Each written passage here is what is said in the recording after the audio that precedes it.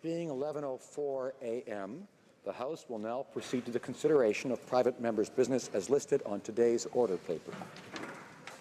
Private members' business, consideration of motion M40 on abandoned vessels in the name of Mrs. Jordan. Mrs. Jordan, seconded by Ms. Shanahan, moves that in the opinion of the House, the government should A, take meaningful steps to address the issue of abandoned and derelict vessels within 6 months of this motion being adopted by the House. B, recognize the requirement for the prohibition against the abandonment of a vessel through potential amendments to any relevant legislation. C, incorporate an educational component within the government strategy to address the issue of abandoned vessels in order to inform vessel owners on the risks and consequences of vessel abandonment.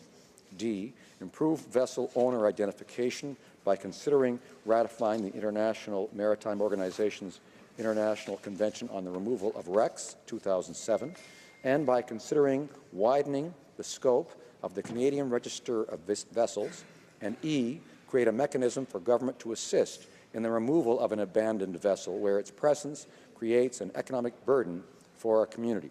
Debate. The honourable member for South Shore St. Margaret's. Thank you, Mr. Speaker. To start, I would like to thank my colleague, the honourable member from Chateauguay-Lacal, for seconding the motion, and I look forward to hearing her perspective on this issue later on. Now, I certainly don't need to make much argument to the residents of South Shore St. Margaret's about why the issue of abandoned and derelict vessels is so important. Indeed, many of my honourable colleagues and certainly stakeholders in our communities share my 400-ton vessel-sized headache that just doesn't seem to go away with Advil. But for many of my colleagues here and Canadians who may not be familiar, I'd like to paint a quick picture of the problem with abandoned and derelict vessels, why the House should call on the government to take a leadership role on this issue, and what I think makes the most sense in moving forward. And of course, Mr. Speaker, I look forward to the debate and the discussions to follow. Finally, I will be asking for my colleagues' support on passing this motion in the House. Our coastlines and waterways support us and our livelihoods in so many ways. We rely on them for food, resources, jobs, economic return, tourism, recreation, and finding a sense of peace and home. And as with any asset, people do their best to manage it in a sustainable way. Large, abandoned, and derelict vessels affect our coastal communities' ability to support these important activities. Abandoned or derelict vessels can also be a navigational or environmental hazard, putting our marine environment and people's safety at risk. While some reactive mechanisms are currently in place to deal with these cases, we can do much, much more in terms of prevention. And there is a huge financial and social cost. Municipalities and port operators have been burdened with significant challenges due to the presence of such vessels, including the inability to sell land, expenses related to monitoring and inspecting of the vessel or the site, lost revenue from docking fees, lost revenue from their hindrance on tourism activities, and as well, public outcry. And currently, this is a burden that falls completely on those that have the misfortune of owning a property on which a vessel is abandoned. As the Mayor of Shelburne, Nova Scotia recently said, "We didn't ask for it, we didn't want it, but now we have it." To illustrate this, between 2011 and 2015, the Government of Nova Scotia spent over $12 million to remove the MV Minor, an abandoned vessel they did not own, from a provincially protected area. Our lack of legislation was abused, and an incredibly expensive bill was footed by taxpayers. $12 million, Mr. Speaker. Money that could have been spent on education, health care, or roads. But instead, because of a lack of legislation, it was left to the taxpayer to pick up the bill. And if our federal government can, in a responsible way, help to lighten some of that load, we should. We can and should create mechanisms through which taxpayers aren't left footing the bill at the end of the day, by making sure that there are strong incentives to safe and responsible vessel ownership, and penalties to those who violate these regimes. The responsibility for an abandoned and derelict vessel has been batted around for years between all levels of government, but now is the time for the federal government to step up and take a leadership role. While this is certainly not a new problem, it has consistently proven to be an incredibly challenging one. Many, many people in coastal regions across Canada understand it too well. To address this problem in a comprehensive way, we need cooperation and input between all levels of government and between different departments at the federal level. We need to harness the knowledge and experience of port owners and operators, municipalities, and other stakeholders who know the challenges well. We need to make sure that experts, research, and evidence is leading the development of this framework. Simply put, Mr. Speaker, there are no easy solutions to this issue. Nothing will make these vessels go away overnight. But there are several steps that can be taken to make sure this is less of a problem for our children. Canada needs more tools in our tool belt to deal with abandoned and derelict vessels. To that end, I am moving M40, which contains several different components that, if enacted, can help deal with this problem. Firstly, we need action. This isn't a new problem, but it hasn't yet been dealt with. People in coastal communities have been waiting long enough for a resolution to this issue.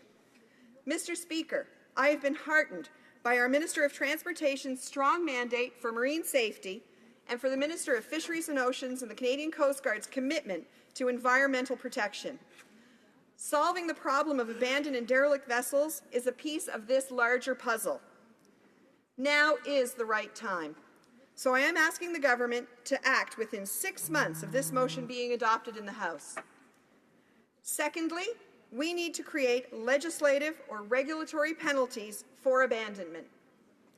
Currently, the bulk of the financial burden experienced from an abandoned vessel falls on the owner of the facility or property where the vessel is located. The responsibility rests with them to pursue the vessel owner in court, often to varying success to their financial expense.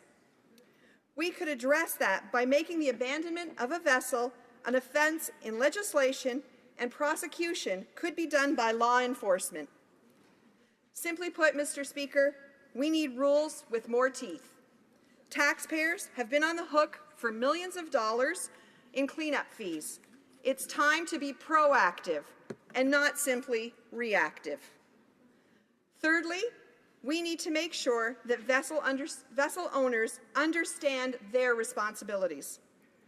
Though the issue of abandoned and derelict vessels is well known to many vessel owners and the general public, the complex regulatory framework surrounding them is not. If any changes to this framework are made, as proposed in this motion, an educational component should be included to make sure people who want to follow the rules can do so easily, as most Canadians will and do. One key problem in addressing the issue of abandoned vessels is the owner is often unknown. The Canadian Register of Vessels only includes those vessels designated for commercial purposes. Many older, large vessels are purchased for salvage, which isn't deemed a commercial purpose, and are subsequently abandoned if the salvage operation is projected to be unprofitable. Expanding the scope of the register could be a way to improve vessel owner identification.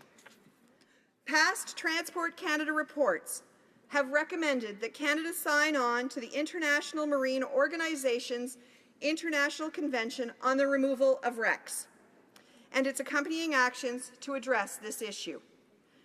By adopting this convention, owners of very large vessels that are in Canadian waters would have to take preventative steps to make sure they have the resources available to dispose of vessels safely and responsibly. Mr. Speaker, transport truck owners have to register and insure their vehicles. When the time comes that a truck is no longer useful, we can't just leave it abandoned at the side of the road for someone else to deal with. So why are we allowing people to do it with vessels? 59% of vessels on the large vessel register are over 30 years old, Mr. Speaker.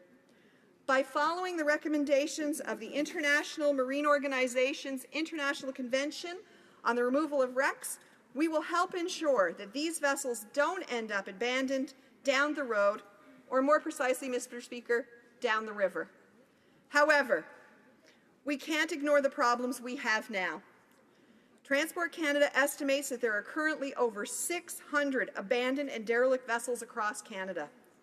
There are many communities that have current and very real economic burdens from the inadvertent presence of abandoned vessels in their harbors and on their shores. Mr. Speaker, under the current regime, the federal government can only step in if a vessel is an environmental hazard or if it's blocking a navigable waterway. Currently, if an abandoned ship sinks at a wharf, the Coast Guard can go in, raise it, and clean it.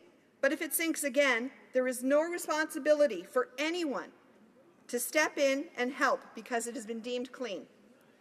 The final component of M40 would call on the government to widen the scope of situations in which the federal government could intervene and aid in the removal of abandoned vessels. As I mentioned earlier, we are spending millions of dollars on cleanup and salvage. Wouldn't it be better to deal with these vessels before they become an environmental or economic issue? Mr. Speaker, the South Shore St. Margaret's is the most beautiful coastline in the world, and I know many of my coastal colleagues feel the same way about their communities.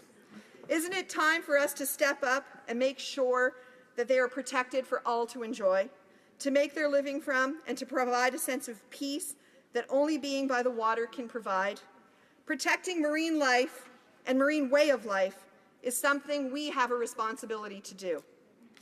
Mr. Speaker, I am very much looking forward to the debate on this issue and to hearing ideas, comments, and feedback from my honourable colleagues on both sides of the floor. I feel confident that the support and insights of the House and members of Parliament and stakeholders from across the country, we can address the issue of abandoned and derelict vessels in ways that suit the needs of our diverse coastal communities. This is an issue that we can truly all come together on and do what's right for coastal Canada. Our coastlines are a source of pride and economic opportunity, and our policies should safeguard them and the livelihoods of those that depend on them. This is a great opportunity for the federal government to take leadership on what has long been a thorn in the side of coastal communities across Canada. To that end, I am asking my honourable colleagues to support M40. Thank you, Mr. Speaker.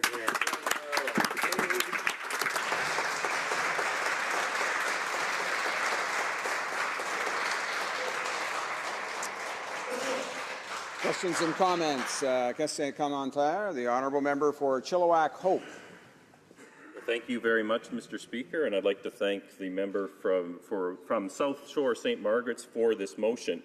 I wanted to talk or ask her briefly why she chose to pursue this through a motion and not through legislation, and perhaps she could expand on a concern that I have had certainly with previous attempts by private members to deal with this sort of issue, in that the burden has been shifted to taxpayers in those proposed solutions. And I know she spoke about that in her comments, and I just want to get her to expand on why she thinks that it should be the vessel owners that bear the responsibility and not Canadian taxpayers. The honourable member for South Shore St. Margaret's. Thank you, Mr. Speaker. The legislative framework is created in the motion, which is why I chose to go forward with the motion.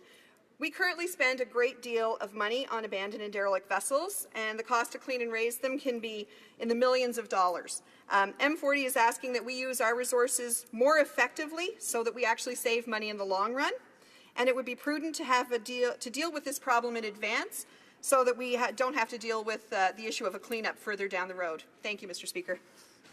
Question and commentaire. Questions and The honourable member for Salaberry-sur-Loire. Thank you, Mr. Speaker. And I'd like to thank her for bringing forward this motion, because it's very important for abandoned vessels in ridings such as mine, for example. I have a boat called a Catch and Spirit, which is quite well known because it has been abandoned. It was abandoned 5 years ago in a drinking water reservoir on Lake St. Louis, and many departments have been contacted with regard to removing it. And like the bill of my colleague from Nanaimo Ladysmith, it would be a good idea to have one single department that is responsible for this issue, such as fisheries and oceans. How does my honourable colleague think that this bill will help local populations to get rid of shipwrecks that have been there for a long time? For example, that is ruining the drinking water for people in my riding. Thank you, Mr. Speaker, and I'd like to thank my honourable colleague for her question and for her continued work on helping with the issue of abandoned and derelict vessels. It's appropriate that we're debating this today during World Oceans Week, and the environment is one of our government's top priorities. The mandate letter from the Minister of Fisheries and Oceans and Coast Guard specifically addresses the importance of keeping our oceans safe and clean. This motion will allow us to be proactive in dealing with abandoned vessels and allows the federal government to take a more active role when the need arises to deal with issues of environmental concern. Questions and comments? The honourable member for Cape Breton, Canso. Thank you very much, Mr. Speaker, and I want to thank my colleague for bringing this motion forward, and she had talked about it a number of shortly after she was elected, as a matter of fact. She was very much seized by this issue, having represented an area who's seen in most recent history the MV Minor cast upon the shores of Scattery Island, which is a provincially protected area, and the issue evolved around just the lack of federal responsibility. And I know, not to speak ill of a defeated member, but Olivia Chow was the transport minister there, and she, jumped up and down, waved her hands and everything, and saying that the federal government's got to clean it up. But the fact was that there's no legislation. So, it's good to get emotional about something, but that doesn't really fix the situation. The rules have to be in place. And I spoke, Stephen Fletcher was the PS at the time, and we had several discussions, but the legislation just wasn't there. And so how does she believe her bill is going to address those shortcomings in what's not there now to protect those, the small province like Nova Scotia from having to deal with a $12 million cleanup of the MV Minor? The honourable member for South Shore St. Margaret's. Thank you, Mr. Speaker, and I thank my honourable colleague for the question. M40 is actually about making owners more accountable, and taxpayers should not be on the hook for large cleanup costs. Saying that the Coast Guard should be responsible for all abandoned or derelict vessels is giving the owners a get-out-of-jail-free card, and we want to make sure that that actually isn't the case. So this motion is actually calling on the government to put more teeth in the legislation to make sure that it's actually an offence to abandon a vessel and make sure that there are penalties with that offence. Thank you. Resuming debate, the honourable member for Chilliwack, Hope. Well, thank you very much, Mr. Speaker. And as I said previously, I would like to thank the member for South Shore St. Margaret's for bringing forward this motion. And I'm pleased to rise today as the official opposition critic for Fisheries, Oceans and the Canadian Coast Guard to speak in favour of Motion 40. I'll be voting in favour of it and will be encouraging my colleagues in the official opposition to do the same. Motion 40 proposes the government explore legislative options prohibiting the abandonment of a vessel, suggests an educational component on responsible vessel ownership, recommends improving vessel registration, and calls on the government to assist in the removal of abandoned vessels where its presence creates an economic burden for a community. And I know that my colleague, the member for North Okanagan-Shuswap and the deputy critic for Fisheries, Oceans and the Canadian Coast Guard for the official opposition, will be sharing some compelling examples of that in his speech later on in this debate. Vessels abandoned by their owners pose a serious challenge to Canada's coastal communities. Abandoned vessels can pose an imminent risk of environmental damage and interfere in navigation. Ships left adrift or rot can cause long-term environmental damage, endanger other craft on the water, and create a general eyesore. We know that derelict vessels are a major irritant and concern for municipalities and port authorities across the country, as they do not fall under local bylaws and because authorities often lack the financial means to deal with these abandoned vessels. That's certainly true for smaller communities, Mr. Speaker. Currently, vessels are removed by the Canadian Coast Guard or Transport Canada only if there is an imminent risk of environmental damage or if they are obstructing navigation. Back in 2012, a Transport Canada study into the issue of abandoned and derelict vessels in Canada made a number of conclusions. It was estimated that there were nearly 400 abandoned and derelict vessels in Canada. The removal of these vessels could range from $1,500 to $3,000 for small vessels to hundreds of thousands of dollars for large vessels, and we certainly heard from the member from South Shore St. Margaret's that some stretch into the millions.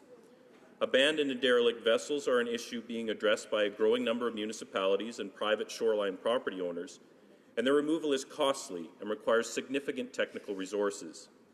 It is challenging or impossible to identify owners of such vessels, and consequently municipal governments or property owners may have to deal with the issue and pay for the removal themselves. And there is a lack of coordination of the type of information that is collected across the country, and it is not possible to do a cost estimate for the removal of all known abandoned and derelict vessels. The report recommended that an interjurisdictional working group be formed to address the issue and provide recommendations on identified issues, including creating definitions of the terms abandoned vessels and derelict vessels, developing relevant legislative and regulatory tools and gap analysis to identify all responsible federal, provincial, and municipal authorities, highlighting methods used to identify owners, identifying potential sources of funding to remove abandoned and derelict vessels, including short-term and long-term options, creating a central inventory, developing training, communication, and awareness material, and facilitating the sharing of information in relation to the removal of abandoned and derelict vessels. It is for these reasons that the former Member of Parliament for West Vancouver Sunshine Coast Sea to Sky Country, MP John Weston, introduced a private member's bill in the last Parliament to address a number of issues related to derelict and abandoned vessels. Bill C-695, an act to amend the Canada Shipping Act, prohibition against abandonment of vessel, would have amended provisions in Part 2 of the Canada Shipping Act in order to prohibit the abandonment of a vessel. Clause 1 would have added the definition of deemed abandoned in Section 210, describing when a vessel is considered abandoned. Clause 3 would have added the offence of abandonment of a vessel, liable on summary conviction, to a fine of not more than $100,000 or imprisonment for a term of not more than 1 year, or both.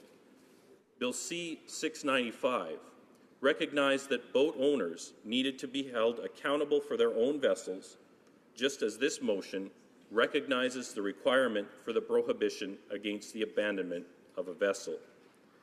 In the last election, as part of our platform, the Conservative Party promised to support the provisions of Bill C-695.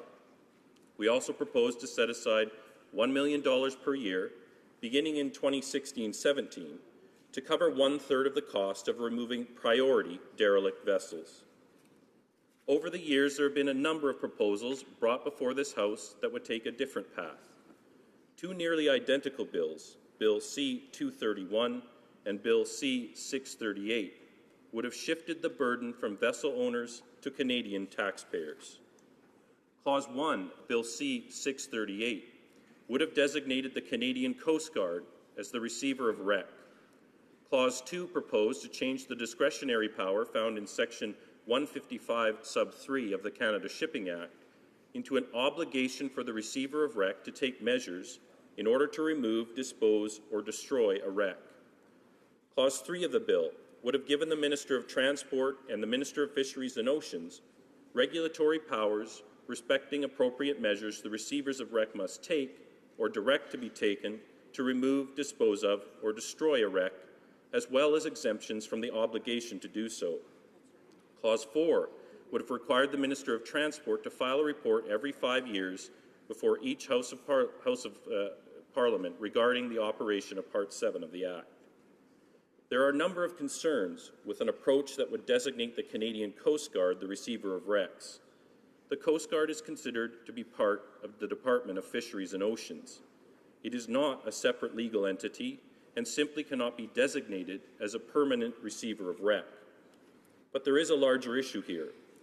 Automatically making the Canadian Coast Guard the receiver of all wrecks, regardless of the level of threat the wreck poses to the environment or navigation, would divert the limited resources of the Canadian Coast Guard from the current important work that it is doing.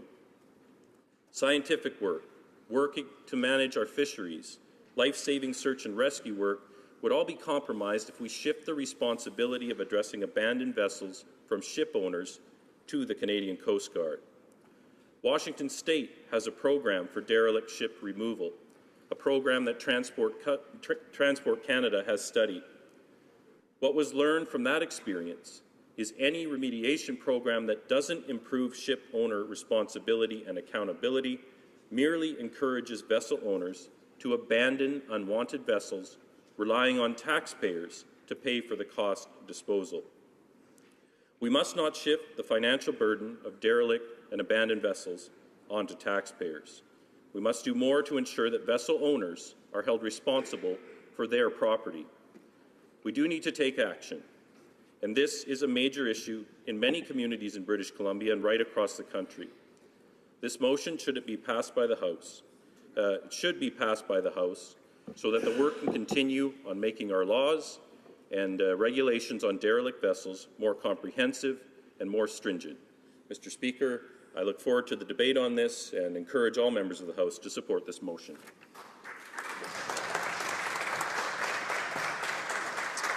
Resuming debate, the honourable member for Nanaimo, Ladysmith. Thank you, Mr. Speaker. I stand in support of motion M40, and I thank my colleague for bringing it to the House. I'm going to tell you that the problem of abandoned vessels is urgent. I'm going to tell you there is on-the-ground harm being done, including to BC's ferry fleet. I'm going to say local governments have been passing motions like this for over a decade. I'm going to tell you about the legislation that I tabled in this House in February. And finally, since the problem is urgent, I will argue that the federal response also be urgent. New Democrats want to turn words into action. Now, here's the problem. A legislative gap allows for the abandonment of vessels that are not an immediate navigational or environmental hazard.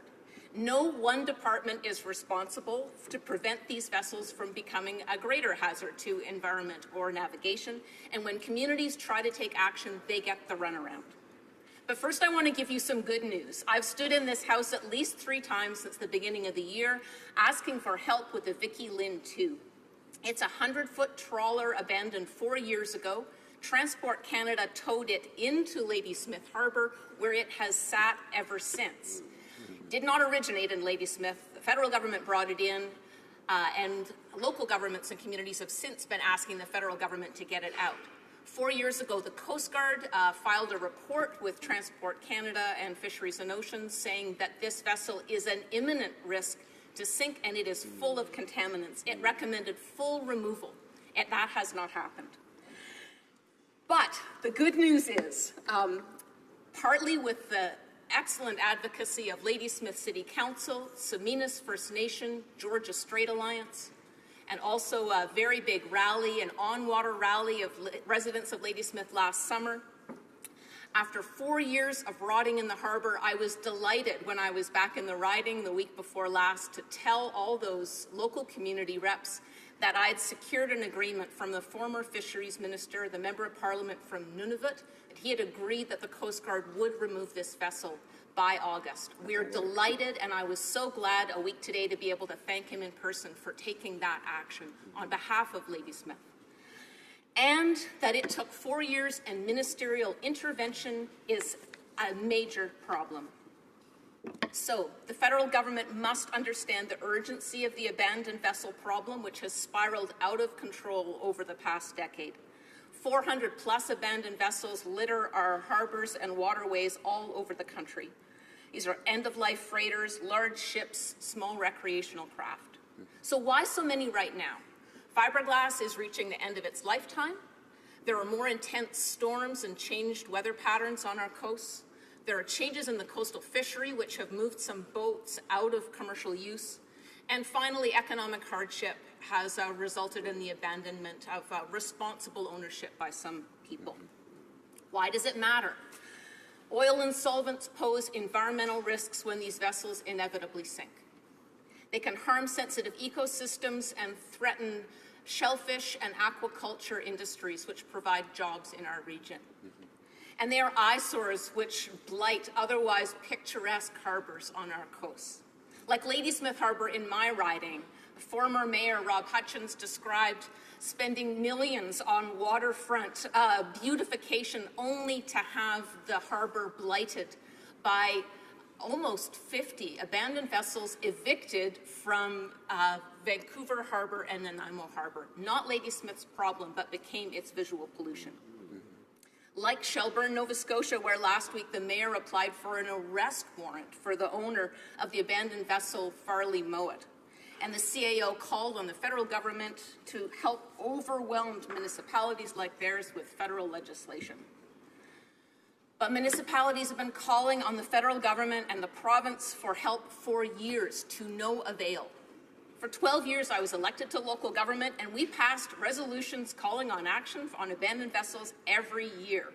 Union of BC Municipalities, Association of Vancouver Island Coastal Communities, the longtime Regional District of Nanaimo Chair Joe Stanhope, all stood together, strong advocacy and encouragement to no avail. As chair of Islands Trust Council, 3 times I led delegations to the provincial government, the responsible minister. One time, 19 local governments stood with me. Gary Holman, the New Democrat provincial MLA for Saanich Gulf Islands, has pushed hard on this issue, and it's all fallen on deaf ears. The BC Liberal government has not acted on this file. Now, we did get an inventory, a fact sheet, and a working group, and that was good, but those actions did not remove a single vessel from our waters. These motions fell on deaf ears, and this undermines confidence the coastal communities have in senior levels of government, and that is a problem. And that's one of the reasons that I ran for federal government. I wanted to bring legislation to this House to actually act on this issue once and for all. Now, the Member of Parliament from South Shore St. Margaret's, as a parliamentarian, had options in front of her, either to bring legislation or to bring a motion. She chose to go with a motion, and it's a good one, and I'm going to vote in support of it. But honestly, I've been voting on motions to fix abandoned vessels for 15 years, and the problem has only grown. Yep. That's not what people have been asking for, and it's not what the urgency of this problem requires. Now, by contrast, Bill C-219, the bill that I introduced in February, it could become a law. It would solve the inaction on abandoned vessels federally.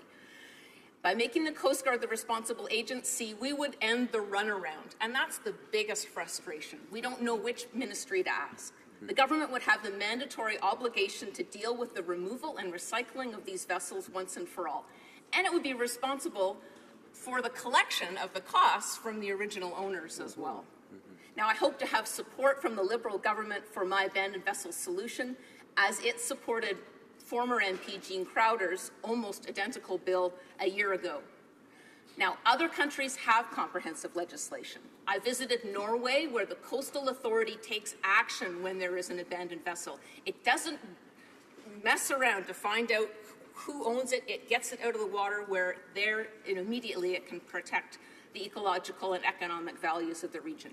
Then it passes on the bill to the responsible owner.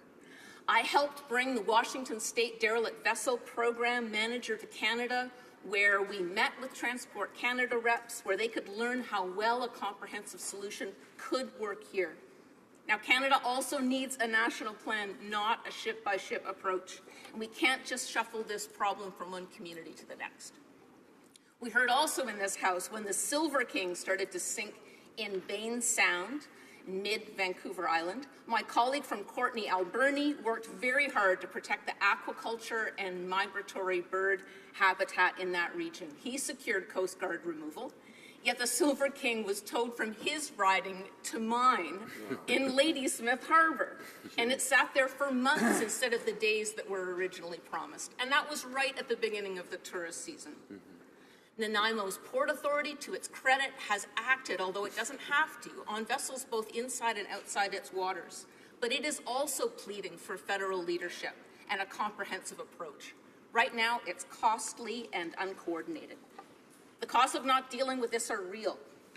And I've got a brand new example of the cost to coastal communities in BC. In the course of our research, we spoke with the BC Ferry and Marine Workers Union and with BC Ferries Management, and we heard that the Queen of Oak Bay, a public ferry that has the capacity to carry 1,500 people, hit an overturned sailboat, an abandoned vessel.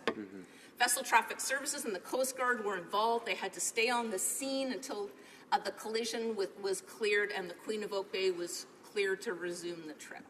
Collisions like that can endanger the safety of passengers and crew. They create travel delays, economic costs. Additional staff had to be assigned to monitor the ferry afterwards to make sure it was safe. It's dangerous, time-consuming, and expensive. And that collision in March was just one of 3 hits or near misses in just a few months this year. And so while I support this motion, it won't help coastal communities as fast as we need. A legislated solution binding future governments will. And so I really hope the government will bring in full legislation or else support mine. Until then, action is needed so communities can see immediate results. And so, Mr. Speaker, I'd like to seek the consent of my colleague who sponsors this motion to propose the following amendment: that the motion be amended by adding, after the words abandoned and derelict vessels, the following words: including the dismantling of abandoned ships or wrecks that lie in waters that are a source of drinking water or threaten the environment or obstruct navigation. Thank you.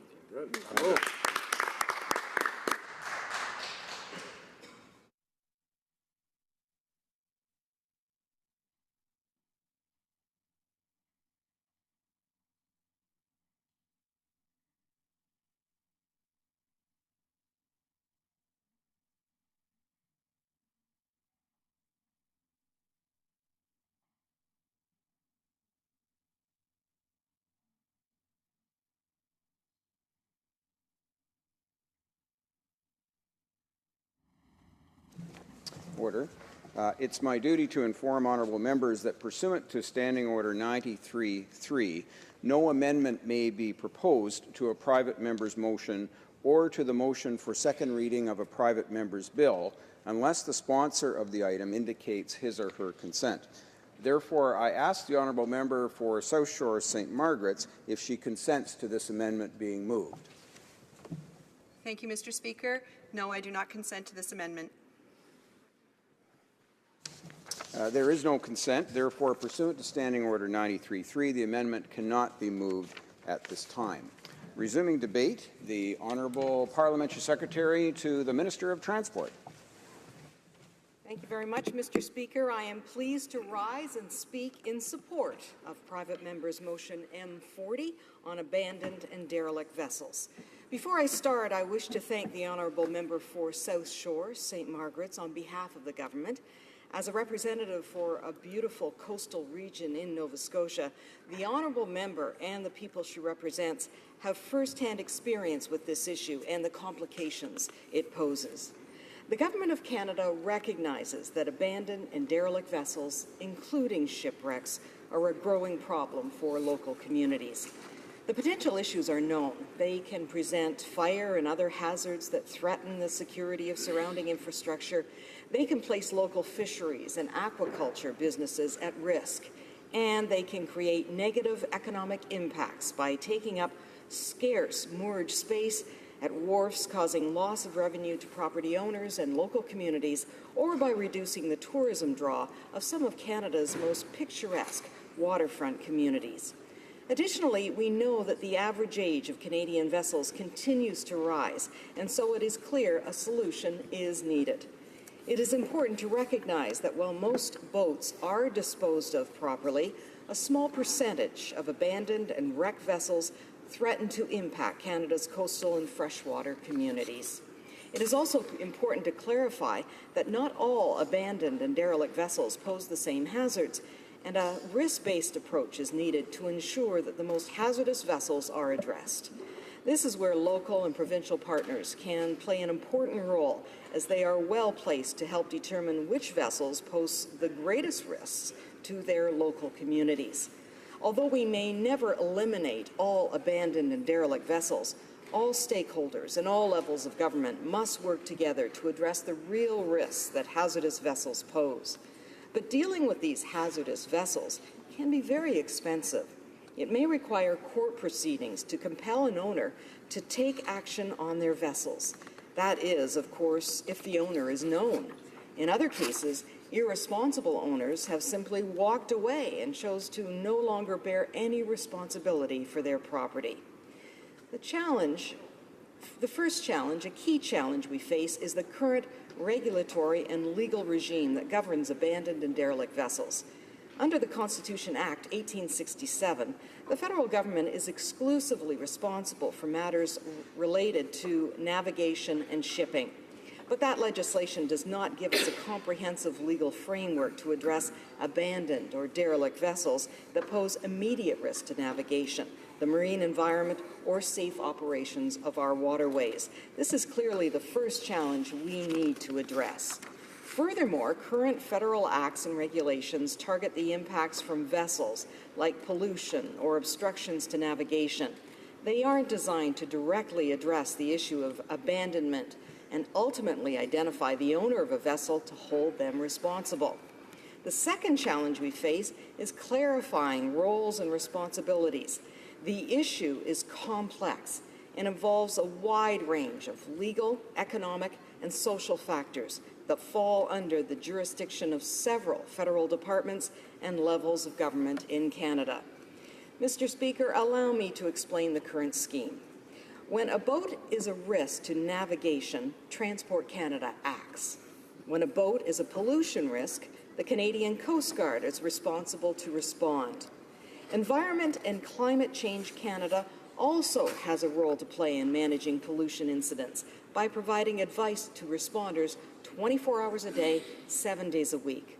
Moreover, Fisheries and Oceans Canada is responsible for boats abandoned in small craft harbors and provides scientific advice on risks to aquatic species and fisheries. Likewise, provinces, territories, local governments, and Indigenous organizations also have a role to play. Some own the land below the water and have shared jurisdiction over a boat anchored or moored there. They are also generally responsible for matters related to waste management, private property, and law enforcement. They are the eyes and ears along most waterways and know most about where these problem vessels are located and the hazards they pose. We also need to recognize that action may not be required on every single vessel. We need a way to identify those vessels that pose the highest immediate risk. The third challenge is the ability to track vessels and owners, follow up on vessels that pose a threat, and support remediation. It is evident that Canada cannot continue with a boat-by-boat approach to abandoned and derelict vessels. We need a proactive national strategy to address the problem. The government support of M40 clearly signals our ongoing commitment to move forward with concrete actions to tackle this issue. We must first focus on prevention and ensure that Canada's waters do not become a dumping ground for abandoned and derelict vessels. We must ensure we can hold owners responsible for their vessels. This would be particularly helpful to address the great number of pleasure crafts that are abandoned in Canada.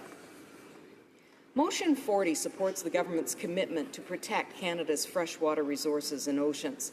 It proposes that the government address gaps in existing authorities for which we are devoted to work with provincial, territorial, local, and Indigenous partners and other stakeholders to develop a long-term strategy to deal with abandoned and derelict vessels. As the federal government cannot solemnly address abandoned and derelict vessels, having shared responsibility with the other levels of government is essential. Additionally, the Government of Canada is currently actively studying a number of legal and program options. One option for consideration is extension to the Nairobi International Convention on the Removal of Wrecks, which was adopted by the International Maritime Organization in 2007, for which came into force internationally last year. The Nairobi Convention ensures that vessel owners take the responsibility for remediating the hazards posed by wrecks resulting from maritime casualties and requires large vessels over 300 gross tons to maintain wreck remediation insurance.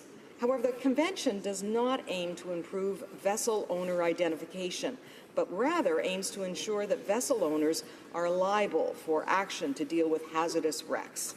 We are looking carefully at the Nairobi Convention and all the comments provided to the government through targeted consultations. To conclude, Mr. Speaker, the motion aims to put in place measures that focus first on preventing this problem before focusing on how to remove these vessels. The government believes that supporting motion M40 is the right thing to do, but are suggesting the following friendly amendments to further clarify language. I hope the member will accept these proposed changes and encourage all members to vote in favour of M40. I would like to move, seconded by my colleague, the member for West Vancouver, Sunshine Coast, Sea to Sky Country, that the motion be amended by A, adding after the word should the following: in collaboration with provincial, territorial, municipal, and Indigenous organizations.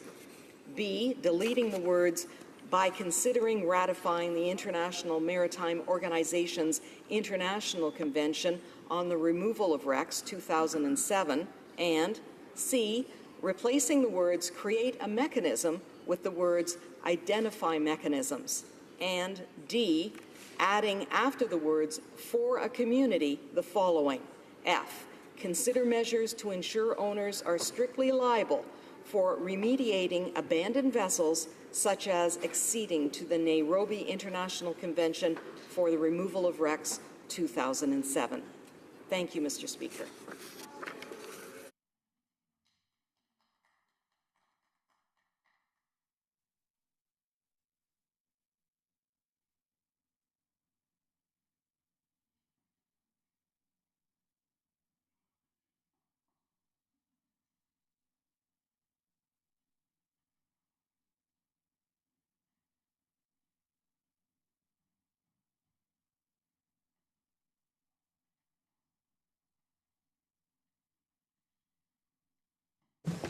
Order. As earlier today, pursuant to Standing Order 93, no amendment may be proposed to a private member's motion or to a motion for second reading of a private member's bill unless the sponsor of the item indicates his or her consent. I therefore ask the honourable member for South Shore St. Margaret's if she consents to the amendment being moved. Thank you, Mr. Speaker. I give my consent to the movement of this amendment. Accordingly, Ms. Young, seconded by Ms. Goldsmith-Jones, moves that the motion be amended by adding after the word should, this is in A, adding after the word should the following: in collaboration with provincial, territorial, municipal, and Indigenous organizations. B, deleting the words by considering ratifying the International Maritime Organization's International Convention on the Removal of Wrecks 2007, and C, replacing the words create a mechanism with the words identify mechanisms, and D, adding the words for a community the following: F, considered measures to ensure owners are strictly liable for remediating abandoned vessels, such as acceding to the Nairobi International Convention for the Removal of Wrecks 2007. Resuming debate, the honourable member for North Okanagan Shuswap. Thank you, Mr. Speaker. It is an honour to rise in the House today as member for the North Okanagan Shuswap and Deputy Critic for Fisheries, Oceans and the Canadian Coast Guard. I rise today to speak on Motion 40, a motion to address the issue of abandoned and derelict vessels. I thank the member from South Shore St. Margaret's for bringing this motion to the House because the issue of abandoned and derelict vessels poses real problems to communities right across Canada. This House debated the matter of abandoned and derelict vessels in its examination of 3 private members' bills during the 41st Parliament, and I sincerely hope this 42nd Parliament can muster the will and consensus to deliver a new system for dealing with abandoned and derelict vessels. In approaching this debate, I must say that an important component of such a system must be upholding the responsibility to those who own the vessels to remove or dispose of their vessels in a responsible manner. I understand that a major obstacle to holding some owners accountable to their responsibilities is the absence of an effective tracking of ownership, and I hope this debate can produce some solutions in this regard. Having spent nearly 40 years in the marine industry, I have witnessed the expansion and evolution of the boating and vessels plying our water. Whether it be along our coastlines, our navigable rivers, or in our inland lakes, we are seeing the size and numbers of vessels ever increasing. As such, today's debate regarding abandoned and derelict vessels acknowledges the current and future need for a Canada-wide management system for dealing with this problem when it arises. People from around the world and across Canada have been building boats for centuries. The early vessels, which were made mostly of wood, were somewhat biodegradable and as such posed less of a threat to polluting or contaminating the waters if they were abandoned. As demands for shipbuilding and associated technologies, so did the lifespan and the operating costs of the vessels being built. New technologies also brought with them the need for fuel and other fluids for operating these vessels. Abandoned and derelict vessels containing fluids and fuels pose a very real risk to fouling the waters and habitats, and this is something I know we can all agree we must work toward preventing. Despite advancements in manufacturing technologies and materials, every vessel has a limited lifespan, and at some point, the cost of maintenance outweighs the cost of replacing the vessel. As these vessels, large and small, age and become more and more costly to maintain, they are often sold, down the line if you wish, to other owners that are less financially prepared to spend large amounts of money on new purchases or maintaining and refitting. This happens with small and large vessels alike. I have seen examples of this in my home riding of North Okanagan Shuswap, where we were blessed with world-class boating on our lakes and river systems. However, as the vessels age on these waterways and become less seaworthy, owners often look to free themselves of the cost of maintenance and disposal. Sometimes this is done by selling the vessel to someone motivated to become a boat owner and who thinks they are getting a bargain deal.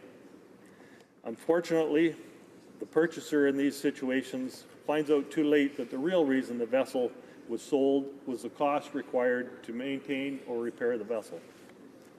Whether the original owner simply gives up on maintaining the vessel or passes the albatross on to another unsuspecting owner, occasionally the end result is abandonment of the vessel. I know that even in the transfer of a vessel destined for the scrapyard, vessels can end up abandoned if the new owner runs out of liquidity or the sudden dip in the value of scrap makes the scrapping operation economically senseless. On our smaller waterways with smaller craft, it is not usually a major issue, but on our ocean coastlines and our navigable rivers, we do not want to see our bays, harbors, and beaches become a dumping ground for financially strapped or unscrupulous owners. The threat that such dumping poses to the environment and to the public safety on these waters can and must be prevented. As an example of this, just last month, my office was contacted regarding an abandoned houseboat left on a beach on Shuswap Lake. The vessel had been tied at this location for a number of years and had each year risen and fallen with the rising and falling levels of the lake.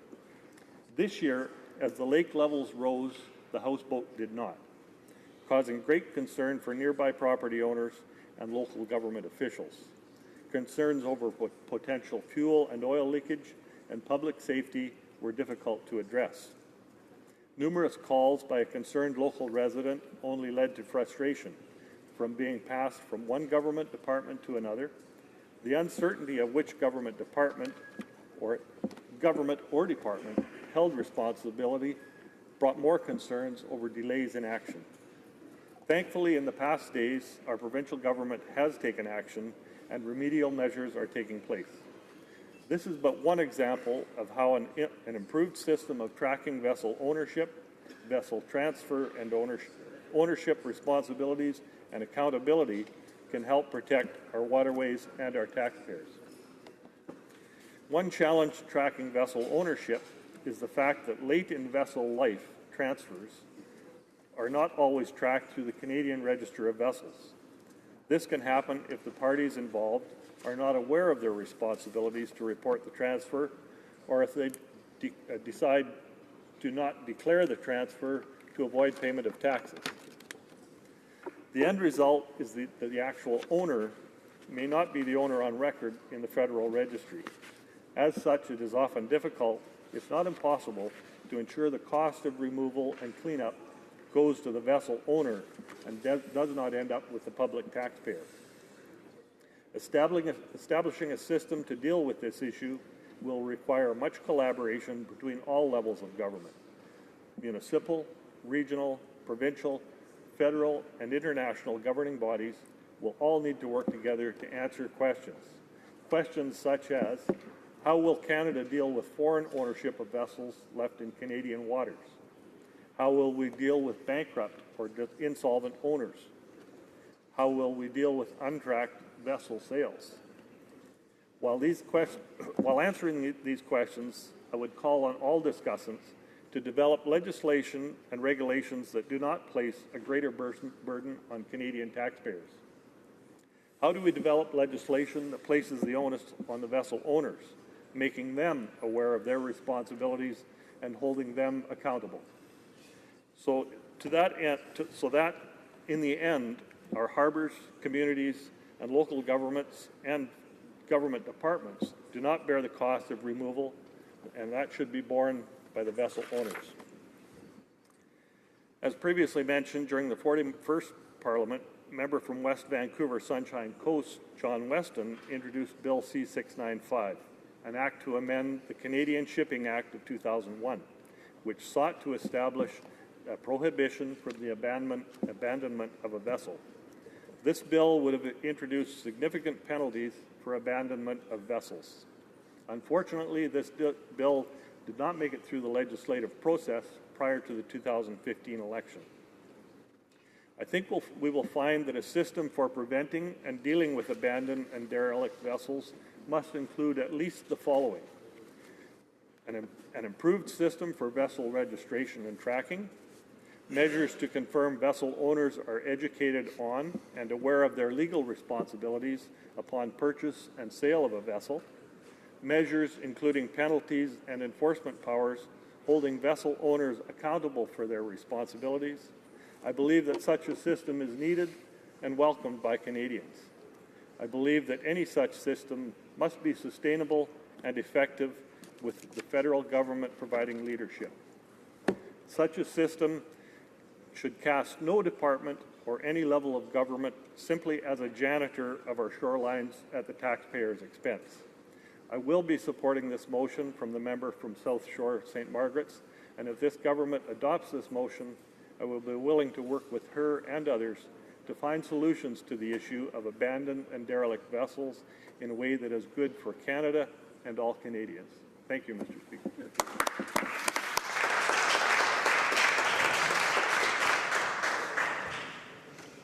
The time provided for the consideration of private members' business has now expired, and the order is dropped to the bottom of the order of precedence on the order paper. Orders of the day. Government orders, government bills, comments. resuming debate at report stage of Bill C-15, Budget Implementation Act 2016 number 1, on motions in group number 1. Puis la dernière Since the last consideration of this bill, the Honourable Parliamentary Secretary had about 4.5 minutes left for his speech. The Honourable Parliamentary Secretary to the Minister of Finance. Thank you very much, Mr. Speaker. Thank you very much for recognizing me this morning. I'm very pleased to resume debate on this bill that I had started last week. Mr. Speaker, I think it's very important to come back to the consultations that we did with Canadians before tabling this bill.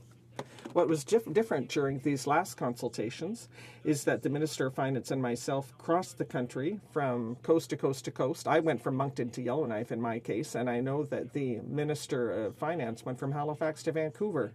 Mr. Speaker, we did that to consult Canadians to ensure that we would craft a budget that works for middle-class Canadians and their families. And I must say that I am particularly proud because during these consultations across Canada, we had the opportunity to hear from citizens as to what they wanted to see in the last federal budget. Mr. Speaker, these consultations allowed us to meet with hundreds of people, I would say even thousands of people, and we also had about 300 people who interacted with the Department of Finance to provide their opinion, and that is the essence of the Trudeau government. It's an open and transparent government that consults Canadians. Mr. Speaker, let me tell you what we heard from Canadians. Two major things were help us, help our families, and grow the economy. So the first thing we did to help families, Mr. Speaker, and that is one of the centerpiece measures of the budget, was to reduce taxes for the middle class. Mr. Speaker, sometimes I hear comments from my colleagues on the other side of the House, and we have to remember that it is the Trudeau government that reduced taxes for no less than 9 million. Normally, I don't like to interrupt members when there's just one slip-up of mentioning a name here in the House, but it has happened twice, so I'd like just to remind the Honourable Parliamentary Secretary to be careful.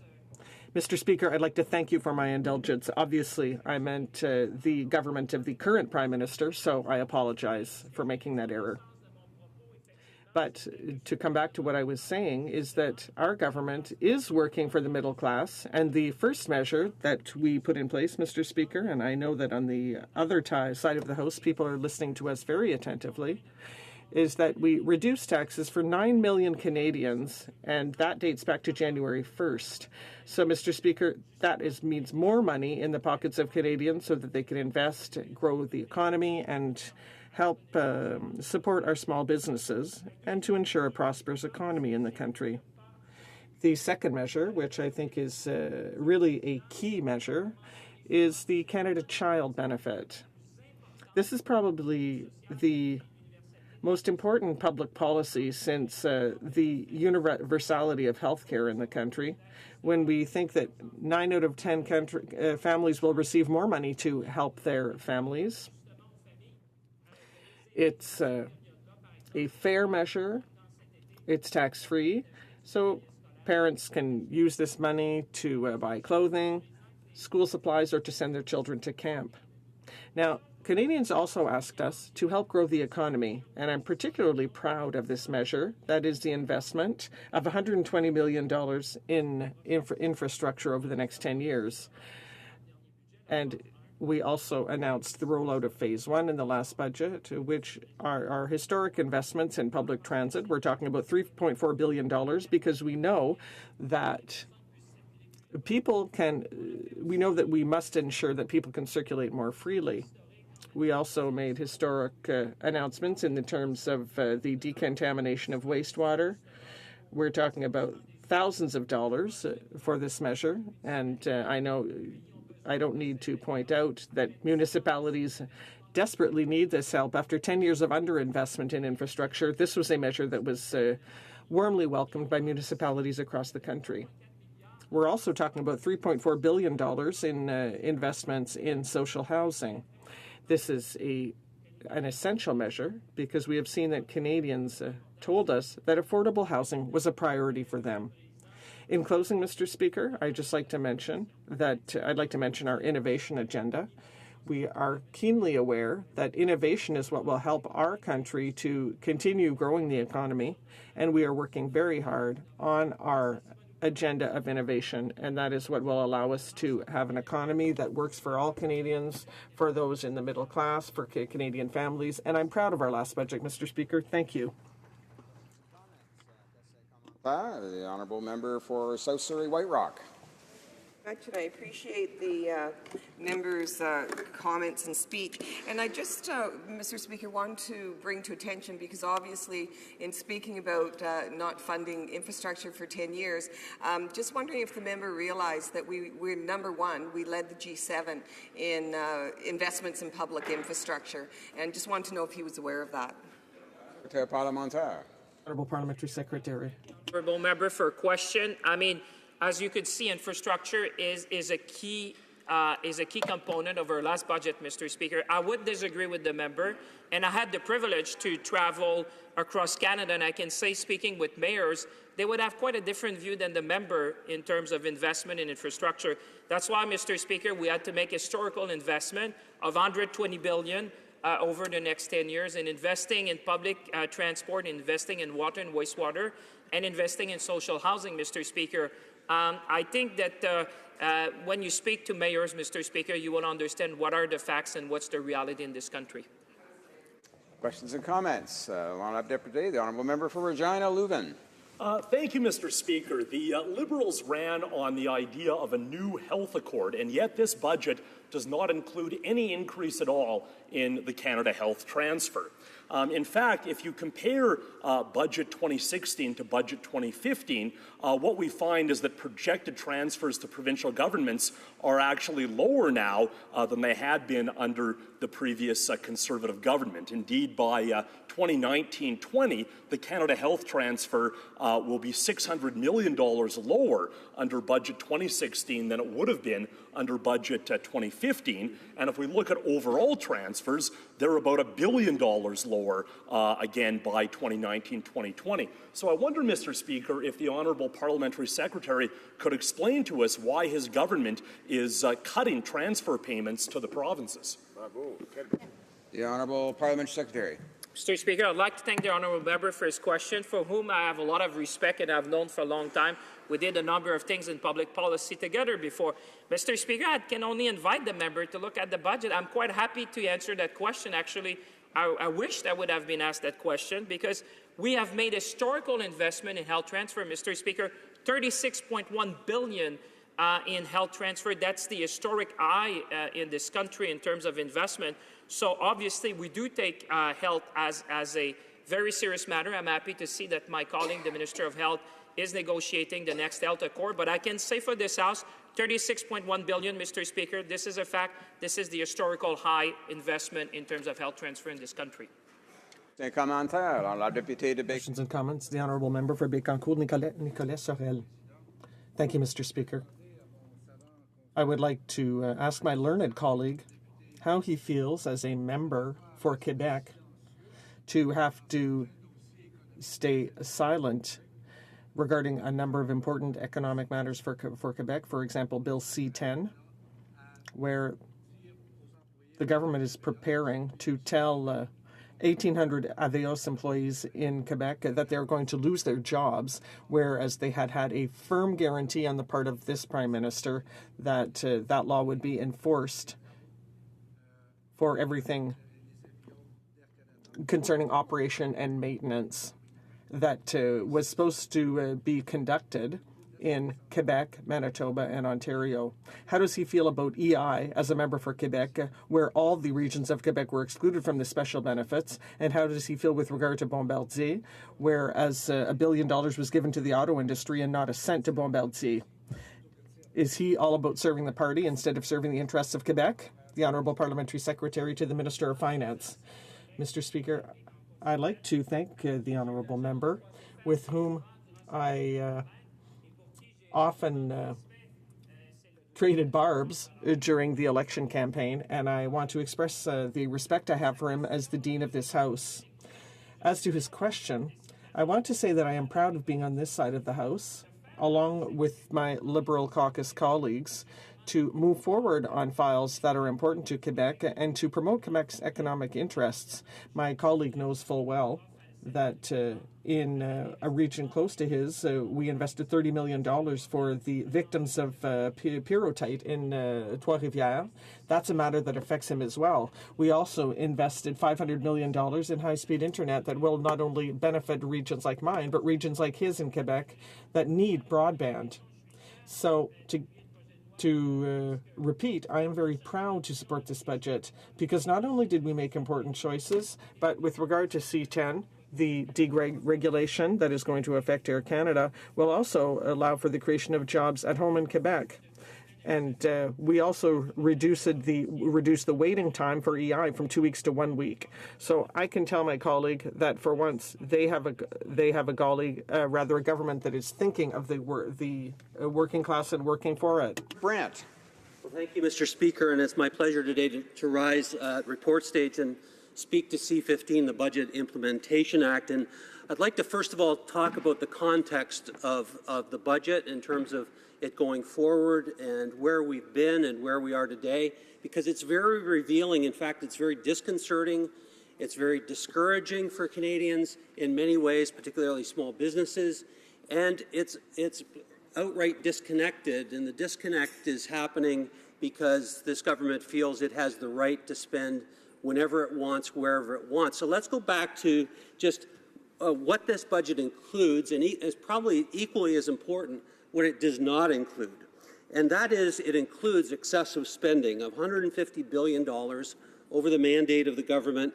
And although promised during an election campaign, and I'll talk about broken promises as another adjunct to my speech today, but the broken promise of modest deficits of $10 billion a year and $25 billion over 3 years, of course, just thrown out the window, along with the fiscal anchors of trying to bring the budget back to balance, and so Canadians can have the strong, secure future that they're looking for financially.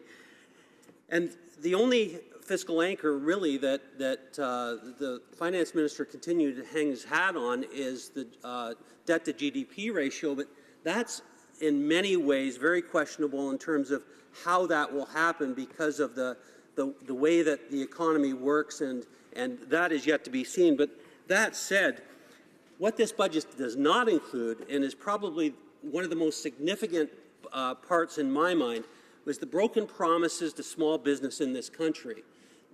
Every member across the way on the Liberal benches mentioned during the election campaign, when they were in front of debate groups such as groups I'm very familiar with and was a leader within the building industry, the home building industry. Most communities have a home builders association, and they would have sat beside their competitors in the election, and they would have been asked what their stance was for small businesses, and most of these companies and individuals in the room would have been small entrepreneurs, and they were made a promise. And the promise was that by all parties that everyone would follow through and reduce the small business taxation rate to 9% from what it was as we had laid it out, first 10.5, then 9. What this budget does not include is that reduction in taxation for small businesses. Who are small businesses? They're people who are represented by groups such as home builders, but also groups such as the CFIB. And what is incredibly telling in the discussion at committee with the finance minister is when questioned about whether he met with the president of the largest group of entrepreneurs and business people, small business people in this country, the Canadian Federation of Independent Business. Did you meet with the president, who reached out to the finance minister and said, I would like to bring the concerns and the thoughts of small business people through our large network and organizations of thousands and thousands of members to him? Did you meet with that president? His name is Dan Kelly, by the way. He did not meet with that president. Yet they claim over and over again the huge consultations that went across this country, that they covered all their bases, that everything, yet they missed. For some reason, the finance minister specifically missed meeting with one of the most important leaders of the small business community prior to bringing in this budget. That's hugely telling, Mr. Speaker. It's hugely telling about exactly what their priorities really are. And on the backs of small business now we go forward without that tax reduction, with businesses actually thinking when they go to the debates during the election campaign, we can go back and do some planning in our businesses, because all parties, whichever is elected, is going to take it to 9%. We do some planning of expansion, some planning of investment within our companies. These are the people who employ 80% of Canadians. It's just that important. Entrepreneurs, business creators, small businesses in all of our communities and right across this country, small and medium size, frankly. So that, along with dropping the incentive to hire new employees, the new hiring tax or the new hiring credit for new employees, as well as a double whammy to small business. So that's what's not in the budget, just so people know. And many of the people who own small businesses, by the way, in this country, are middle-class individuals. And by the way, they're not rich. Their incomes on average are in that $40,000 to not a six-figure income at the end of the day. They survive in many circumstances on very small margins. And so I want to highlight that today specifically, because what we continue to hear is a very weak argument from the finance minister and this government. And that we continue to hear that, well, listen, here's how we're helping small business.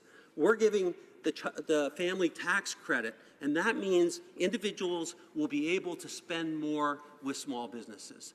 What a disconnect that is. What a disconnect. That is such a weak argument that the finance minister makes over and over again, that somehow something like, I think the average is something like less than $10 a week in the family tax credit that's going to come to the average family in this country is going to make that $10 in 1 week, in 7 days, is going to make some huge ability to stimulate small business. That is not the case. It's absolutely a false assumption, and it's one that is looked upon, frankly, by the commentators as one of the weakest arguments, lacking credibility, that any budget has ever seen. So I'd like to go on to just talk about not only the breaking of promises, especially to that small community, but I'd also like to talk about what the future probably holds from the indications from the government. And the future for small business holds this: increases in small business taxation through CPP. This is going to happen. This is going to happen where the Canada Pension Plan payroll taxes are going to increase for small business, all businesses across this country, and not only for the businesses and their owners and the people who provide the jobs, the job creators, but also for the people who work within those small businesses, who are going to be taxed at another level. So what's the prospect for the entrepreneurs, the job creators in this country? They're going to pay more taxes. They're going to pay more taxes because of the spending of this government, who have broken the promise to hold to what they said to Canadians would be a modest deficit. Let me just talk a little bit about another argument that's emerged over and over again through the discussions at committee and here in this House on this issue, because we continue to have it as the response from the government, and that is, well, you know what, you guys shouldn't be talking, a good story of conservative values going forward because you left $150 billion of debt during your term. Now, let me clarify what happened in this country. What happened and the reason why we went into deficit stimulus spending in this country. Because they use it in the context of just throwing it out there again. Another political point they think they make with Canadians saying, you know, the Conservatives can't talk. They left us $150 billion. Many of us were in this House during those times of the global downturn. I myself had a personal relationship with the then Finance Minister, Jim Flaherty. And I can tell you this, in discussions with him, the world economy was in crisis to the point where in 24 hours there could have been a global collapse. If countries, industrialized countries, didn't come together, figure out that, make a commitment to bail out to put money in to stimulate the economy. And so we, as a government, albeit that we're not prone to want to go into deficit, we agreed and we saved the auto industry. We did projects across this country that pumped money into our economy, and we saved the economy of our country, literally, and of the world, to be quite frank, in the industrialized world. So, Mr. Speaker, when they bring up this $150 billion debt, it's never in the context of what it was. And I'll just make one last point. What we did was we put specific timelines in to bring it back to balance, and that's what we did. 2014-15, we were $1.9 billion over in surplus in that budget because we took those investments that we had to make because of the world economy, the global economic downturn. Some people call it the Great Recession. It was definitely the second biggest downturn in the world economy since the Depression. And, Mr. Speaker, that's our track record. Thank you. Questions and comments. The Honourable Parliamentary Secretary to the Government House Leader. Yes, thank you, Mr. Speaker. And I do question some of the statements from the member, and let's start off with his concluding remarks. It makes reference to the $150 billion deficit that the Conservative government held.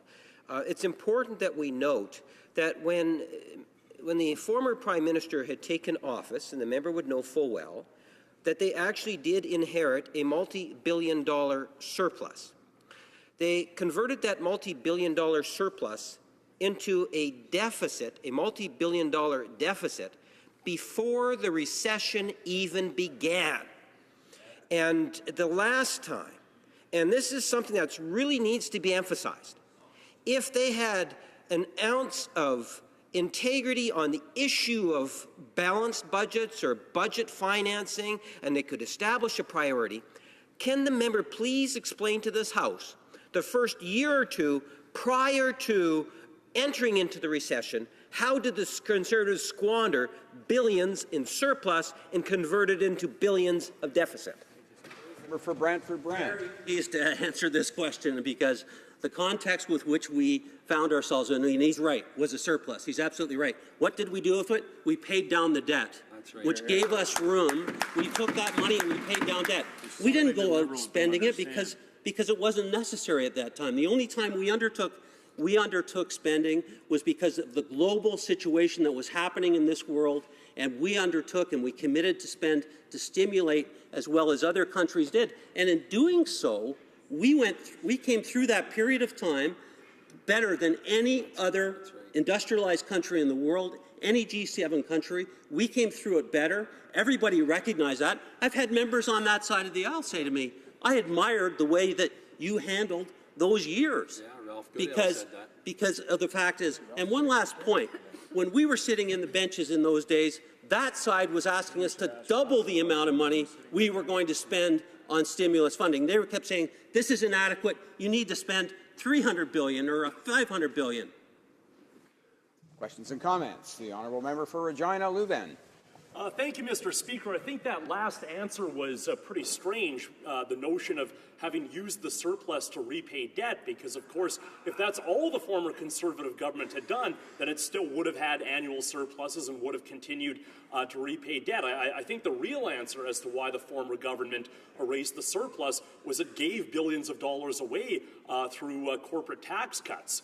The question, though, that I want to ask to the member for Brantford Brant is to do with this whole notion of omnibus budget bills, because, of course, in the last Parliament in which he participated, the Liberals were very critical of the former Conservative government for these omnibus budget bills, and now we see the Liberal government introducing a budget bill that goes far beyond fiscal measures, that modifies various other pieces of legislation, and I wonder if the member for Brantford Brant finds that strange.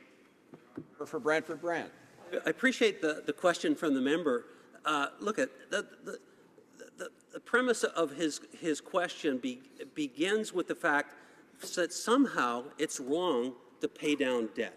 That's exactly that somehow taking surpluses when you have them and good economic times, it's wrong to pay down debt. Instead, they feel, let's take that money and spend it. This is taxpayers' money, Mr. Speaker. This is one of the reasons why many of us came to Ottawa, because we were sick and tired of the fact that politicians thought, this is our money and we can do whatever we want with it, which is the attitude of this government right now. And so going forward, the complexities of the budget, whether they are split out or part of the budget, are part of the legislative agenda of the government. And that's the reality. And so we have to get used to that. But the reality is, it does not surprise me hearing my colleague from the NDP say, well, you know, it was wrong to pay down debt. It's absolutely right to pay down debt. Resuming debate, the Honourable Parliamentary Secretary to the Government House Leader. Yes, thank you, Mr. Speaker, and what a privilege and pleasure it is to be able to talk on one of the most important pieces of legislation that, in fact, we'll be seeing this year. You know, I believe that this is a happy day in terms of when we take a look at what this budget is actually doing for Canadians, that a vast majority of Canadians will see it for what it is, and it's a budget that makes a whole lot of sense, and it's a budget that's going to deliver on some very important campaign commitments that were made from our Prime Minister and Liberals from coast to coast to coast, Mr. Speaker. So I wanted to focus my attention on what I believe is one of the most important commitments that the Liberal Party of Canada made, headed by our leader last summer, Mr. Speaker, and that was to focus our attention on Canada's middle class and those that are trying to become a part of Canada's middle class. And this budget delivers in spades on that issue, Mr. Speaker. The most significant incentive, probably two, I would suggest to you, that are there. The first one being the cut to the middle class tax, and the second one dealing with the Canada Child Benefit Program, both of which I'd like to provide some comment on. But first, to talk about the importance of Canada's middle class. Mr. Speaker, economists will always have pros and cons on any sort of a policy, but I think where you will find unanimous consent is in the issue that it is the middle class that in essence drives the economy. If you have a healthy middle class, you will have a healthy economy. The more that you build and provide strength to the middle class, that will also then apply to Canada's economy. And that's why I believe an overwhelming number of Canadians understood and saw the benefits of what it is that we were talking about when we talked about the importance of Canada's middle class. So one of the first measures that we had taken was to reduce the middle class tax, in which over 9 million Canadians benefited directly through tax cuts, Mr. Speaker. And that is something that is being supported by a tax increase to the 1% of Canadian population, where we're asking those individuals to appreciate the many wonders that we offer here in Canada as a nation, and to pay a fair share of the tax, the total tax coming into the Treasury, Mr. Speaker. And I do believe that even most of those of that 1% recognize the value in terms of what it is that we were attempting to be able to accomplish, and we were able to do so through this particular budget. Mr. Speaker, I hear Conservative after Conservative and the odd New Democrat talk about Canada's small business, the backbone of our economy, something in which we have heard from many members of the Liberal caucus and others have talked about the importance of being there to support the small business. And there has been some criticism, I would suggest to you, not fair criticism coming towards the government because there is substantial support towards small business in this budget. The most important thing, if you were to check and canvass with small businesses today, what they want more than anything else is more customers. And you know something, Mr. Speaker, it was interesting. The former Speaker mentioned and said that, look, if you give an extra $10 a day or a week to an individual family, that's not necessarily going to help small businesses. Mr. Speaker, that is being very short-sighted. It's not the fact of one individual getting a $10 increase on a week through a child family tax benefit, but rather it's the cumulative total. The hundreds and hundreds of millions of dollars, for example, that are being given to 9.2, I believe, million Canadians. That money is being put back into the pockets of Canadians. Those Canadians are going to be spending that money. That disposable income is going to assist small businesses in every region of this country. This government is supporting small businesses in a very real and tangible way. That is one of the ways that it is being done. Another initiative that the government has taken is the investment in infrastructure, Mr. Speaker. That is helping in two different ways that I would suggest in a very strong fashion. One is that when you invest the billions of dollars over the next number of years into Canada's infrastructure, that work in good part is being done by small businesses. That is directly supporting small businesses, Mr. Speaker.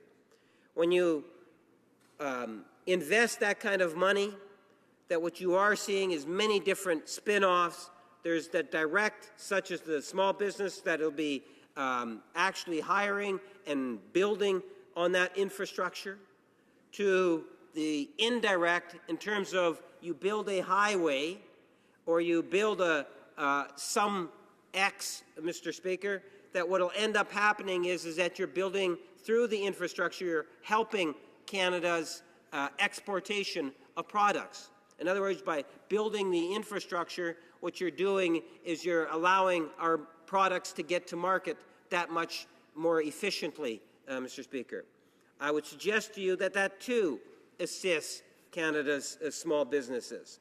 So whether it's directly or indirectly, that we are seeing a great investment in Canada's small business, and I would suggest to you that the tax break is a significant support for Canada's middle class.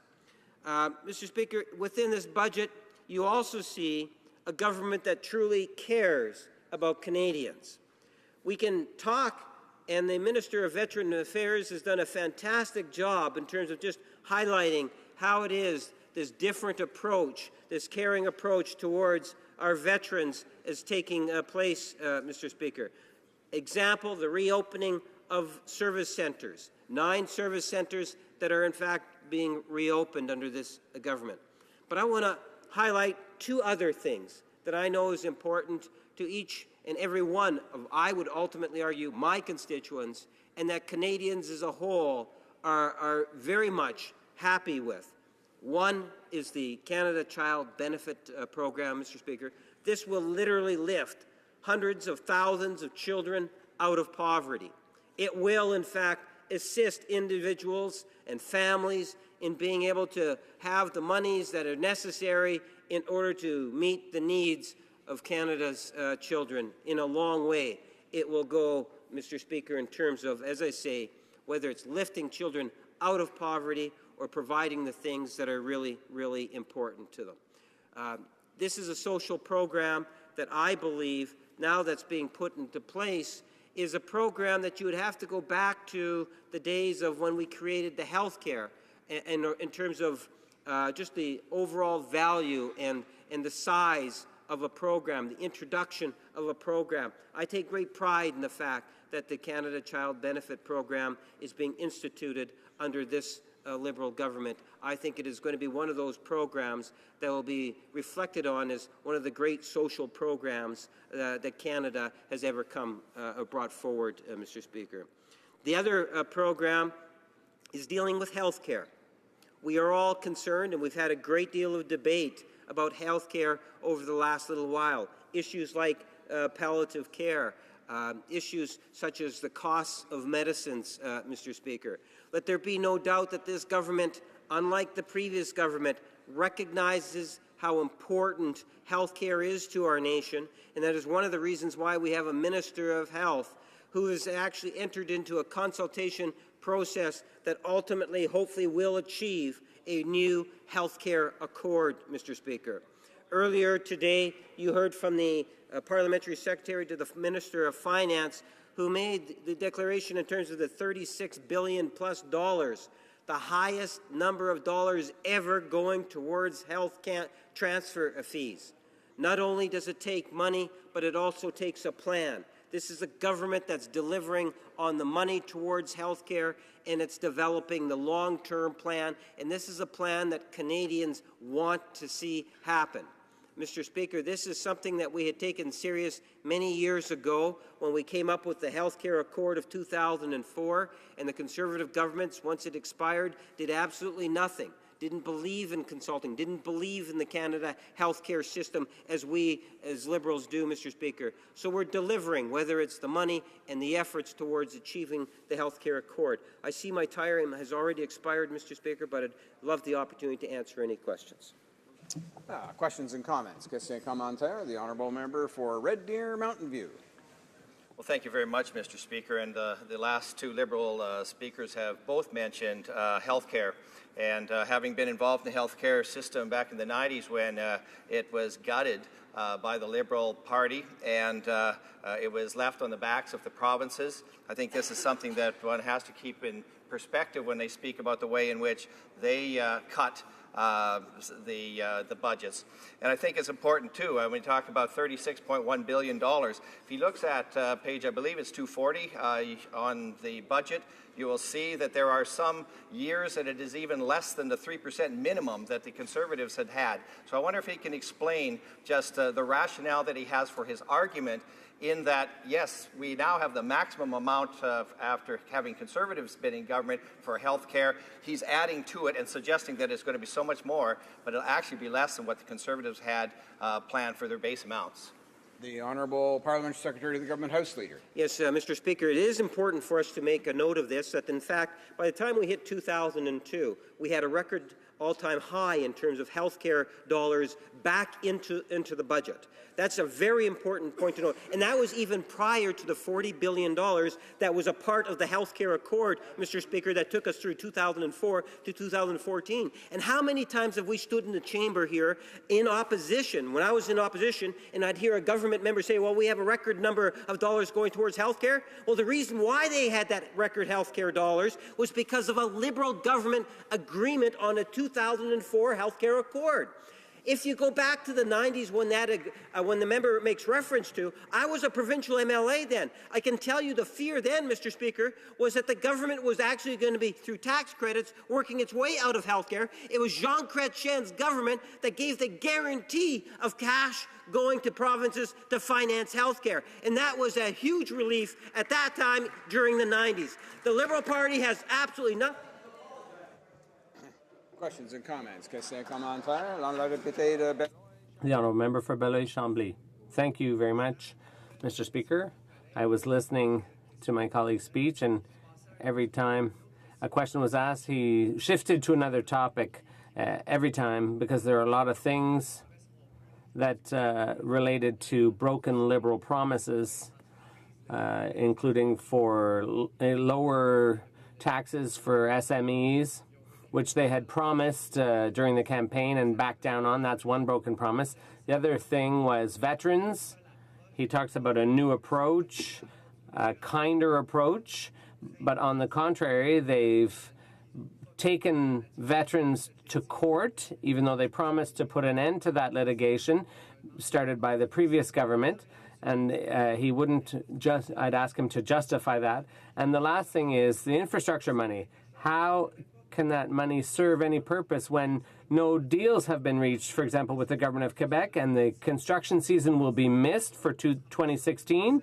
We'll have to wait till 2017 to actually use that money. How does he justify so many broken promises with this omnibus bill The Honourable Parliamentary Secretary. Well, Mr. Speaker, we'll have to agree to disagree. I believe that this Liberal government is, in fact, supporting, whether it's our veterans, whether it's our small businesses, and, you know, the member can make reference to whatever it is he wants. At the end of the day, that there's enough that's within this budget that truly does support what it is that he is asking us to be able to show some support towards. What I thought was interesting is that if you take a look at the importance of the infrastructure, whether it's the public transit, whether it's social public housing, these are all issues in which we have never before seen a government make such a commitment in terms of real dollars, in terms of working with the different levels of government to make things happen. Put it in the contrast in terms of what it is that we saw before us, Mr. Speaker. And the Conservatives would talk about money, but they never delivered on the money. Mr. Speaker, in a relatively short period of time, this government has actually been able to advance the file forward to the degree in which not are we seeing record highs of infrastructure dollars being committed, but we are also starting to see some of that money being spent already, Mr. Speaker. And what really amazes me is the fact that when you take a look at it, the NDP's promise last time round was that they were going to have a balanced budget. That was their primary promise, Mr. Speaker. Of course, I would suggest to you, Mr. Speaker, that none of these things would be possible if it were not for Canadians agreeing that the Liberal government's approach in terms of using taxpayers' dollars and having a more robust approach at dealing with Canada's economy. Thank you, Mr. Speaker. Resuming debate, the honourable member for Kamloops, Thompson Caribou. Thank you, Mr. Speaker, and I'm very pleased to stand up and speak to C-15. And of course, as you're well aware, the government introduces a budget usually in the spring, and then there's two budget implementation acts which actually take that budget and turn it into legislation. So I think it's appropriate that I make some general comments in terms of the budget and the fiscal implications and my concerns in terms of the direction that they're going. And then I think I also will pick out some of the very concerning elements that are actually in C-15, the Budget Implementation Act. You know, I think it's important to note that the Prime Minister just returned from the G7, and that should give him some cause to reflect on the direction that he's decided to go in.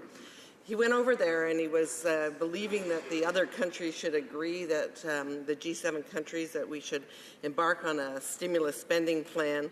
And, you know, it was very clear that he was met with a very cool reception to this idea by many countries. And I think, as Brian Cowley from the Macdonald-Laurier Institute indicated, a growth-friendly agenda cannot be written in red ink. And they know that today's deficit is tomorrow's tax hike. And so what came out of that G7 was really a discussion that every country needs to reflect on their own current situation. So I would say he had a goal that clearly was not met in his conversations at the G7. You know, I think the Liberals often talk about the the spending that we did. What they fail to realize, and I find it quite stunning that they don't realize this, is that during 2008-9, we had a global recession. It was the biggest crisis in the world since the Great Depression. Right. And they seem to sort of not reflect on that point very well. What we have now is we have slow growth. We have a little bit of stagnation, absolutely. We do not have a recession, and we certainly don't have a global recession. So, you know, to go to other countries and sort of feel that they need the same response, I think, you know, they're not really looking at the current situation and really adapting appropriately. And I do think it's important to contrast this response, during the recent visit of the Prime Minister to what happened with our government when we were in government, when Minister Flaherty, our colleague, who played a key role in the response to the crisis, he was actually named the best finance minister in the world. And when they talked about his record, what they said is, our winner has earned his reputation for maintaining a sound fiscal policy. His country has performed remarkably well, and he has played a key role in the G8 discussions. So a huge difference in terms of the response to the global recession and the leadership role we played as opposed to what's happening right now. So I think we need to sort of, first of all, look at this Liberals government's first budget. I remember clearly attending a number of all candidates forums, and there was a number of key promises that were made. I think the first major broken promise was we will run a small deficit. That small deficit will be $10 billion. We now know that this deficit is looking at $30 billion, and every time, Mr. Speaker, I open the paper, this doesn't include the $3 billion they've committed for home care. We see another announcement that was never in the fiscal plane, whether it's a very important initiative, global health, but it wasn't something that had been planned for. So they seem to have a way of spending money that I have never seen before, and money that has not been planned. So I think it's also important to note that, you know, as we go forward, most economists recognize that unilateral stimulus is bound to have a really marginal impact on an open economy. And Canada is an open economy, so their money that they're spending, which is adding to the debt of the next generation, is really going to be very marginal in terms of its impact. I think another important fact that is to know, even as we went through the spending that we engaged in with the stimulus spending, we had a plan to get back to balanced budget, and we did that. And really, having a record through the worst of times, the net GDP to debt, we went from 34 to 31%, and right now the Liberals are on track to increase. So they left one marker behind, the $10 billion, and then they said they were going to have a decreasing net debt to GDP, and it looks like they're going to blow that one out of the water. Real big concern. You know, I think it's really interesting to contrast what's happening in Britain right now, who are seeing some reasonable growth, and this comes from their budget speech. Britain can choose, as others are, short-term fixes and more stimulus, or we can lead the world with long-term solutions to long-term problems. We choose long-term. We choose to put the next generation first. Mr. Speaker, unfortunately, that is not what our government has done. They have chosen short-term to take care of themselves, to make popular decisions, rather than worry about their grandchildren. And I think it was interesting when our finance critic from our side did her speech to the Budget Implementation Act. She was able to look at the finance minister's statements pre-budget when he was in the private sector and point out how he had a really different perspective in terms of the issues around debt, around retirement. So really put some real holes into his speech and his approach in the budget in terms of, I don't know how he can align himself or sleep well at night when it looks like this budget goes so contrary to what his fundamental beliefs are. I'm going to take out just a couple of examples. Mr. Speaker, in UK, Ireland, Belgium, Netherlands, Denmark, Spain, the US, you can say, what are these countries? What do they have in common? They have an old age security system that kicks in at the age of 67 or older. Australia is going into a system where the old age kicks in to 67 or older. But what have we done in this Budget Implementation Act? We've moved in the opposite direction. The reason sometimes these decisions that a government has to make aren't popular. You don't make them lightly. We knew that it was a very difficult decision to make, but we also looked at the demographics of our country. We looked at the fact that people are healthier and living longer. I think we can all speak to many people we know who have lived through their retirement perhaps longer than they lived in the working years that they've had. So it was a difficult decision, but it wasn't an unusual decision. It was looking at what's happening. So what is that cost of that change that they're making? That is $10 billion. It's estimated it's going to cost an additional $10 billion. I think it's also important to note for those that aren't aware is old age security comes out of current revenue. It is not something like Canada Pension Plan where we are putting money away for our future. So what they have done is my children and my grandchildren, they've given an additional $10 billion of debt, and Mr. Speaker, that is unacceptable. They have to be in a position to look at the long-term health of our country. We have to, the small business tax rate, it's another example of The government, again, sitting at forums. I sat beside my Liberal counterpart at forums when they promise that 10.5 to 9%. This Budget Implementation Act actually turns it around. It was a legislated change. It was a change they said they've accepted, and they've reversed that, and this budget implementation takes it and moves it from 9 back to 10.5. Absolutely unacceptable. You know, I think I can, again, look at sort of the broken promises, whether it is the deficit, whether it's the small business, but mostly my biggest concern is they are not taking care of the next generation. They are looking at saddling them with a horrific debt. And they're showing that they're having a little bit of problems in terms of delivering on the promises. So even when they commit money, they don't estimate it properly, and then they have trouble delivering. We look at the cost of the refugees. They said it was going to be 250. It's gone over 850 million. They have provided 8.4 billion for First Nations. We support that, but there is no plan in terms of accountability. There's no plan in terms of how it's going to be delivered. So even when there's money that we believe is well spent, their plan for delivery and execution is lacking. So, Mr. Speaker, I think I can conclude and say, you know, certainly I have a big concern about their overall direction. I have a concern about many of the specific measures. I have a concern about the government's endless lust to spend taxpayers' money as exhibited by their recent March spending spree, where they actually took a surplus and in 1 month spent about $11 billion in 1 month.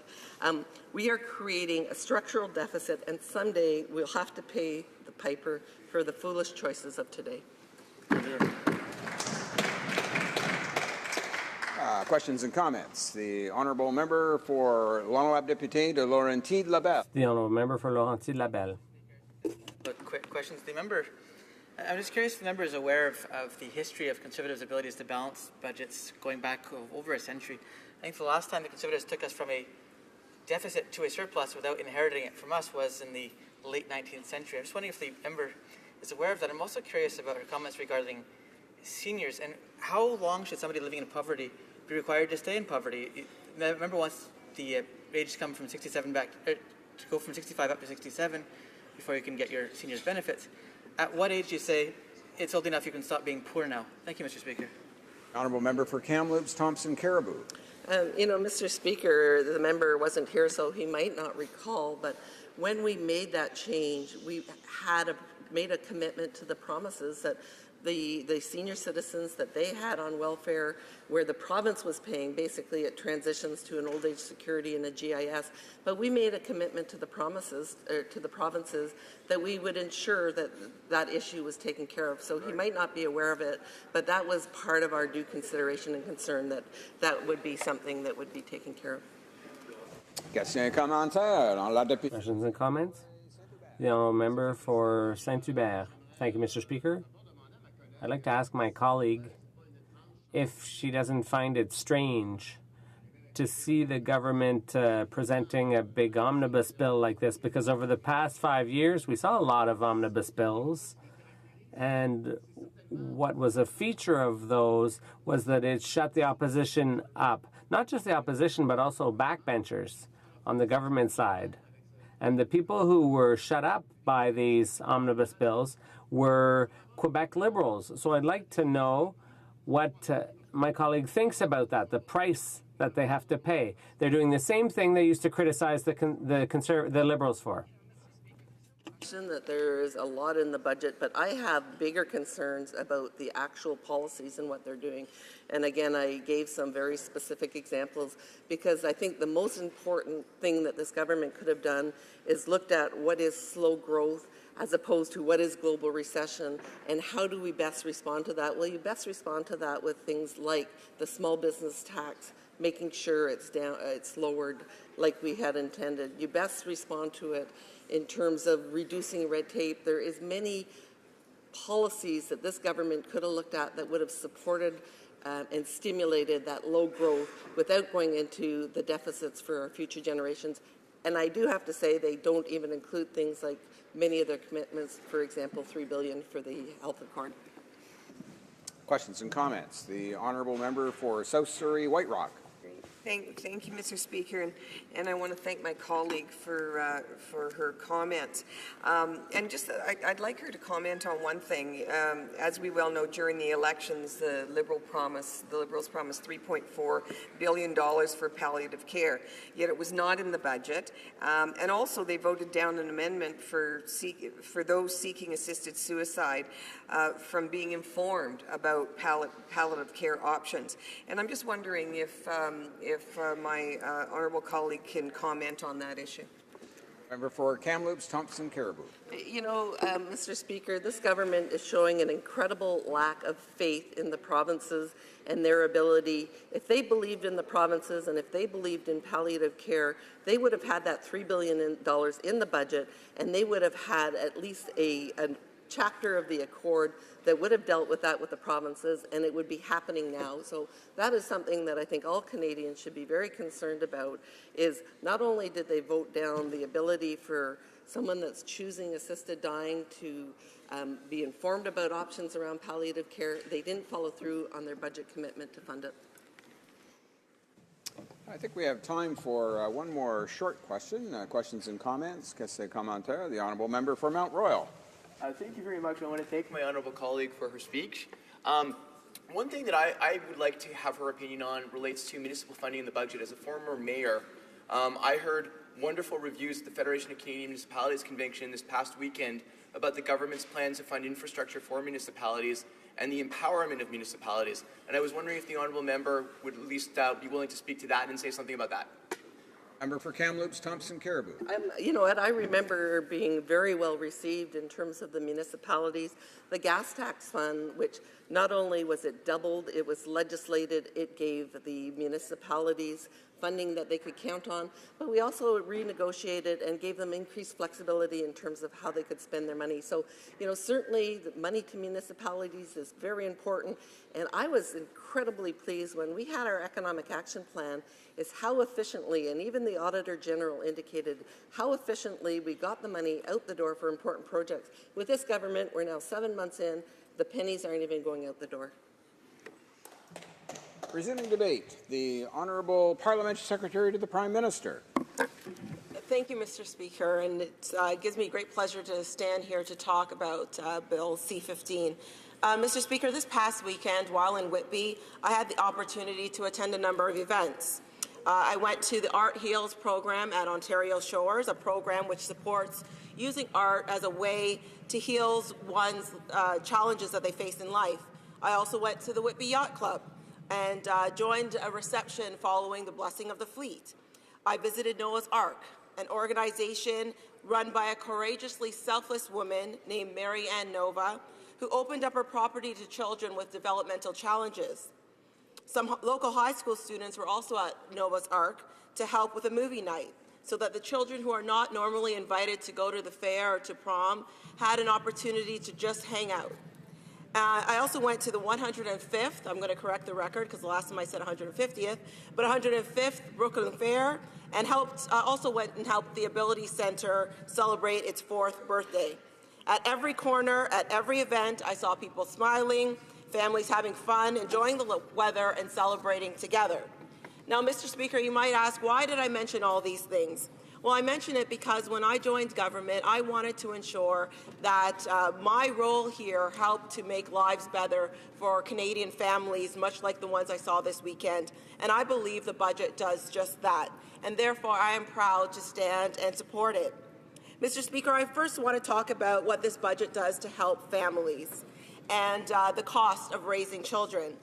With the introduction of the Canada Child Benefit, a targeted, tax-free, progressive benefit for middle-class families and those working hard to join it, Canadian families will have more money in their pockets.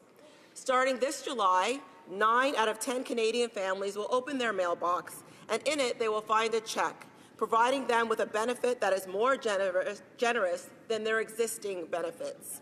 That's money that families, including many that I saw at the Brooklyn Fair, can use to provide the best possible start in life for their children. Mr. Speaker, what I saw in Whitby this weekend is not the norm for many families across this country. In a country as prosperous as Canada, no child should ever live in poverty. No child should go to school hungry or not have a safe place to call home. The Canada Child Benefit combats poverty by targeting the most support to the families in greatest need. Mr. Speaker, this will help benefit and lift hundreds of thousands of children out of poverty. As you may have heard my colleague, the Honourable Minister of Finance, say many times in this House, the CCB is the most significant social policy innovation in a generation. And I am incredibly proud to stand here and support the budget that provides for it. But, Mr. Speaker, in remembering those high schoolers who were volunteering at Noah's Ark, and as a parent of 3 children, I'm always thinking ahead and thinking about their futures. As a parliamentarian, I'm focused on our collective responsibility to make sure the next generation has every opportunity to succeed. My oldest daughter will be starting college and university next fall, and I want to ensure that all doors are open to her and all children as they head off to school or to start an apprenticeship or to join the workforce. When I was campaigning in Whitby, and increasingly since I've been elected, I've heard over and over again from people in Whitby that are concerned about youth employment and underemployment. This remains a persistent and ongoing challenge in Whitby and the broader Durham region. Mr. Speaker, we know that our country's future prosperity depends on the success of our young people, and that in order for them to be successful today, tomorrow, and in years to come, our future leaders need access to meaningful work at the start of their careers. I am so pleased to stand here today to talk about how the measures contained in Budget 2016 make important investments to make sure that our young people have these opportunities. As I stand here today, more than 77,000 young people from coast to coast to coast are employed through the Canada Summer Jobs Program. This is more than double the number who were found placements in 2015. In my riding alone, more than 400 students will be employed at 68 small businesses, non-profit organizations, and civic institutions across Whitby. These young people will spend their summer learning valuable skills and gaining important experience while assisting these businesses and organizations better serve our community. I want to talk about one organization in particular that is participating in the Canada Summer Jobs Program, the Ability Centre. I would be remiss if I did not mention that the vision for this centre came to fruition under the leadership of the former Member of Parliament for Whitby, the late Jim Flaherty. The centre, which provides programs and services including sports, fitness, arts, and life skills opportunity for people of all ages and of all levels of ability, is one organization which is receiving funding this year.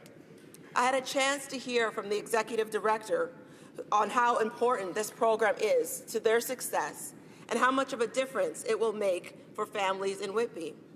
He told me that through this Canada Summer Jobs Program, the Ability Centre was able to hire 26 students this year who will work a combined 7,000 hours in service to a diverse population. These students will assist the Ability Centre provide programming support while they receive on-the-job experience that will help them to continue their studies and to look to enter the workforce. While we are on the topic of young people, Mr. Speaker, I want to touch on how proud I am that this budget does so much to support students and ensure that post-secondary education is available and affordable. Budget 2016 enhances the Canada Student Grants by increasing the amounts by 50%, thus allowing close to 250,000 low to middle income students access to funds for higher education. My riding is home to the Whitby campus of Durham College, and I've heard how pleased they are with the increased resources that their students will receive in order to support their academic endeavors. And Mr. Speaker, if you want to see how talented these young people are, I invite you to visit my office on the Hill or my constituency office, and you will see their artwork proudly displayed. Mr. Speaker, the last point I want to make here today is about the historic investment we are making in public transit infrastructure. Many residents of my riding travel to Toronto and other parts of the GTA for work each day. I have talked to them about their long commutes and the many hours they spend each week idling in traffic, or the time they are spending from the bus or on the train. This time they spend commuting, is time they are away from their homes and their families. This budget is investing billions of dollars in public transit and infrastructure over the coming years, an investment that will result in more school pickups and drop-offs, family dinners, and bedtime stories for families in Whitby and the Durham region. Mr. Speaker, Budget 2016 will make a real difference in the lives of Canadians from coast to coast to coast. It is a plan to get the Canadian economy moving again, and while taking real action to support the middle class and those working hard to join it. I am very proud to stand here today and support it. Thank you very much, Mr. Speaker. Questions and comments. The honourable member for South Surrey White Rock.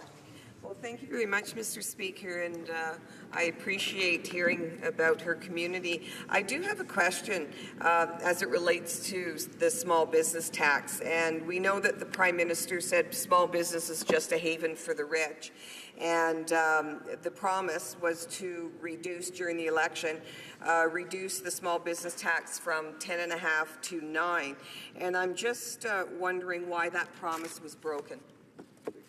Parliamentary Secretary. Mr. Speaker, the small business tax rate was maintained at 10.5%.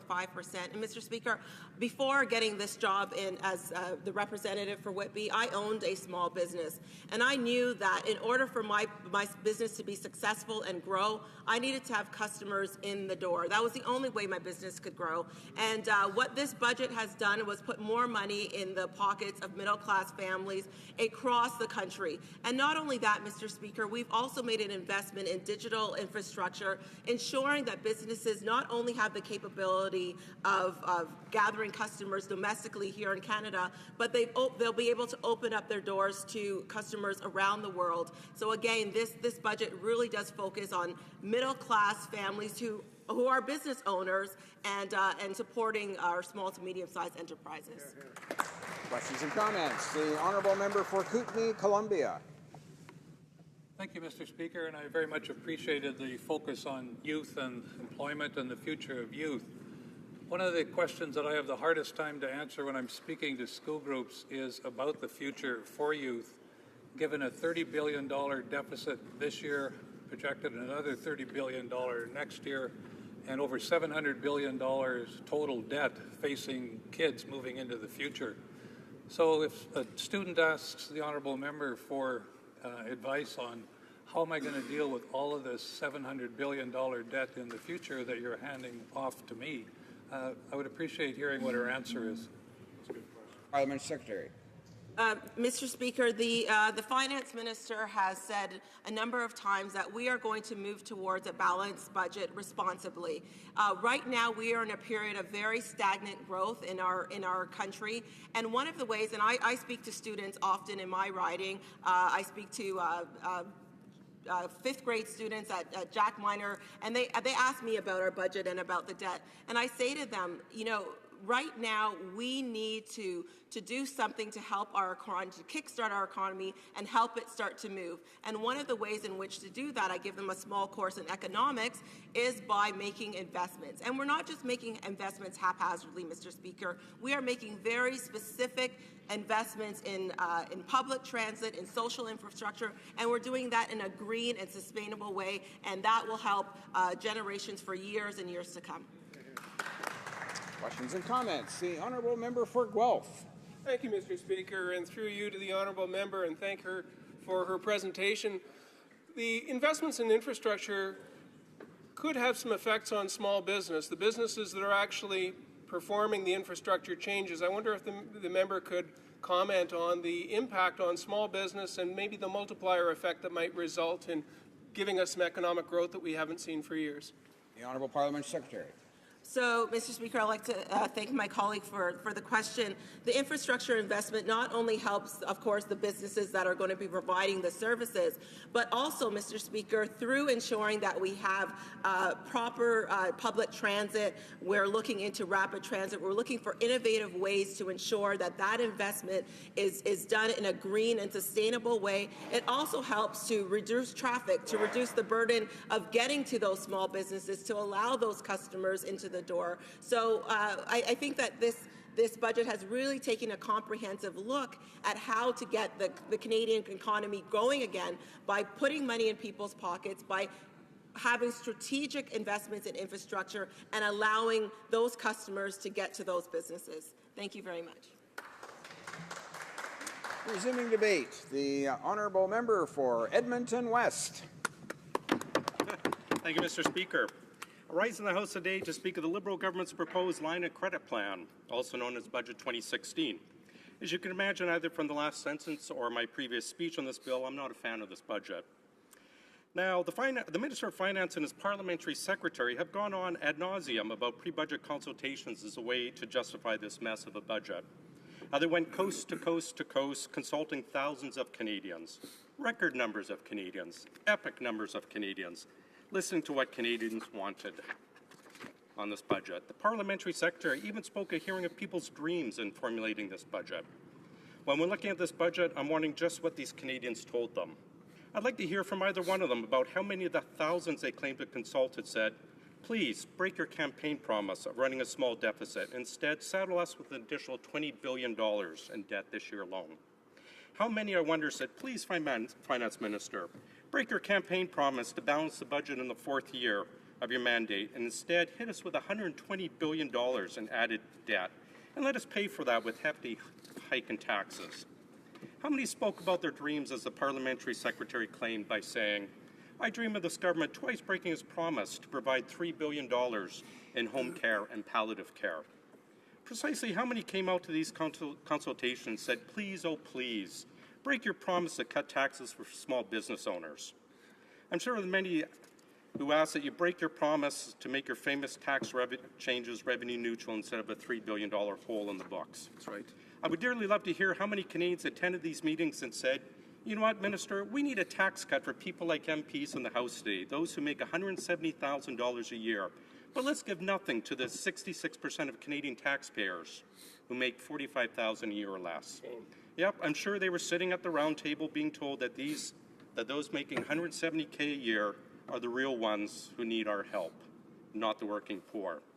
The constant refrain of, we heard from the people on this budget, is just a catchphrase, merely offering platitudes in order to distract what this budget really is. It's a budget full of broken promises that will do nothing but saddle Canadians with future taxes, and doublespeak that shows nowhere how they will ever pay back this borrowed money. In fact, this government seems to be in denial that this money has to be paid back at all, like the money is coming from some magical ATM machine, perhaps run by the Bank of Sunny Ways and Unicorns. As a member of this chamber, you may know, Mr. Speaker, I've been a vocal advocate of EI fairness for all Canadians. That's right. And I'm happy that this government finally partially came to its senses when adding Edmonton to the zones where people are eligible for additional help. But I'm still at a loss as why we had to fight this government tooth and nail to have Edmonton region included. The Parliamentary Secretary of Employment and Workplace Development told this House that Edmonton was finally eligible after the added job losses from the Fort McMurray fire moved above the magical and completely arbitrary 2-point increase threshold. Well, this government couldn't seem to understand that in unemployment, it trended up over 35% over the benchmark from the previous year. But we were told by the Edmonton Liberal MP that a 35% increase in out-of-work Edmontonians was not dramatic enough of an increase to warrant action. The Prime Minister further tells out-of-work Edmontonians that they were fortunate with a 35% increase in unemployment, as it could have been worse. Shame. Maybe the Liberals should change their line from real change to just hang in there. This government does not seem to understand the difference between a percentage point increase, which the formula is based, and what a percentage increase is. While unemployed people in Edmonton region know, they're living it every day. The Liberals' magical 2-point increase threshold for Edmonton above the 4.9 base rate they set actually means Edmonton would need a 39% increase in unemployment before they're eligible for added help. Math seems to be very confusing, Mr. Speaker, for this government. But being out of work and having this government and its Alberta MPs sitting on their hands instead of advocating for our province is all the more complexing. And it's not just Edmonton that's facing this ridiculous situation. The oil and gas region of southern Saskatchewan is also being placed in this conundrum. What a message this government is sending to the unemployed in these regions. Simply put, the government is saying through its current policy two things. One, you chose to live in the wrong place. And two, we'd like to see more people unemployed before we're able to help you. Yes, we need more of you hurting before we can help. Something the government should never say to its citizens, as the government's main purpose is to help its citizens, to ensure that all citizens are prosperous. Now, Mr. Speaker, the second area where this government seems to shrug its shoulders to the West is in its self-congratulatory infrastructure program. That's correct, Mr. Speaker. The Liberals' golden goose of infrastructure spending includes a complete bias in favor of eastern cities. Budget 2016 allocates the cream of the crop to Toronto, Montreal, Quebec City. Yet for those backward-thinking western cities of Calgary, Edmonton, Regina, Saskatoon, they don't seem to elect enough Liberals. This government is simply throwing a bone to them to save face. I know I broke down the numbers last time, Mr. Speaker, but I happen to know that the members across the way happen to have a short memory, so I'll go over it again, the distribution breakdown in their infrastructure spending. Province of Alberta, for years, Canada's fastest-growing province, the economic engine of this country, has allocated just $347 million for public transit infrastructure, just 10% of the total amount of funds available. Yet Alberta currently boasts 12% of Canada's population, and that number is set to grow in the coming years. Ontario gets $1.5 billion for public infrastructure, 44% of the total amount of funds available, with just 38% of the country's population. Quebec will receive 27% of the total amount of funds available. It has just 23% of the country's population. Alberta is being shortchanged almost 15% on a per capita basis. Alberta, who still contributes to the equalization plan, is getting shortchanged. Alberta is still the fastest-growing province with the fastest-growing big cities. Alberta has taken on the chin with the oil crash. With all this, Alberta is still not getting its fair share. Now, I guess we should be thankful that we have the infrastructure minister in Edmonton himself, otherwise we wouldn't be so fortunate as to only be shortchanged 15%. But again, the infrastructure minister is probably too busy renovating his office and picking out the perfect furniture to stand up for his city and his province. So let's look at the scorecard. We have one Edmonton Liberal MP who says a 35% increase in Edmonton unemployment was not dramatic enough to warrant help. We have another Alberta Liberal MP saying 100,000 newly employed Albertans are finding their situation refreshing, quote unquote, and are happy that this government and all four Liberal MPs, Alberta MPs, are refusing to support Energy's pipeline. And we have another Alberta Liberal who can't find the funds to ensure his home province receives a fair share of infrastructure funding.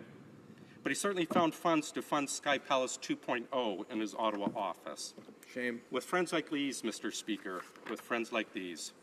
Clearly, Mr. Speaker, the whole fair share mentality does not apply to actions and behavior of this Liberal government.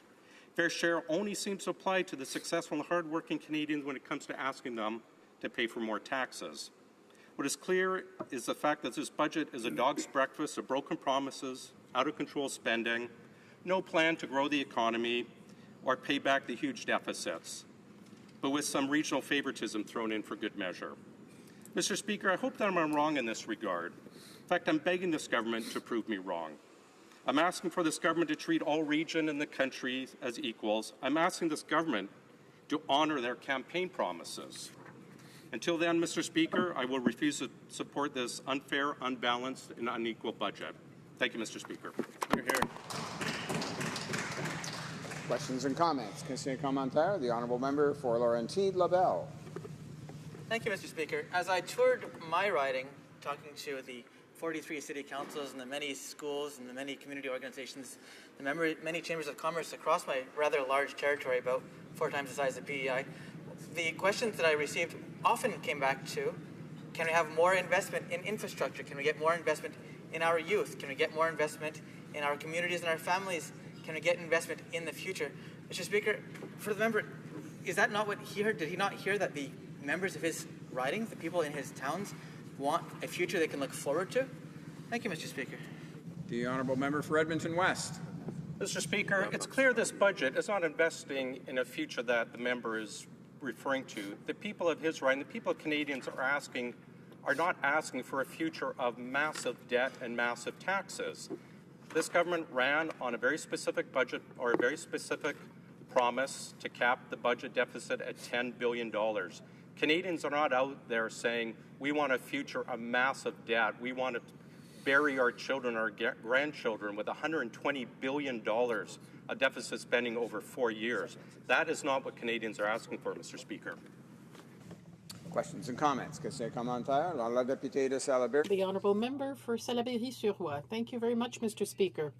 I'd like to ask my colleague what he thinks of the fact that the Liberals cancelled the measure that the Conservatives had started putting forward to reduce small business taxes from 11 to 9%.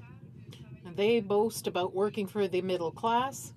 And as I heard earlier, they say they work for youth, but they completely canceled the hiring tax credit for young people for SMBs. So young people have even less of a chance of finding a job. It's very difficult for them, especially since when it comes to farming, like my riding of Salaberry-sur-Roi, we have problems making sure young people have some hope of working in agriculture, because there are many problems when it comes to the diafiltered milk, for instance, at our borders.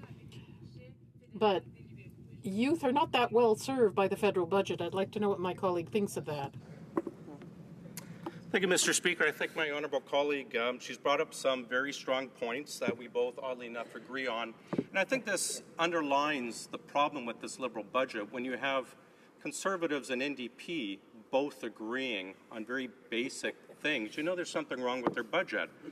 You know, cancelling the small business tax break, another one of their broken promises that I'm sure none of their people, when they went coast to coast to coast, stood up and said, you know what, I'm a small business person, cancel my tax break. The Liberals have said again and again, oh, the middle-class tax break of $1 a day is going to trickle down and help the small businesses. That's fraudulent talk. It's plain silly. It's not going to happen. My NDP colleague is very right about the cancelling the small business tax breaks, the hiring tax breaks. It's hurting the youth. It's hurting Canadians. They're zero tax break for those making under $45,000, which is the huge majority of Canadian taxpayers and the huge majority of people who need it. It's ridiculous. I understand what my colleague's saying. I agree with 100%. This budget does nothing for youth. It does nothing for our future. It does nothing for small businesses. Hear, hear. Questions and comments. The honourable member for Huron-Bruce. Mr. Speaker, the Liberal member asked a question around infrastructure, and of course, the previous government had record levels of infrastructure.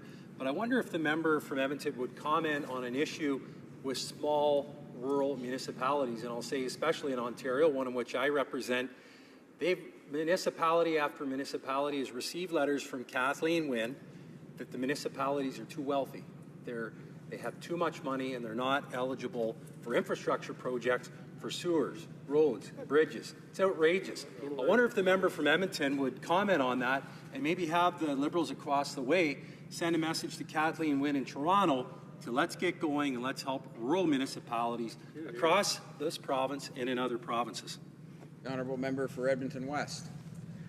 Thank you, Mr. Speaker. My colleague brings up a very valid point that I spoke about as well. It's just the general unfairness of how items such as the transit infrastructure is rolled out. Tiny little portion for Edmonton, tiny little portion for Calgary, almost nothing for Regina, if anything, and yet a big chunk for cities that are predominantly Liberal out east. It discriminates against areas that are not very well served by Liberal MPs. This is just another example of, again, favoring certain areas at the expense of others. It should be about fairness. Growth and growing across the country should be about fairness, not picking specific winners in certain little areas. Resuming debate, the honourable member for Guelph. Thank you, Mr. Speaker. I'm honoured to rise on behalf of my constituents in Guelph to extend my wholehearted support for Budget 2016, Growing the Middle Class, Bill C-15. This budget has many bona fides, from the emphasis on environment to infrastructure investments to building the economy. But there's no doubt in my mind that this budget's greatest asset is its focus on innovation. However, I feel compelled to ask the House, what is innovation exactly? Innovation is much more than a buzzword. It is in fact a perspective, a new way of seeing our world. Innovation is creativity with a job to do, as John Emmerling defined it. Innovation is the route to developing a prosperous future for business and a more efficient government for the Canadian people. Assembling new technologies, best practices, and ideas is critical, but the process doesn't stop there. In fact, that's just the beginning. By bringing together experts and entrepreneurs with new technologies and utilizing the best available practices from around the world, Canada will flourish. Cementing our place as a prosperous nation, and that not only adds to the value of our economy, but adds to the value of economies around the world. As I was the former president of the Guelph Chamber of Commerce and co-founder of Innovation Guelph, I've seen this work, and we did our part to grow our community. As a result of hard work and creativity, Guelphites now have the lowest unemployment rate in Canada. Guelph's ranked #1 in agricultural biotechnology cluster. It's also one of the top 2 in Canada. Canada's advanced manufacturing sector has 360 businesses employing over 14,000 people in Guelph, with employment growing at close to 10% annually. Clean technology is rapidly growing in my riding, and Canada's largest solar panel manufacturer is located in Guelph. And many businesses are working around the world on water and air quality, as well as alternative energy. The University of Guelph and Conestoga College have been keys to shaping Guelph's growth. Focusing on innovation through business, academic, and government partnerships has been key to Guelph's success, and it will be the key to Canada's success going forward. Mr. Speaker, if this is what the City of Guelph can accomplish with an innovation network, just imagine what Canada could accomplish if there was a string of innovation networks linking coast to coast to coast. Building this new future for Canada begins where this government does. It begins with engaging Canadians. Creative and entrepreneurial citizens are at the heart of this new innovation agenda. Investing in education is a crucial step to developing Canadian talent and as a means to attracting talent from abroad. Through the Canada Foundation for Innovation, the Government of Canada has already made significant investments in research infrastructure at Canada's universities, colleges, and research institutes. Provinces and territories also provide substantial funding for campus renewal every year. Nevertheless, much of Canada's post-secondary infrastructure is over 25 years old, and it's nearing the end of its useful life. This presents an opportunity to invest in greener and innovation-friendly spaces. As chair of the Innovation and Post-Secondary Education Caucus, I strongly support Budget 2016, as it will invest $2 billion in a new post-secondary institutions strategic investment fund. Commercialization and growth is truly an indispensable element of the innovation process. Dynamic, globally interconnected firms will propel clean economic growth, increase Canada's productivity, and support well-paying jobs for the middle class. Connections between knowledge producers and users, including researchers and firms, and collaboration within the supply chains driven by market opportunities create value through innovation while supporting economic growth. Information gaps and coordination challenges may prevent these linkages from being developed to their full potential, impacting the strength of innovation ecosystems.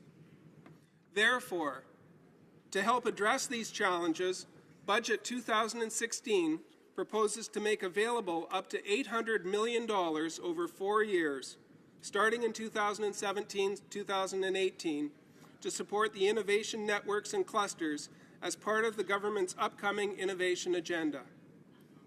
Last but certainly not least, science and technology is the fuel which makes innovation possible.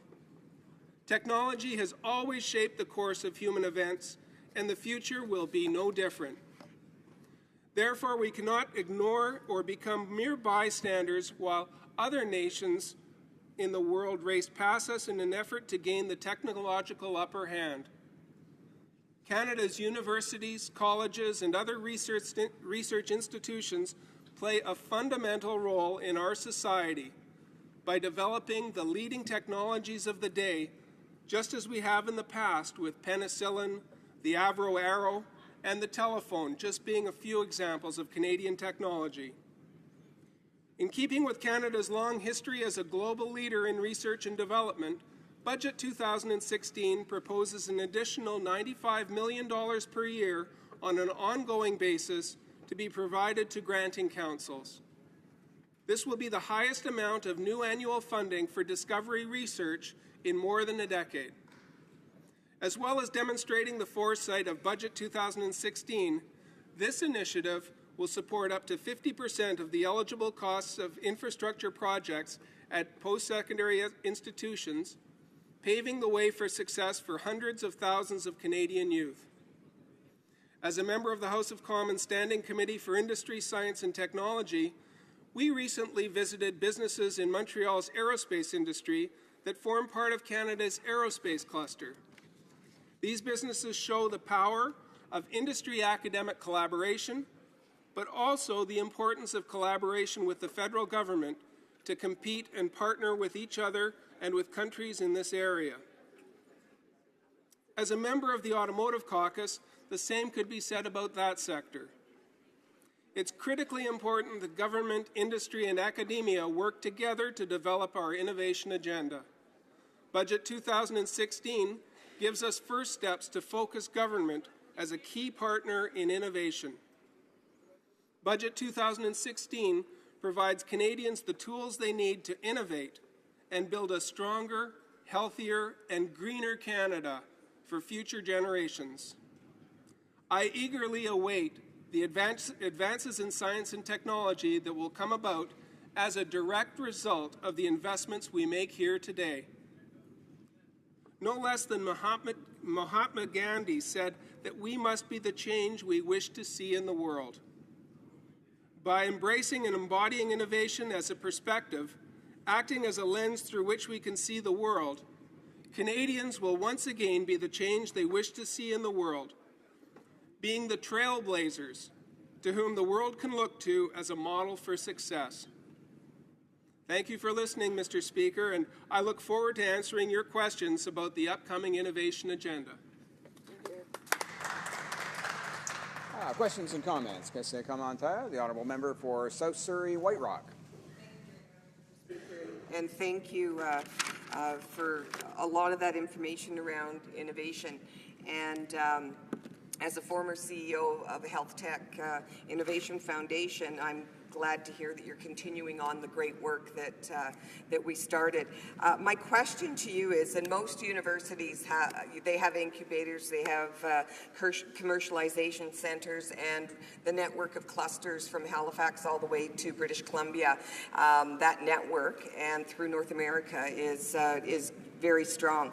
I'm just wondering, have you reviewed the database to look at those clusters, and what is the plan in terms of funding those innovation centres? The Honourable Member for Guelph. Thank you, Mr. Speaker, and thank you to the member of South Surrey, White Rock. And it's great to hear that she also has an interest and a passion in innovation. And we are looking at the clusters across Canada through the Post-Secondary Education Caucus, the Innovation and Post-Secondary Education Caucus, and really looking at a way forward where the federal government can partner with the provincial governments and the educational institutes to try and get the research commercialized and get the commercialization funding new jobs that will be created in Canada. It is a long-term project, but it starts with Budget 2016. Thank you, Mr. Speaker. Questions and comments. The Honourable Member for Kootenay, Columbia. Thank you, Mr. Speaker, and I very much share the interest in innovation and green energy spoken to by the Honourable Member. But I do have a question for him. I recently held a climate change workshop in Nelson in my riding. 250 people showed up for the session. One of the presentations was by a fellow who has a solar company and was quite concerned that there are no grants available for people to invest in solar energy in their homes currently. And I'm wondering whether the member is aware of any programs that can help Canadians do the right thing, whether it be purchase of electric vehicles, solar panels for their homes, that is part of this particular budget. The honourable member for Guelph. Thank you, Mr. Speaker, and thank you to the member for Kootenay, Columbia, for his very astute question. Nelson, BC is kind of a twin city to Guelph, where we have a lot of environmental efforts and a lot of people focusing on the world ahead of us. The funding that we're looking at through our budget, Mr. Speaker, is in green technology investments through our green technology funds, and we hope to see those rolling out through the provinces to the municipalities so that people such as the person that he described will have access to some assistance in developing green technology going forward. Questions and comments? Question commentaire. The Honourable Parliamentary Secretary of the Government House Leader. Thank you, Mr. Speaker, and I really do appreciate the member's thoughts about innovation. I agree how important it is that we recognize it and encourage it. And just to use an example and just get him to provide a comment on how important it is that we do incorporate the different stakeholders going beyond just the private stakeholders. And I'll use an example of Magellan, a great aerospace industry company in Winnipeg. And one of the things that I really appreciated when I had the tour was the fact that they had a space accommodated for Red River College, a post-secondary institution, because by having that relationship, these students are able to use technology, world technology, that the college likely wouldn't have been able to do without that sense of cooperation. And my question to the member is, maybe could he provide some of his thoughts in terms of how important it is to have cooperation between private and public sector and on the issue of innovation? Honourable Member for Guelph. Thank you, Mr. Speaker, and thank you to the Honourable Member from Winnipeg North. And it's wonderful to get a question from my hometown. I am a graduate of Red River College, and in fact, the person that's working on the aerospace sector is a former classmate of mine. It's very important to have all three partners at the table, and something I really saw develop strongly through my work with the Chamber of Commerce in Guelph was that government, education, and business all need to work together. Government needs to provide policy, direction, and assistance to compete globally. Education needs to provide the new ideas and the young people coming into the market with new ideas to move us forward as a country. And business needs to backstop some of this and be an honored member at the table, bringing forward funds and opportunities to create globally. So I thank the member for his question. Resuming debate, the Honourable Member for North Island, Powell River. Thank you, Mr. Speaker. I rise in this House for a second time to talk on C-15, an act to implement certain provisions of the budget tabled in Parliament on March 22, 2016. Specifically, I plan to address issues of budgetary concerns that will have a direct impact on my riding of North Island Powell River. We are currently at the report stage, so I will also be discussing a few of the NDP's proposed amendments to this bill. 36 amendments were tabled in committee by the opposition parties. 15 of them came from the NDP. Mr. Speaker, these amendments would not have made this a progressive budget in my eyes, but they were crucial and would have had the ability to make this bill passable. Unfortunately, without them, I'm afraid I will have to oppose the main motion at report stage.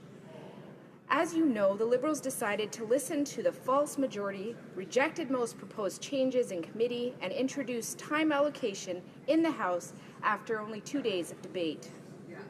The Liberal government campaigned on a promise of more help for the middle class. In the communities that I serve, I hear from people who identify as middle class, but who make less than $45,000 a year. I also represent people who are the working poor and struggle day to day to make ends meet. This tax rate does not help these people, Mr. Speaker. At a time when Canadians need a government to tackle growing income and wealth inequality, the Liberals went the opposite direction. Everyone agrees that those in the highest tax bracket earning $210,000 or more, Mr. Speaker, will benefit the most from the Liberals' so-called middle-class tax cut. 6 out of 10 Canadians will get nothing from this Liberal plan. What sets New Democrats apart is our belief that the government should be tackling inequality, not compounding it. One community in my riding is facing a very painful reality. A mill has closed down and has been shut down for almost 2 years. There is no word yet to the community on if it will reopen or not. But the impacts have been extremely painful, and I have been so grateful to the people who have contacted my office to share their stories and to ask for help. The people in the communities I serve, Mr. Speaker, are hardworking and dedicated to the communities they live in. This tax break does not help them in their process to revision their family or their community. New Democrats propose to modify the tax cut so that working class and middle class Canadians would benefit from tax changes. The PBO confirmed today that the NDP plan would benefit 9 million more Canadians and have a much fairer distribution of benefits. It is time for a government who will be more fair to those who work so hard in our communities. Mr. Speaker, 2 weeks ago I started a tour in my riding of North Island Powell River for town halls to have a conversation on seniors' issues. I listened to their priorities so that I can understand their needs better and work to ensure that they're met. In a riding as large as mine, I have completed only a third of the area and look forward to completing the rest. But I will tell you, Mr. Speaker, that these voices were strong and often unanimous. I was deeply touched and startled by the stark realities they shared with me and who have supported us in building this country.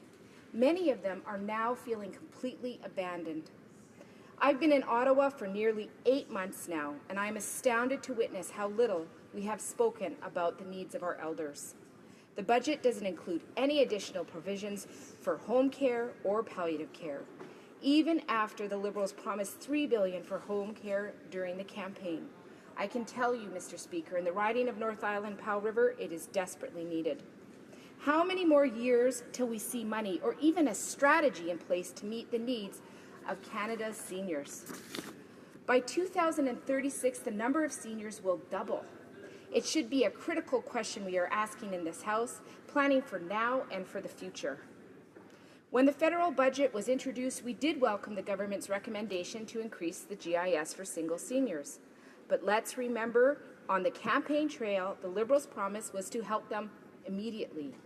Why are seniors having to wait until July?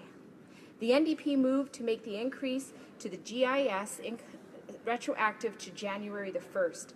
The Liberals rejected our amendments. But the seniors in my riding can count on an MP that will have their interest in mind. It is rare for politicians to agree on anything, but during the election, all three parties promised to lower the small business tax rate to 9%. Liberal MPs still have yet to keep the election promise they made to small business owners that would have a break on their taxes. New Democrats have been fighting for a long time for tax cuts for small businesses, which are the real job creators in Canada. In the communities I serve, our natural resource industries have taken many hits. Now, with less of these jobs, small businesses have stepped up to the challenge of working in the communities to create economic development and local jobs. Vague comments about hoping that people will have more money to spend, which will be good for small business, is not enough. Small businesses are the backbone of our economy, and in rural and remote communities, often dedicated to supporting the communities in so many ways. It is time to return the favor to these small businesses, give them what they need so they can make choices which will help communities across Canada. The NDP proposed 2 amendments at the Standing Committee of Finance for Liberal government to reconsider the tax increase for small and medium-sized enterprise. Not only did the Liberal members of the committee reject all amendments proposed by the opposition, but on many occasions they remained silent and refused to explain their decisions. Dan Kelly, President and CEO of the Canadian Federation of Independent Businesses, said it best. So you can imagine our surprise on Budget Day when we heard that Budget 2016 proposes that the small business tax rate remain at 10.5% after 2016. We've been trying to figure out why the government did this. Some reasons have been floated. I have to say, after meeting with several cabinet ministers and many MPs of all parties, there has been no suggestion as to why the government chose to take this action. I would like to thank my colleague and neighbouring MP for Courtney Alberni for standing up for small businesses. In the last weeks, he has launched a campaign that encourages small businesses to send a broken promise invoice to the Liberal government. In total, the cancelled tax reduction will cost Canadian small businesses $2.2 billion over the next 4 years. Many small business owners were counting on these scheduled reductions. They could have upgraded their operations or given their employees a raise. Now they feel betrayed. I encourage all small businesses in my riding to stand with us and send these invoices to the Liberal government. Consecutive Liberal and Conservative governments have given massive tax giveaways to Canada's most profitable corporations. Meanwhile, the NDP is a party that offers tangible solutions that can make a difference for those who need it most. We are listening to small business. Budget time is the government's opportunity to start capping transaction fees for credit cards and facilitating the transfer of family businesses between generations. These are small changes that would go a long, long way. The Liberals repeatedly criticized the anti-democratic behavior of the Conservatives with their omnibus bills. Now that they are in power, they are repeating this practice. C-15 is a large bill. It has 179 pages, amends over 30 separate statutes, refers to 9 different ministries, and impacts several others. Moreover, it retroactively repeals an act and proposes retroactive changes, includes a complex chapter on bank recapitalization, and proposes changes to employment insurance. This budget and its implementation bill simply do not meet the needs of the vast majority of the people I serve.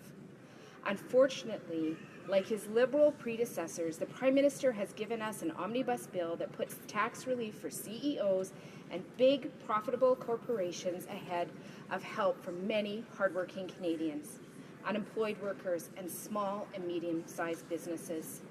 At a time when Canada needs a government that will combat rising inequality, the Liberals' first budget is inadequate. Thank you, Mr. Speaker.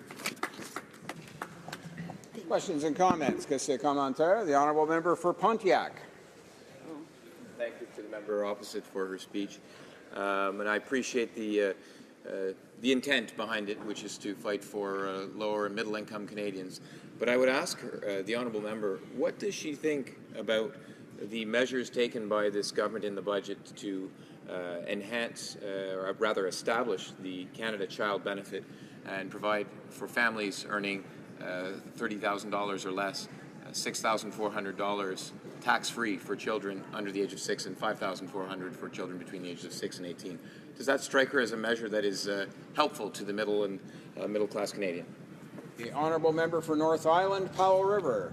Thank you, Mr. Speaker, and thank you to the honourable member for his question. When you see communities that are ravaged in some cases with poverty, knowing that there's a little bit of help coming specifically to families, I gratefully appreciate that, and I believe the families in my community will also appreciate it. But it does not touch the core issues. There were so many people in my riding that spoke about not having a family, being single, being older. What are they going to do? Talk to people in my communities that were facing challenges of 3 people living in a 1-bedroom apartment. We need to make sure that we're looking at inequality in a wholesome way, that we're answering the cries from the communities that we serve. I also want to say that that money will help, but it doesn't touch the underground core need for affordable childcare. When I knocked on doors across my riding, I talked to many women who had to make desperate choices to not work because they simply could not afford to work, Mr. Speaker.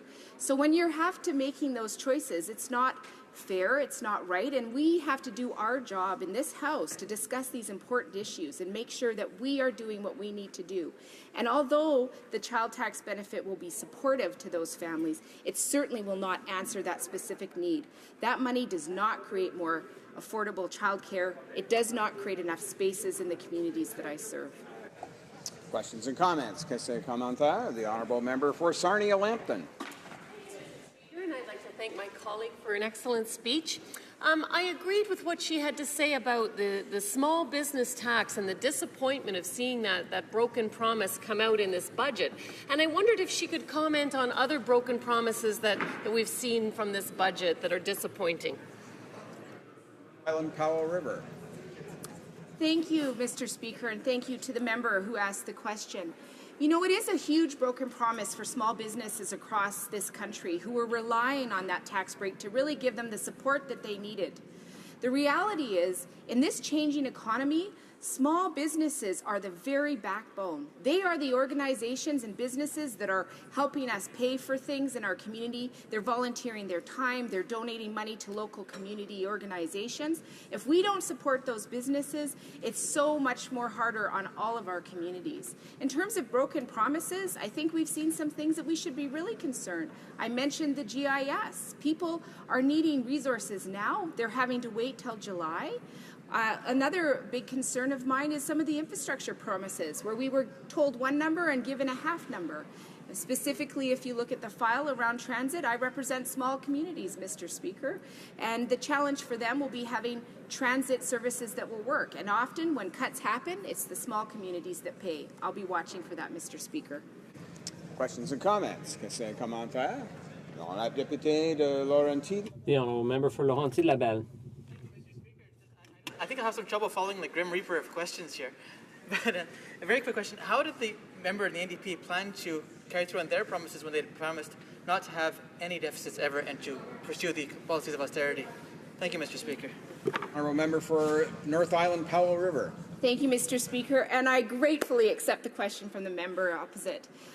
For our party, we felt very strongly that the important thing was looking at the reality that large corporations are taxed way below average across this world. We needed to increase some of that money because it was about making decisions and having priorities. So we need to tax people who have more, we need to support the people who have less, and we needed to take a step in creating equality across this country. I'm very sad that the opposite side did not choose to really work for the people of Canadians and continue to work for larger corporations.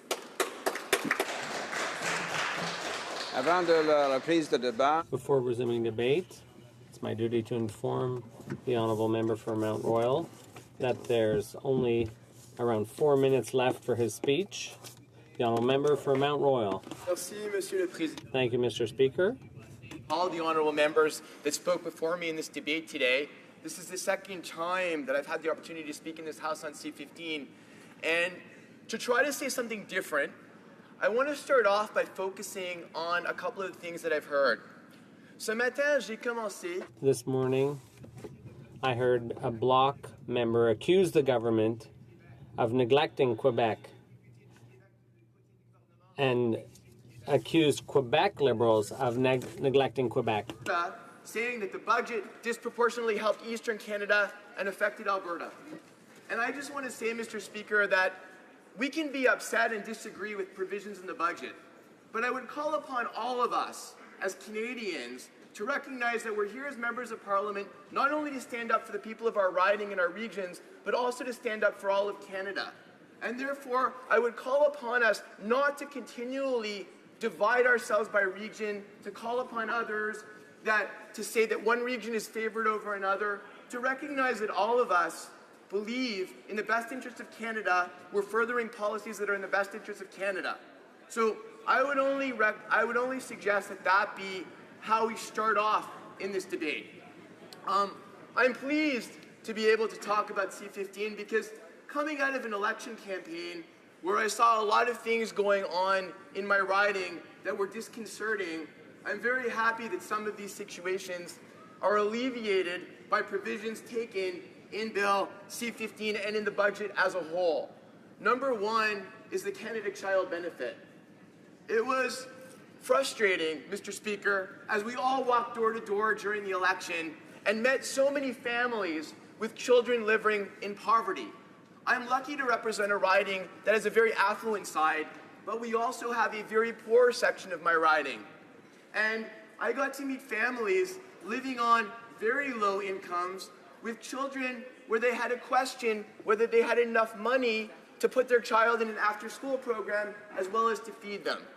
And I think from all parties, whether you're Conservative, Liberal, or Democrat, we all agree that we want Canadian children to start out with a fair chance, to have a full belly, to be able to participate not only in primary and secondary school, but to go to university or trade school or whatever options they want post-secondary, to be able to participate in after-school sports or arts or other programs.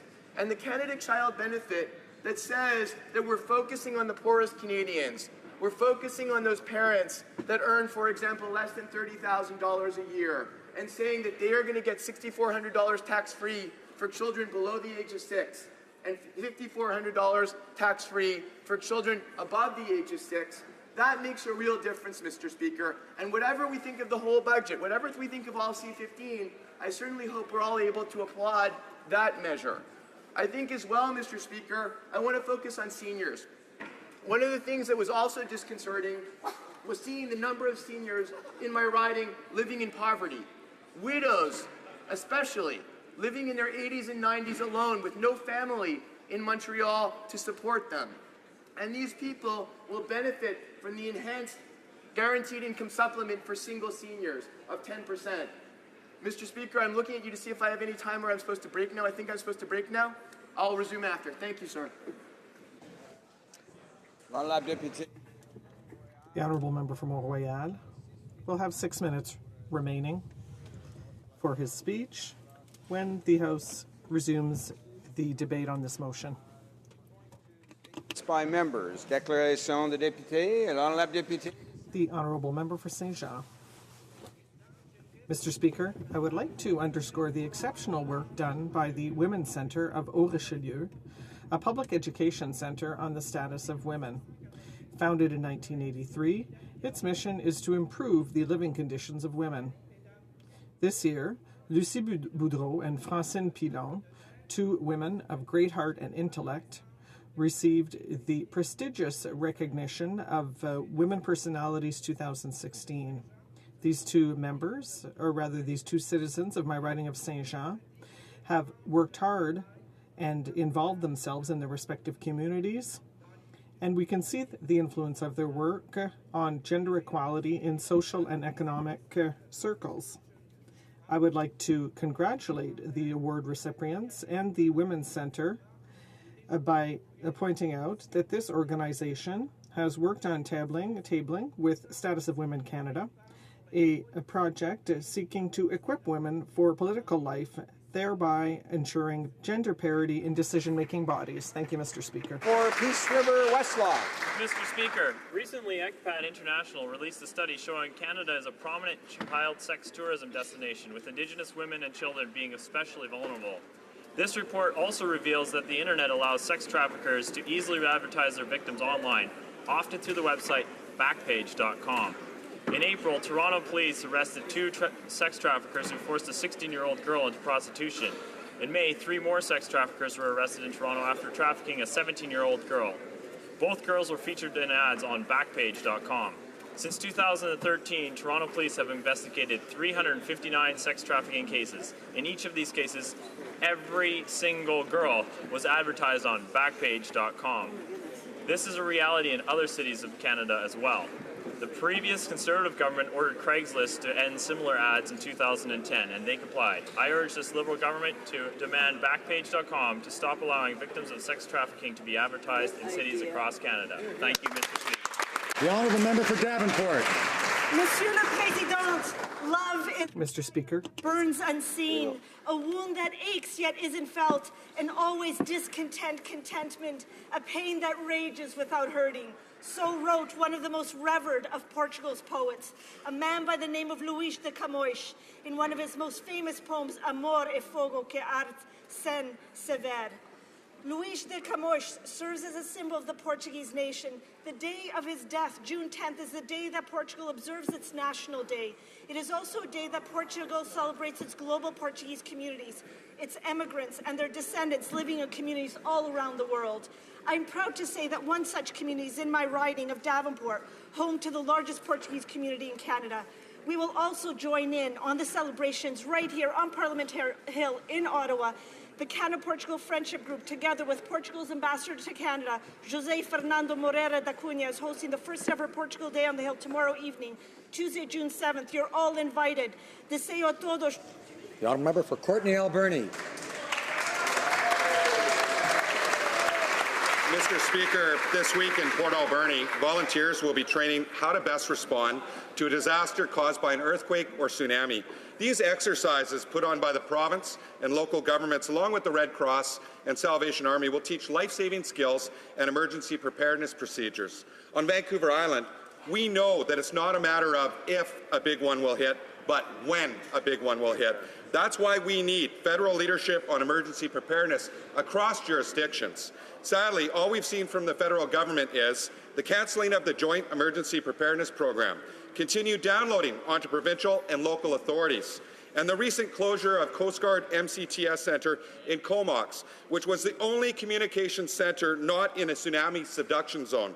It's time Canadians, especially those in coastal communities, had the confidence that their federal government is there for them, ready for these kinds of emergencies, not if they strike, but when they strike. The honourable member for le Sud-Ouest Île des Sœurs. Assalamu alaikum to you and all our Muslim sisters and brothers in Canada observing the fast of the holy month of Ramadan. As in many faiths, fasting is prescribed upon believers to help attain a higher state of consciousness and knowledge. During the blessed month of Ramadan, many Canadian Muslims enjoy fasting as a retreat to help clear the mind and strengthen body and spirit.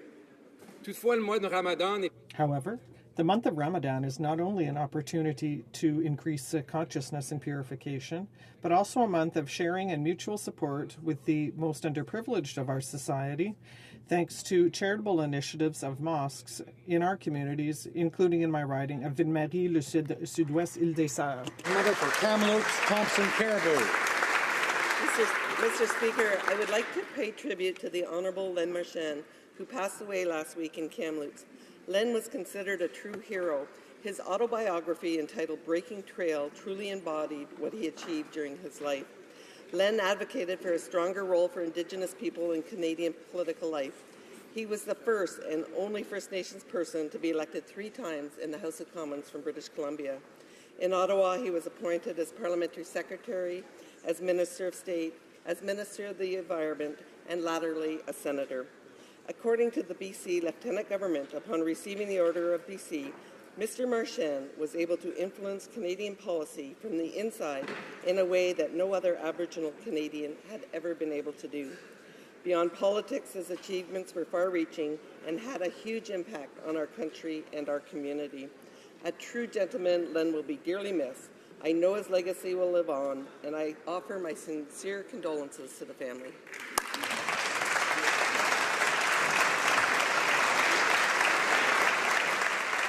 The honourable member for Scarborough Centre. Mr. Speaker, today is first Ramadan. Ramadan is the 9th month in the Islamic calendar and is a very blessed and revered month for Muslims all over the world. The word Som, or fasting, is one of the 5 major pillars of Islam. Fasting is not just abstaining from eating and drinking from dusk to dawn. It teaches a person the principles of compassion and encourages patience and selflessness. As through fasting, we feel the pains of deprivation, but endure them patiently. It creates in a person the real spirit of social belonging, unity and brotherhood, of equality before God as well as before the law. Fasting has benefits like detoxifying and overhauling the body. It also provides a person with a transparent soul and a clear mind. I would like to wish all Canadians of Muslim faith Ramadan Kareem and Ramadan Mubarak. And in this blessed month, please make a special prayer for all our brothers and sisters in Fort McMurray. The honourable member for Mississauga, Erin Mills. Mr. Speaker, today is the first day of Ramadan, the most auspicious month in the Islamic calendar. Over the next month, millions of Muslims will fast from sunrise to sunset without a morsel of food or a sip of water. Fasting is one of the main pillars of Islam, and it gives those that observe the fast a stronger sense of patience and a look into the lives of those less fortunate. Mr. Speaker, I want to wish every Canadian a Ramadan Mubarak. I hope this holy month brings each of us closer to our families and friends. Every evening as we gather for our iftar, which is the meal to break the fast for the day, and we break bread together, we strengthen the ties and relationships in our communities. Across Canada and in my riding of Mississauga Erin Mills, we begin our fast and welcome the joyous celebrations this month will bring. In other news, Mr. Speaker, I'm hungry. Ramadan Mubarak.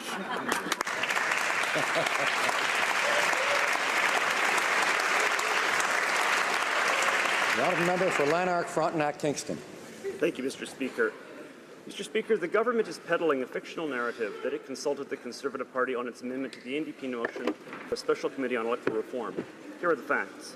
The day the motion was debated, I did not learn that an amendment was in the works until moments before debate started. Even then, I was never shown a copy. As for advanced consultation, the day prior, the minister sent a note on a torn sheet of paper saying she wanted to chat. In a conversation that certainly did not last 5 minutes, she asked what I thought of the NDP motion without ever indicating that she was planning to seek amendments. So far was I from being a part of the subsequent negotiations that I reacted to the minister's peculiar little visit by going to the NDP critic's office to warn him that the Liberals were up to something. I was right, I just didn't guess what. If the Liberals want to pass off this kind of sandbagging as consultation, is it any wonder that Conservatives are adamant that the final consultation on any new voting system must take the form of a national referendum? Member for Surrey Centre. Mr. Speaker, I was 9 years old and it was Saturday morning. I woke up and saw my father and mother glued to the TV, only to find out that the place I had visited twice before, a place that mesmerized me because of its tranquility, radiance, and royalty, the Golden Temple, the holiest of Sikh Gurdwaras, built by Guru Ram Das himself, was being shot with heavy artillery, machine guns, and tanks.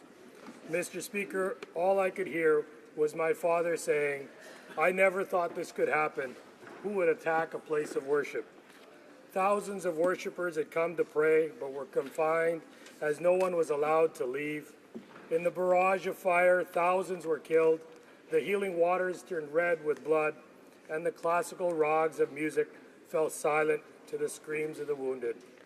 Mr. Speaker, while Sikhs will never forget 1984, we continue to pray that places of worship remain such, a place for prayer, reflection, and refuge. Thank you. Member for Winnipeg Centre.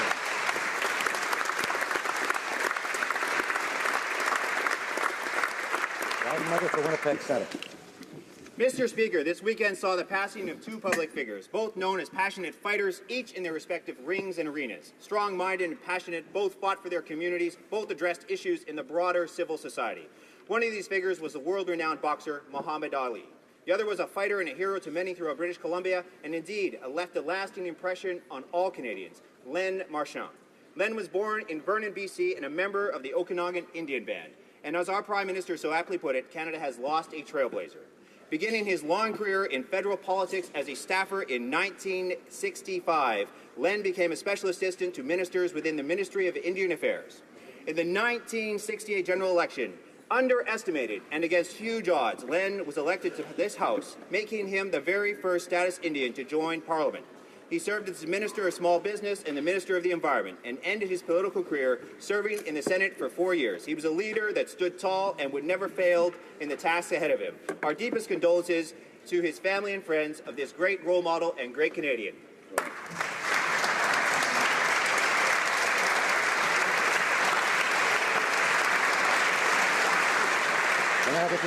The Honourable Member for Chalabout, St. Charles. Mr. Speaker, on June 6, 1944, D-Day, the longest day, that was a day that marked human history. Close to 130,000 American, British, French, and Canadian soldiers stormed the Atlantic Wall in Normandy to free Europe from the Nazis. From across Canada, 21,400 of our heroes took part in the landing, and 1,063 died. It was the first day of an operation that would last close to 3 months, an arduous campaign. The efforts of Canadians allowed for the opening of the road to Caen, and from there, the liberation of France and Western Europe. As former commander of the Chaudière Regiment, the only French-Canadian unit to have taken part in the Juno Beach landing, I am honored to commemorate this historic day. On memory of those who fell on the fields of fighting to protect our freedom, I am eternally grateful, and we should all say, lest we forget.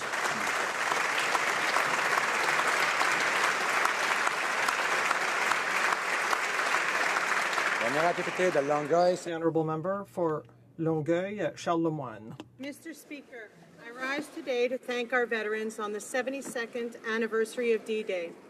The Royal Canadian Navy sent over 100 ships and 10,000 sailors as the Canadian contingent of over 14,000 soldiers landed in Normandy, France, including Judo Beach alongside the Allied troops. The success achieved in Normandy was the turning point in World War II. Canadians gave their lives to end the scourge of Nazi Germany. Nous sommes fiers de nos anciens combattants et nous sommes reconnaissants pour leur service. We are grateful for their services and their sacrifice, which allows us to take advantage of our freedoms today and to ensure that the events of World War II never repeat themselves. The cost of the lives lost in wars past is the ultimate sacrifice. Let us remember those who sacrificed their lives for the good of our future. For enormous sacrifice for our freedom. Thank you.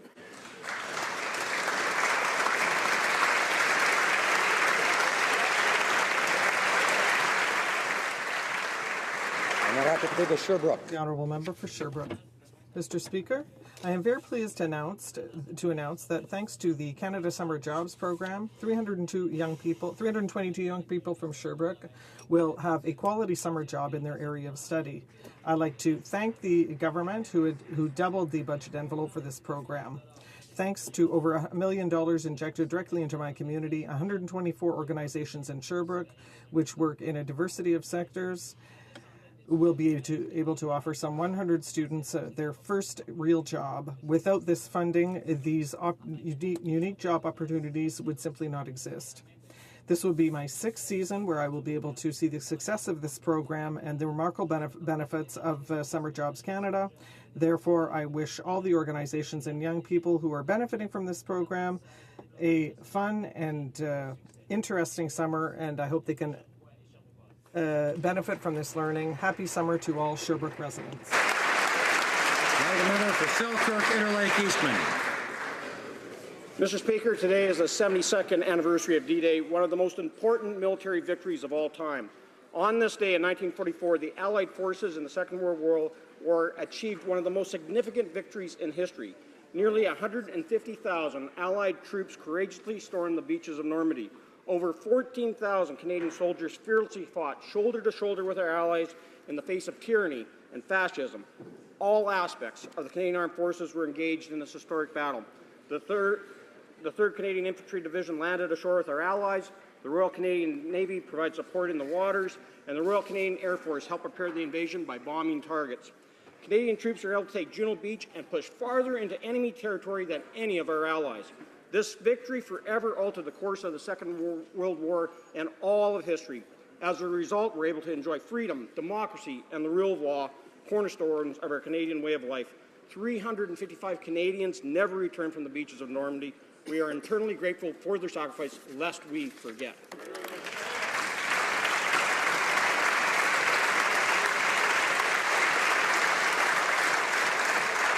The member for Winnipeg South. Mr. Speaker, today I rise in this House to say Ramadan Mubarak and Ramadan Kareem and offer my best wishes to the Muslim community for the first day of fasting in the holy month of Ramadan. During Ramadan, Muslims will be fasting between the hours of sunrise and sunset, and they will practice zakat, which demonstrates selflessness and compassion for those less fortunate. These actions embody the very values we cherish as Canadians. Mr. Speaker, this is an important time to be thankful for the rich cultural and religious diversity that we are privileged to share in Canada. During this holy month, I stand with Winnipeg's community, Muslim communities, to celebrate the spirit of Ramadan. Ramadan Mubarak, Ramadan Kareem. Thank you, Mr. Speaker.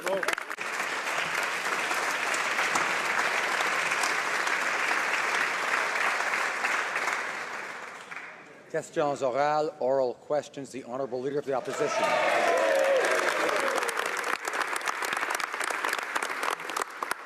Mr. Speaker, the Liberals say they will abandon their plans to change our voting system if they don't have widespread public support.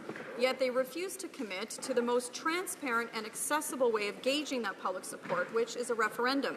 Does the Prime Minister think making such a significant change should be behind closed doors by a handful of Liberal cabinet ministers, or will he finally commit to giving Canadians a direct say in the future of their democracy? Honourable Prime Minister.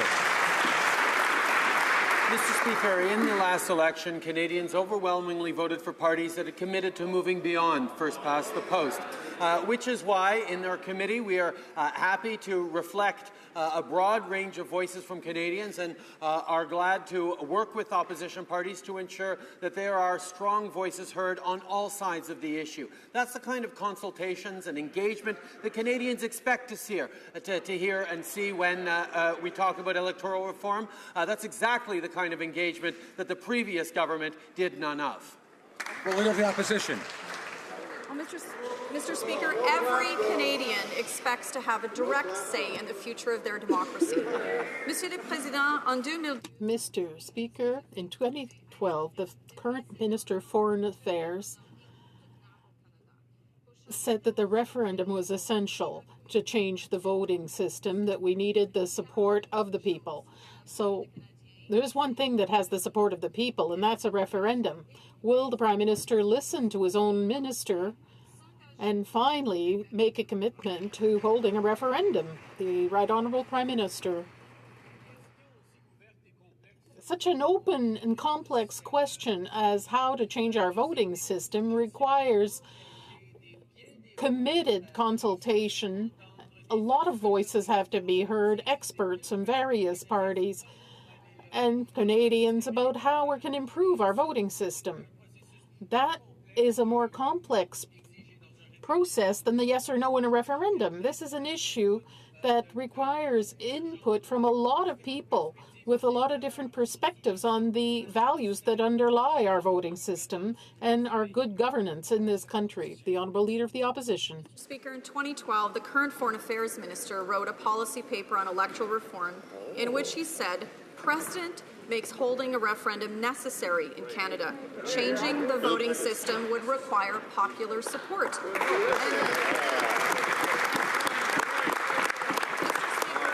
There is one thing that does have the popular support of Canadians right now, and that is if you change our voting system, Canadians want a say. Right. If the Prime Minister won't listen to Canadians on this, will he at least listen to his minister and give Canadians a referendum? The Honourable Prime Minister. A couple of years ago, Mr. Speaker, the previous government changed our electoral processes and as a way of barring many people from being able to vote or trying to, and Canadians made themselves heard in the general election, rejecting not just the platform that the other party put forward, but their entire approach, which is why we favour an approach that is engaged, open, consultative, drawing in multiple voices with different ideas about how to improve our electoral system, and we look forward to a strong and robust process. The Honourable Member for Richmond-Tabasco. Mr. Speaker, have you ever played to tell the truth? We'll try today. 1. The Prime Minister said that 2015 was the last election with the current electoral system. His principal secretary indicated on Twitter, the preferred network of the Minister of Democratic Institutions, that a referendum was one option to be considered. The minister mentioned that if she didn't have the support of the people, she would not have the reform. Who's telling the truth? 3/4 of Canadians are demanding a referendum. When is the minister going to listen to them? The Honourable Minister. The reality is that my colleague just explained how we are committed in various ways and open to all kinds of different prospects on this important issue. Contrary to the way they used to do things, where one person counted in any discussion or proposal, we have multiple voices examining important issues, and we are eager to have the input and perspectives of Canadians on the electoral system. The Honourable Member for Richmond-Tabasco. Let's continue to play to tell the truth. 4. The member for Mont-Royal said the referendum was a tool that could be used. 5. The government House Leader first rejected and then showed some openness to a referendum. And 6. The Minister of Foreign Affairs, in his own essay, said, and I quote, referendums are essential in Canada to change the electoral system, and we need popular support. When will the Prime Minister listen to his own caucus and demand a referendum so that all Canadians can express their views on this? The Honourable Prime Minister.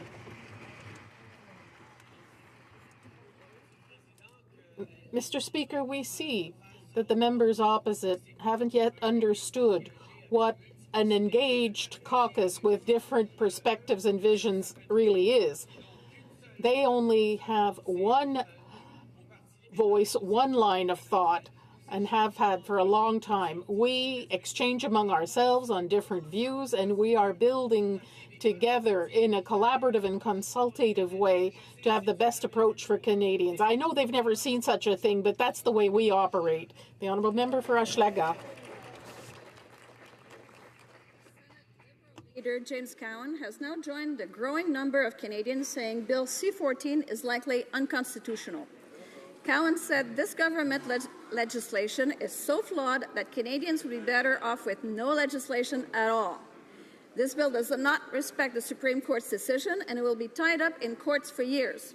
Instead of ramming through C-14, will the government listen to James Cowan and work on getting this bill right the first time? Prime Minister.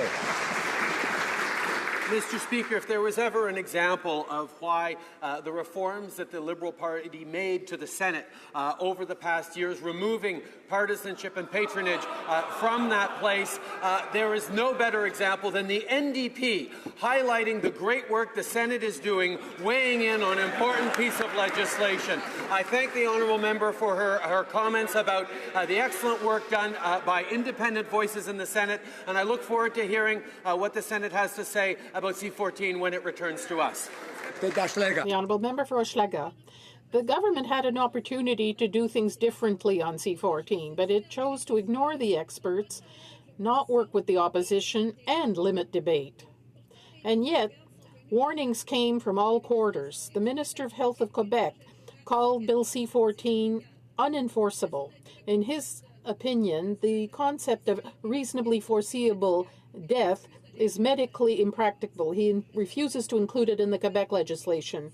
Will the government finally realize that C-14 must be amended? The Right Honourable Prime Minister. Mr. Speaker, in the debates on C-14, we listened to many politicians from different parties who had different opinions, but we did something else. We listened to doctors. We listened to Canadians. We consulted widely across the country in order to make sure that a measure that's so important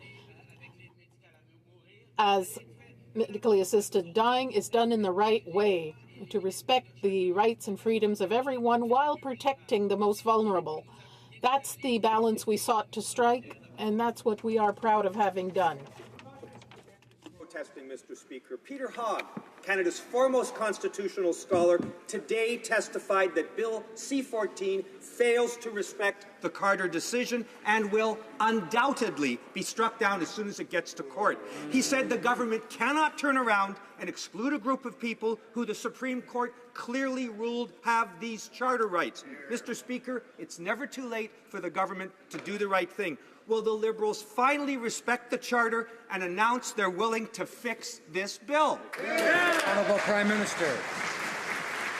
Mr. Speaker, the Liberal Party this government recognizes that this is a big step in the history of our country, and making sure that we do that in a responsible and thoughtful way that both upholds Canadians' rights and freedoms while defending the most vulnerable is exactly what we have done with this piece of legislation. But on top of that, we made sure that we heard from Canadians, we heard from experts, and we allowed and encouraged a free vote in the House of Commons. Unfortunately, it's disappointing that the NDP didn't allow themselves a free vote on this issue. The member for Victoria.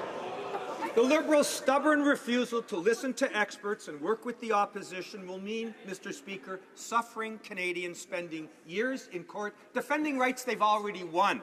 Mr. Speaker, Kay Carter's family is also disillusioned with this government. They said today they felt betrayed. Today, they called out the Prime Minister for his refusal to listen to Canadians. If they really disagree with the Alberta Court of Appeal, the Ontario Court, Canada's foremost constitutional scholar, will they at least now table the government's legal opinion on the bill so Canadians can judge for themselves? The Honourable Prime Minister.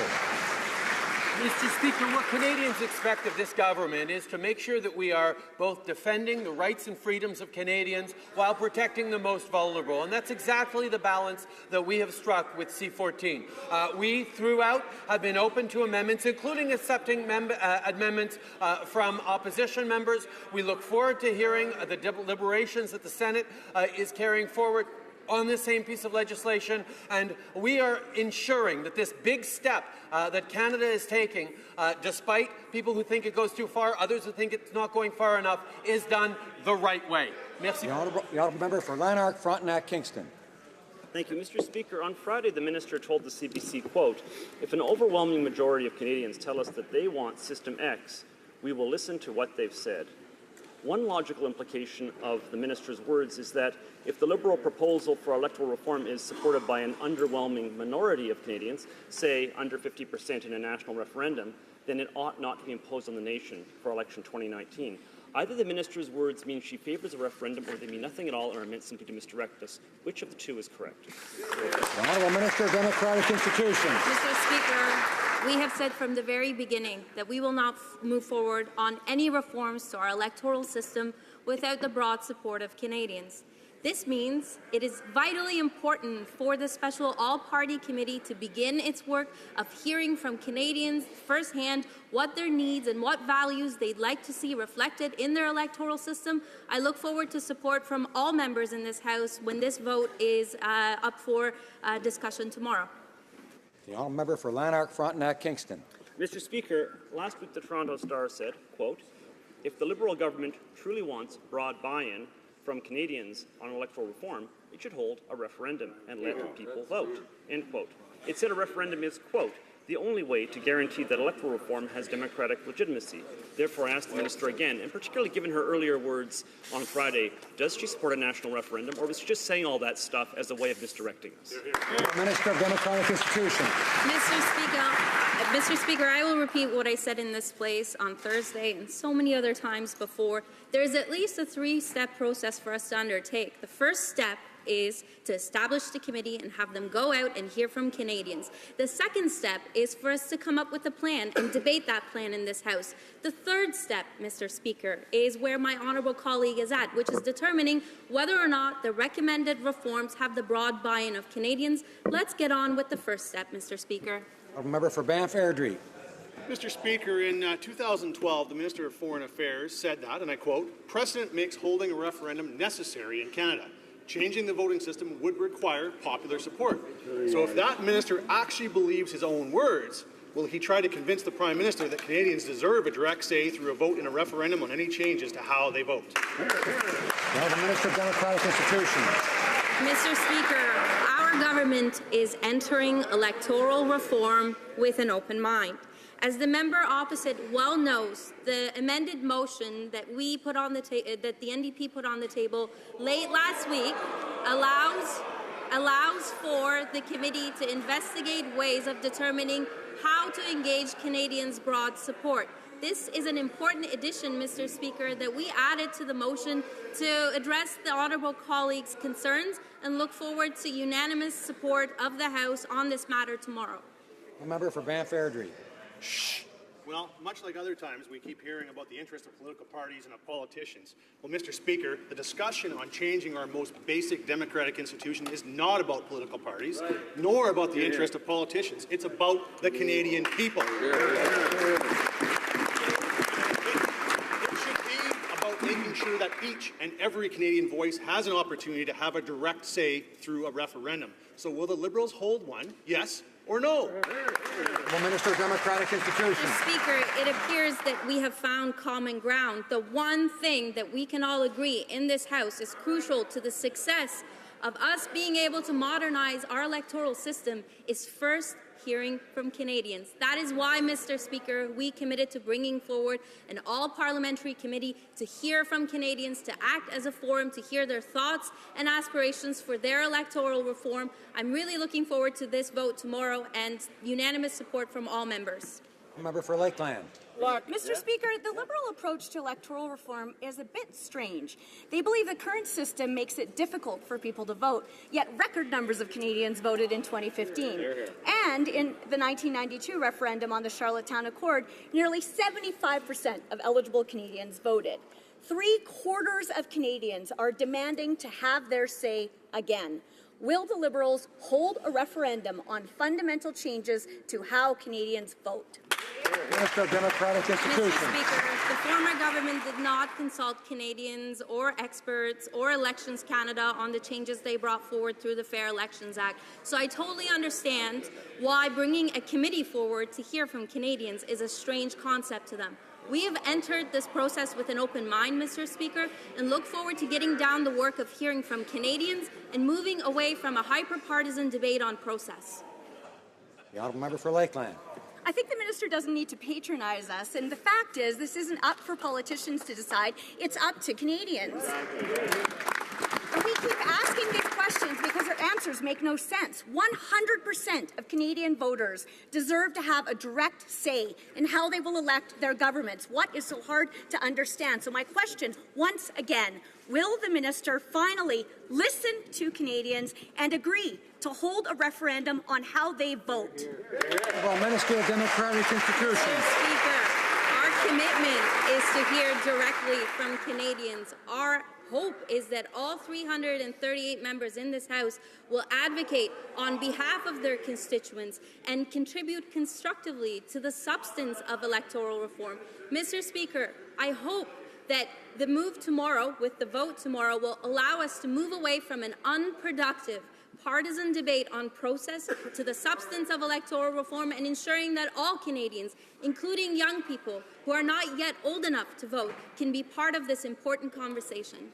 The honourable member for Saint-Hyacinthe-Bagotte. Mr. Speaker, the medically assisted dying legislation is historic, and the government was to behave properly. It did the opposite. It knew the deadline was tight, but only tabled its bill in April. It refuses to listen to experts. Today, Peter HoC, one of this country's most highly respected constitutional experts, said once again that C-14 did not pass the charter test or the Carter decision test. What are the Liberals waiting for to change their attitude and do things properly? Thank you, Mr. Speaker, and appreciate the question. We have sought to ensure that we hear from a diversity of voices in this country with respect to this incredibly difficult and complex issue. To paraphrase the Supreme Court of Canada, the court does not have a monopoly on the protection and promotion of rights, and Parliament has to do its job to be an ally to the vulnerable. We've sought to find a balance between the diversity of views and perspectives in this country, balancing personal autonomy and protecting the vulnerable. The honourable member for Saint-Hyacinthe-Bagotte.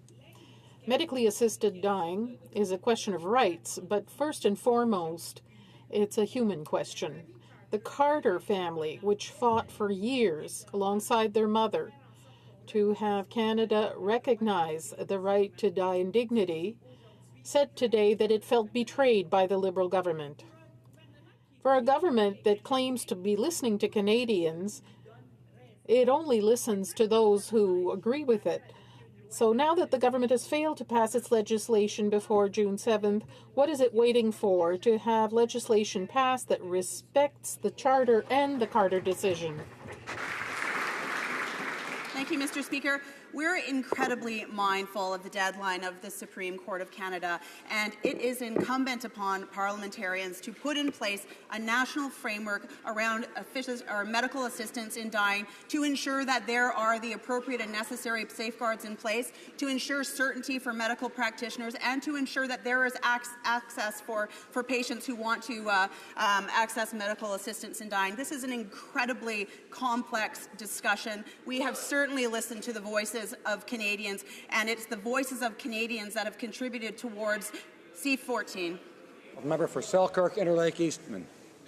Mr. Speaker, from helicopters to submarines and now to fighter jets, the legacy of the Liberals is to buy old and make do.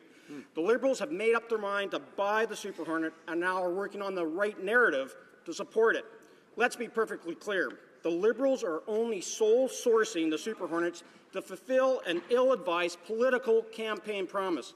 Simply put, the Canadian Armed Forces deserve a lot better. Will the Prime Minister admit he broke his promise for an open and fair competition to replace our fighter jets? Honourable Parliamentary Secretary to the Minister of National Defence. Mr. Speaker, the government is committed to a well-equipped and modern Air Force.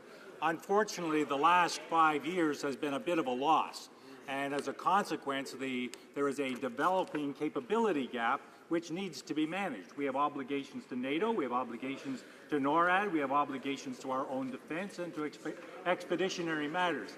Accordingly, Mr. Speaker, we are proceeding forward on this matter, and we will be moving towards a decision soon. Member for Selkirk Interlake Eastman. Well, Mr. Speaker, the Liberals won't even use our fighter jets to defeat and degrade ISIS. And the Liberal suggestion that our fighter jets are literally on their last legs is patently false. We know that our fighter jets can operate effectively until 2025, and there is no urgency to replace it on an interim basis.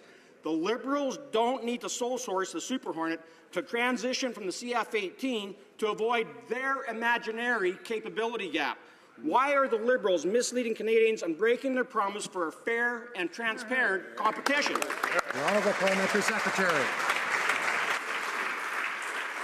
Mr. Speaker, unfortunately, due to the inaction of the previous government, we are developing a capability gap, and that capability gap needs to be managed. So 4 years out, 5 years out, 10 years out, the Chief of Defence needs to be thinking about how to manage that capability gap. Accordingly, the Minister has taken the responsible action, and he is moving forward with making a decision sooner rather than later, which should have happened maybe 5 years ago now. The Honourable Member for Chalabourg-Saint-Charles. Mr. Speaker, senior officials have confirmed that the Liberal government has already made a decision to purchase Super Hornet F-18s. Before the announcement, the only thing left to do is to build a narrative to justify the acquisition. While they were promising to hold an open and transparent competition, the result was already written by the Liberals, another broken Liberal promise. Can the government confirm that it intends to acquire the Super Hornet, and on what expert advice is this decision based? Mr. Speaker, as I said in earlier response to a question, the unfortunate reality is that we have lost 5 years on this particular procurement. As a consequence, we are now approaching a situation where we have a capability gap. If we're going to manage the capability gap, Mr. Speaker, we need to move to the point of making a decision.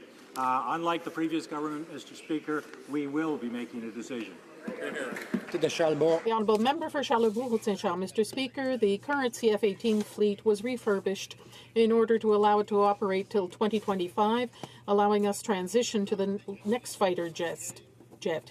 The emergency situation described by the Liberals seems to be made to measure to allow the Prime Minister not to acquire the F-35. Is the Minister aware of the risk of lawsuits and the negative impact on Canadian companies involved in the F-35? Mr. Speaker, the irony of getting a question from the Conservative Party having manufactured, in effect, this capability gap is ironic to the extreme. We are, therefore, in a position where we are going to have to make serious decisions about the replacement for the CF-18. We cannot any longer carry on in the fashion that we've been carrying on. So had these decisions actually been addressed and done in the last 3 or 4 or 5 years, Mr. Speaker, we wouldn't be here talking about this matter today. The Honourable Member for Abitibi-Temiskaming. 7 months in office and replacing our CF-18s doesn't appear to be on their radar. And yet we've known for years that they needed replacing. Need I say that replacing military equipment takes planning? You can't just go to the military equipment section at Toys R Us. We're talking about what our soldiers need, the right tools for the job. When will the government set up an open process to replace our CF-18s? Mr. Speaker, the honourable member will know, being in the NDP party, that for the last 5, 6, 7, 8 years, the CF-18 decision has been pending and continue to pend. Had the previous government actually done something more than get in and out of photo ops, possibly we wouldn't actually be talking about this at this point. The honourable member for Esquimalt, Saanich, Sooke. Speaker, during the campaign, the Liberals said they would not purchase the F-35, but right after being elected, they said maybe yes, maybe no. Now it looks like they may have already decided on another fighter jet, but still without the promised open and transparent competition.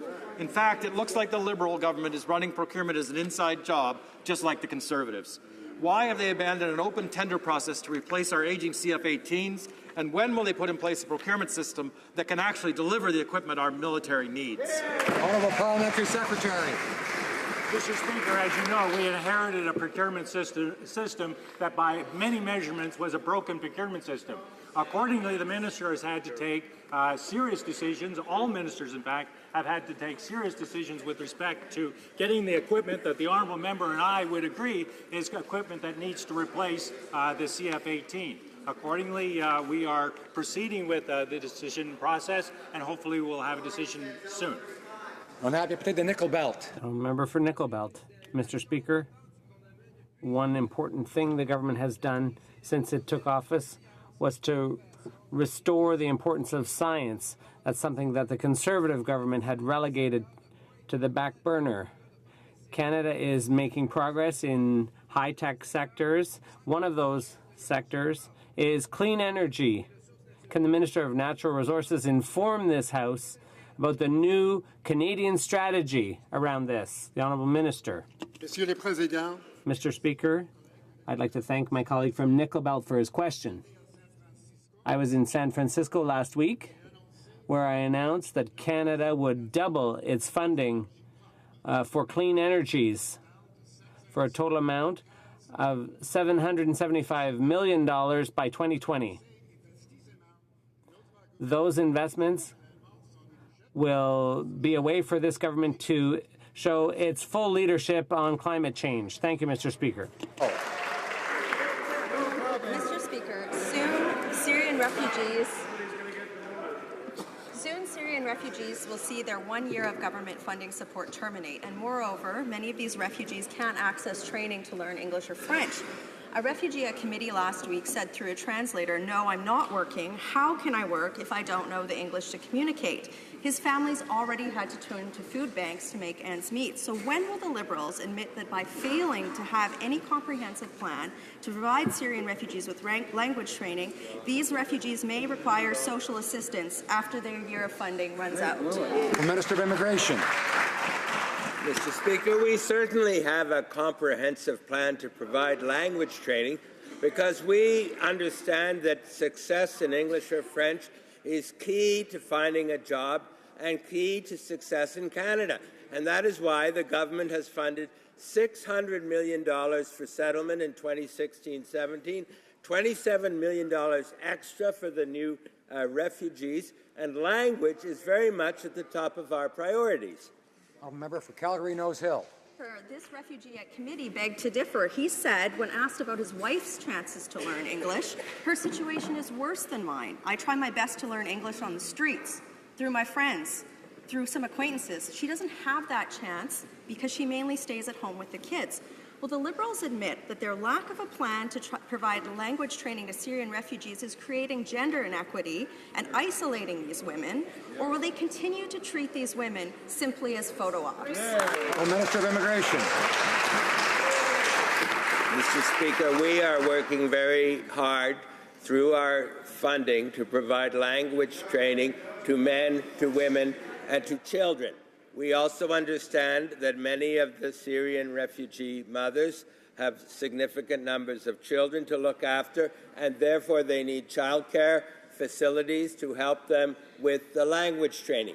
We understand there is more work to do in that area, but we are working very hard through the settlement ages to provide that funding to support language training for everybody. Member for Parry Sound, Muskoka.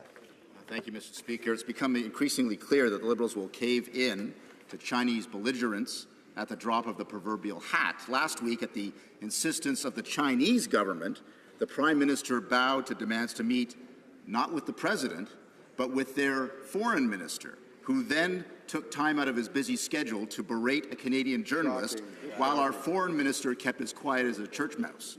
When will the Liberals grow a backbone and ensure Canadian foreign policy is actually run by Canadians? Minister of Foreign Affairs.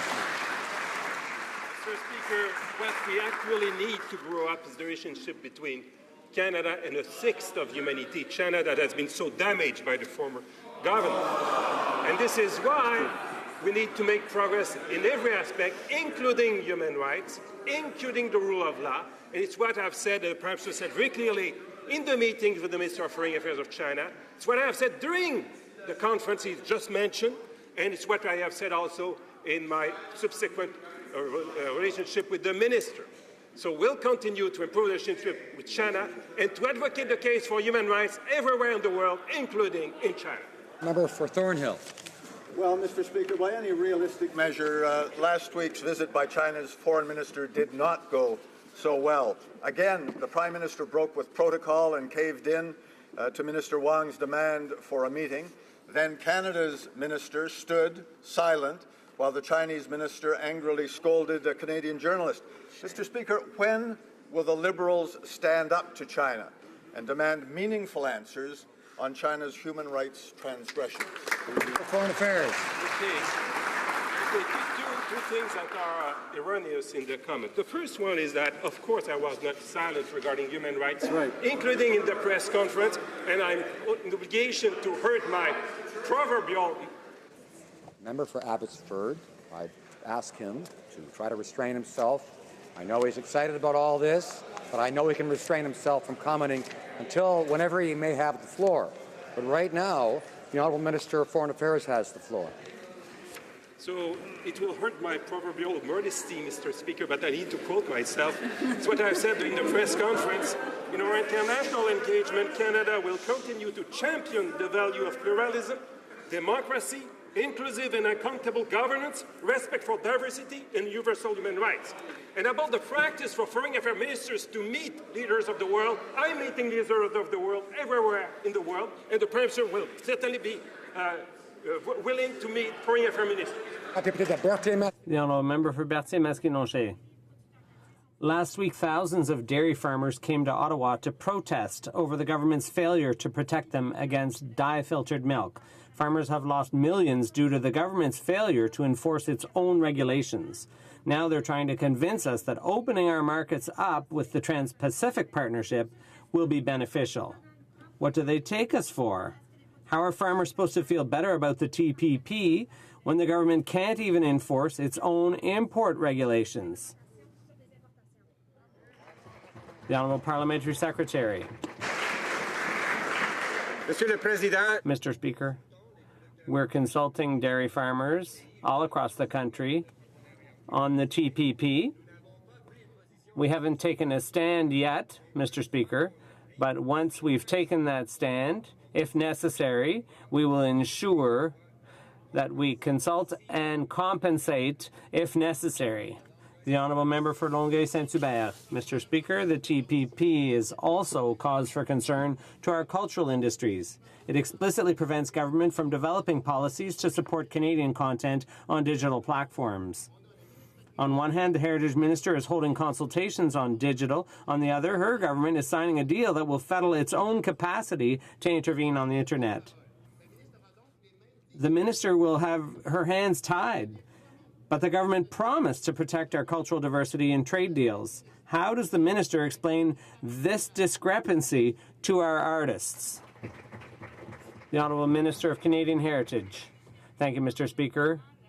To our government, creating Canadian content is a priority, and that applies to content creators as well. Trade negotiations have always been an opportunity to maintain our capacity to support our creators, and that's still the case today in our negotiations in connection with the TPP. We also want to seize opportunities that these negotiations provide, and that is why our government is determined to listen to Canadians, and that's also why the Minister of International Trade... Mr. Speaker, from day one, the Liberals have shown a complete lack of interest in the needs of small businesses. After ending the small business hiring credit, they broke their promise to lower the small business tax rate. The Chamber of Commerce says businesses are worried about a big CPP tax increase, which they say is, quote, headed for the middle class like an elbow in the chest, end of quote. Why is the Finance Minister so intent on squeezing every penny he can out of middle-class businesses and workers? The Honourable Minister of Finance. Mr. Speaker, we are focused on ensuring that Canadians have the opportunity to retire in dignity. We started down this path immediately on getting elected. We told Canadians that this is something we wanted to do. We moved forward with improving the guaranteed income supplement for seniors in poverty. We changed the OAS system so that we can help seniors to get their retirement when they can. And we're working collaboratively with the provinces to enhance our Canada Pension Plan, which is an investment in the future of Canadians, allowing Canadians to have a retirement in dignity. Thank you, Mr. Speaker. Honourable Member for Battle River Crowfoot. Mr. Speaker, hardworking Canadians cannot afford to pay more taxes. And the Canadian Federation of Independent Business said that no business can afford higher payroll taxes either. But the Finance Minister is again putting Canadian jobs at risk. The Liberals have already backed off on their election promise to lower the small business tax rate. Now they're going to raise payroll taxes. Why is the Finance Minister killing the backbone of the Canadian economy with irresponsible CPP payroll tax hikes? Honourable Minister of Finance. Mr. Speaker, I'd like to remind the member opposite that what we're trying to do is enhance the Canada Pension Plan. That's a plan where Canadians can save. It's a plan where we can invest money so that people can have a retirement in dignity. We know that working together with the provinces, we can achieve a real difference for Canadians, helping them to have a retirement in dignity, to save appropriately for that, and we are committed to doing that together with our finance ministers and our provinces in collaboration. The Honourable Member for Louis Saint Laurent. The problem with this government is that every time they open their mouth, things never balance. The tax changes were supposed to be cost neutral, but they're creating a $1.7 billion deficit. Now the government's fixing to change the pension system. Our fear is that higher contributions will come at the expense of job creation. Can the government undertake not to increase taxes on Canadians? The Honourable Minister of Finance. Mr. Speaker, we want to have a retirement system that allows Canadians to retire with dignity. That's why we want to improve our retirement system. I'm working in cooperation with the provinces to help Canadians prepare for a dignified retirement. Thank you, Mr. Speaker. Mr. Speaker, when we were elected, we promised to help the middle-class families and grow the economy. An important way to achieve this objective is to ensure that young Canadians are able to find work and get the experience required in the job market. We remember how the previous government spent more time putting up billboards than creating jobs for young Canadians. Can the Minister of Employment, Workforce Development and Labour inform this House of the success of the Canada Summer Jobs Programme? Minister of Employment. Thank you. I want to thank the honourable member from Avalon and report to the House that this government understands the importance of meaningful work in a summer job. That's why we promised to double the number of jobs this summer. In fact, we have more than double. Mr. Speaker, I'm proud to say that every honourable member in this House worked hard, and we not only doubled, we increased the number of jobs to 77,000 jobs this summer, and it's because of the commitment of the Minister of Youth that we were able to keep the promise and focus on what's important. Member for Battleford, Lloydminster. Well, that they got neutral, Mr. Speaker. The jobs are for half as long. Mr. Speaker, the Leaders' Declaration from the G7 in Japan has clear commitments to regional trade agreements like the TPP. Yet the Prime Minister seems more inclined to push for an early deal with China.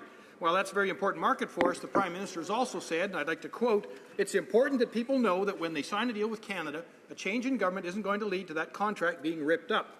Since he supported the Leaders' Declaration, why won't he prioritise the TPP before holding trade talks with China? The Honourable Parliamentary Secretary for International Trade. Mr. Speaker, first of all, let me say that increased trade relationships with China are in the minister's mandate letter, but we are not in negotiations for a trade agreement right now. We will take a cautious, step-by-step approach. As regards the PTP, Mr. Speaker, we promised during the election, because it was a accord that it was a deal that we had not yet seen, that we would study it carefully. We are continuing to do that. We are doing our own studies. We are taking in studies. The committee is studying, and we will, Mr. Speaker, come to a position on that when the time is right. Thank you. Windsor West. People in Windsor have fought for a long time for a new border crossing with the United States. Manufacturers, farmers, and other key sectors are left wondering whether the government will deliver the Gordie Howe International Border Crossing on time. This means jobs and investment for Canada, as this region accounts for 40% of the daily trade between Canada and the United States. Mr. Speaker, to the Prime Minister, his government has already missed two important deadlines for this crucial infrastructure. Can the Prime Minister confirm today that his government is on track to make this bridge crossing happen by 2020? This is his opportunity to reassure the citizens and the industries from manufacturing. The Honourable Minister of Infrastructure and Communities. Mr. Speaker, our government is committed to building the Gordie Howe International Bridge is unwavering. Nearly 30% of the surface trade, as Honourable Member has mentioned, crosses this very, very important crossing. This is very critical for us to continue to grow our trade with the United States. And the first step of the process, where we listed all the companies to build this bridge, and that is already had happened. We are on the next stage. Member for Don Valley East. Mr. Speaker, headquartered in my riding of Don Valley East, Thales Canada is a global leader in the development of high technologies in aerospace, urban transportation, security, and urban science. In addition, Thales Canada is a leader in the promotion of gender diversity and equality in the workplace. Can the minister tell the House of Commons how the government can make sure Canada keeps supporting innovative companies like Thales? Merci. The Honourable Parliamentary Secretary to the Minister of National Revenue. Thank you, Mr. Speaker. I'd like to thank the member for her question and for her work supporting Canadian entrepreneurship. The budget shows how committed we are to promoting Canadian innovation. We are investing about $4.5 billion as a down payment to start the innovation agenda, with investments in initiatives such as strengthening business clusters, building post-secondary infrastructure, and extending broadband service. This is an agenda for change, Mr. Speaker. It will address the economic challenges, grow our businesses, and help us take the next steps towards growing a more innovative economy. The Honourable Member for Kamloops, Thompson, Caribou. Mr. Speaker, the First Nations Transparency Act gave band members for the first time ever access to critical information such as salaries, expenses of their leaders, and audited financial statements. On Friday, the minister admitted to Canadians, and I quote, "No formal consultations were held before gutting the act." Does the minister not believe that band members should have input into a decision that affects them so directly? Minister of Indigenous and Northern Affairs.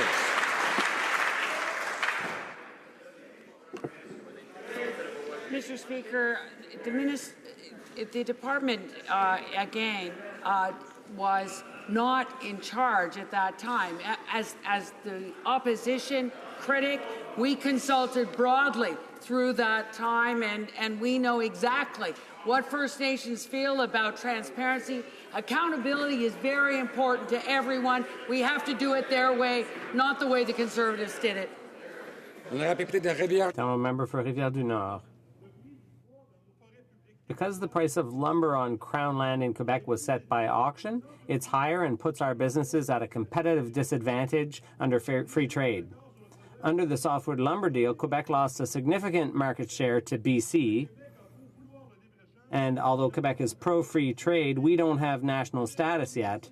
The federal government negotiates on our behalf, but they haven't answered any of our questions in the past 6 months. If Ottawa accepts a protectionist deal, will it exempt Quebec so that only NAFTA applies to Quebec? The Honourable Parliamentary Secretary. Mr. Speaker, this government recognizes the importance of the forestry industry to Quebec and to Canada. We are currently negotiating with our American partners. The minister this morning met with industry representatives in Montreal. We're in close contact with stakeholders, with the government of Quebec and with other provincial governments. We're working together to come up with a deal that's good for Canada. The Honourable Member for Mirabel. Mr. Speaker, about 50 years ago, thousands were run out of their homes by the federal government to make way for Mirabel Airport, a colonialist fiasco of historic proportions. Today, those who are expropriated and their heirs want their land back when it goes up for sale. Will the government give those people due consideration when it sells that land? Will it give them the right of first refusal when the expropriated land is put up for sale and officially apologize to them? The Honourable Minister of Transport. Mr. Speaker, I am aware of the situation when it comes to the expropriated Mirabel lands. The top priority of the sale is to allow tenant farmers to purchase the land that they were renting. There's about 750 acres that remains to be sold. That's 5% of the territory reserved for the airport. The federal government will proceed in the coming weeks to sell off the remaining lands, and it will all be done consistent with the real estate management policy. Speaker, June 17th will be the World Day to Combat Desertification. This is an area where Canada was once extremely helpful. We even hosted the 5th meeting of the Treaty to Combat Desertification, having ratified it in 1995. It's a key instrument not just for developing countries, but for dealing with increasing drought here within Canada. Shamefully, the previous government withdrew us in 2013. I want to know when Canada will be back. Can the Prime Minister tell us specifically if Canada can rejoin the Convention? The Honourable Prime Minister. Thank you, Mr. Speaker. Mr. Speaker, we recognize not just the link between land degradation and climate change, but also the risks that desertification poses to realizing the Sustainable Development Goals. We are coordinating with our international partners to implement the 2030 Agenda and its ambitious objectives to eradicate poverty, fight inequality and injustice, and tackle climate change. We recognize the important work of the UN Convention to Combat Desertification. Order. The Honourable Prime Minister has the floor. Right Honourable Prime Minister. Thank you, Mr. Speaker. We recognize the important work done by the UN Convention to Combat Desertification and look forward to updating this House soon, possibly on June 17th itself. Excellent.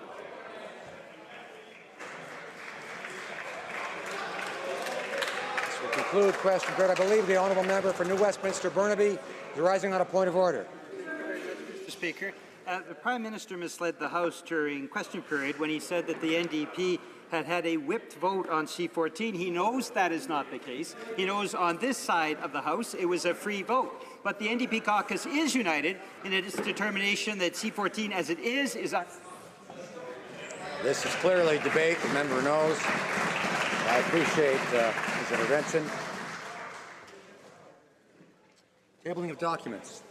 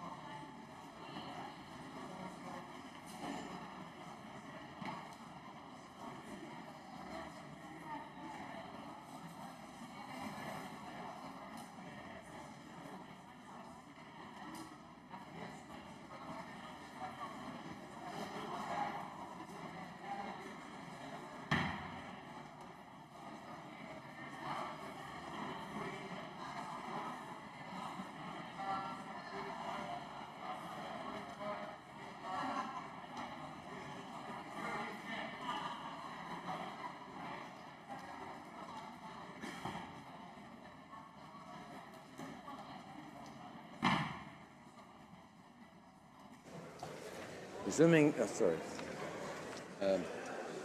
tabling of documents, introduction of government bills, statements by ministers, rapport des délégations interparlementaires. Reports from interparliamentary delegations, presenting reports from committees. The Honourable Member for Don Valley West. Mr. Speaker, I have the honour to table in both official languages the third report of the Standing Committee on Public Safety and National Security, entitled Main Estimates 2016-2017. Votes.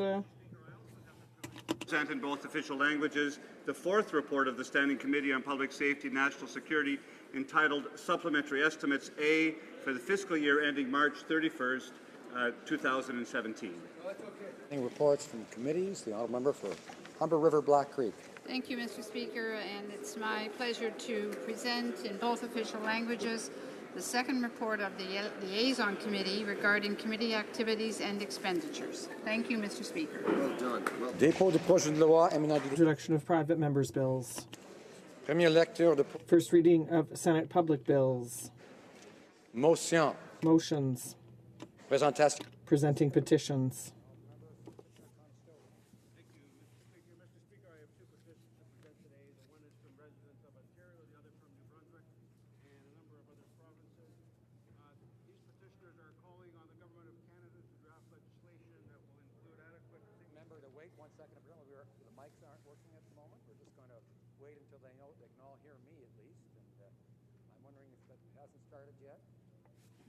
The problem with the, now it's just started. The Honourable Member for Kitchener-Conestoga. Okay. Well, thank you, Mr. Speaker. I have the honour to present two petitions today from across Canada. These petitioners are calling on Parliament to provide adequate safeguards for vulnerable Canadians, especially those with mental health challenges, to provide clear conscience protection for healthcare workers and institutions, and to protect children and those under 18 from physician-assisted suicide. Thank you, Mr. Speaker. For Selkirk Interlake Eastman. Thank you, Mr. Speaker. And I get to present my first e-petition today, e-petition number 33, which was started by Nick Kravitz out of Winnipeg. Got almost 2,500 signatures on it in support of lifting the temporary visa requirements for Ukrainian citizens who want to come and visit Canada for at least 90 days. And what the argument is that in support of trade and the new free trade agreement between Canada and Ukraine, that we should allow business people and those that also want to expand their horizons and their educational opportunities should be allowed to come back and forth easily between Canada and Ukraine. And I support this petition. Honourable Member for Hochelaga. Mr. Speaker. Mr. Speaker, I don't think I've ever received as many signatures on a petition as for this one, which concerns the reduction of services at Canada Post. While the Conservatives were in power, I received thousands and thousands of this type of signature, and now with the Liberals, since they broke their promise concerning the reinstatement of home mail delivery, I continue to receive thousands of signatures. So here they are, Mr. Speaker. Thank you, Mr. Speaker. I have the honour to rise today to present two petitions. The first, and they're continuing to come in, are Canadians concerned about the potential of electoral fraud that occurred in the 2011 federal election. Clearly, many offences took place in the use of calls to misdirect voters, but the culprits have yet to be found. Petitioners ask for action on that. The second petition, Mr. Speaker, is from residents of my riding in the vicinity of the Saanich Inlet. It is described in this petition and by the province of BC as an ecologically sensitive area. Increase in recreational use of recreational boats is leading to petitioners to call for the area to be proclaimed a zero discharge zone in order to protect its ecological integrity. Presenting petitions, présentation de pétitions. Questions on the order paper. The Honourable Parliamentary Secretary to the Minister, to the Government House Leader. Yes, thank you. Mr. Speaker, at this time, would you be so kind as to call starred question number Q118?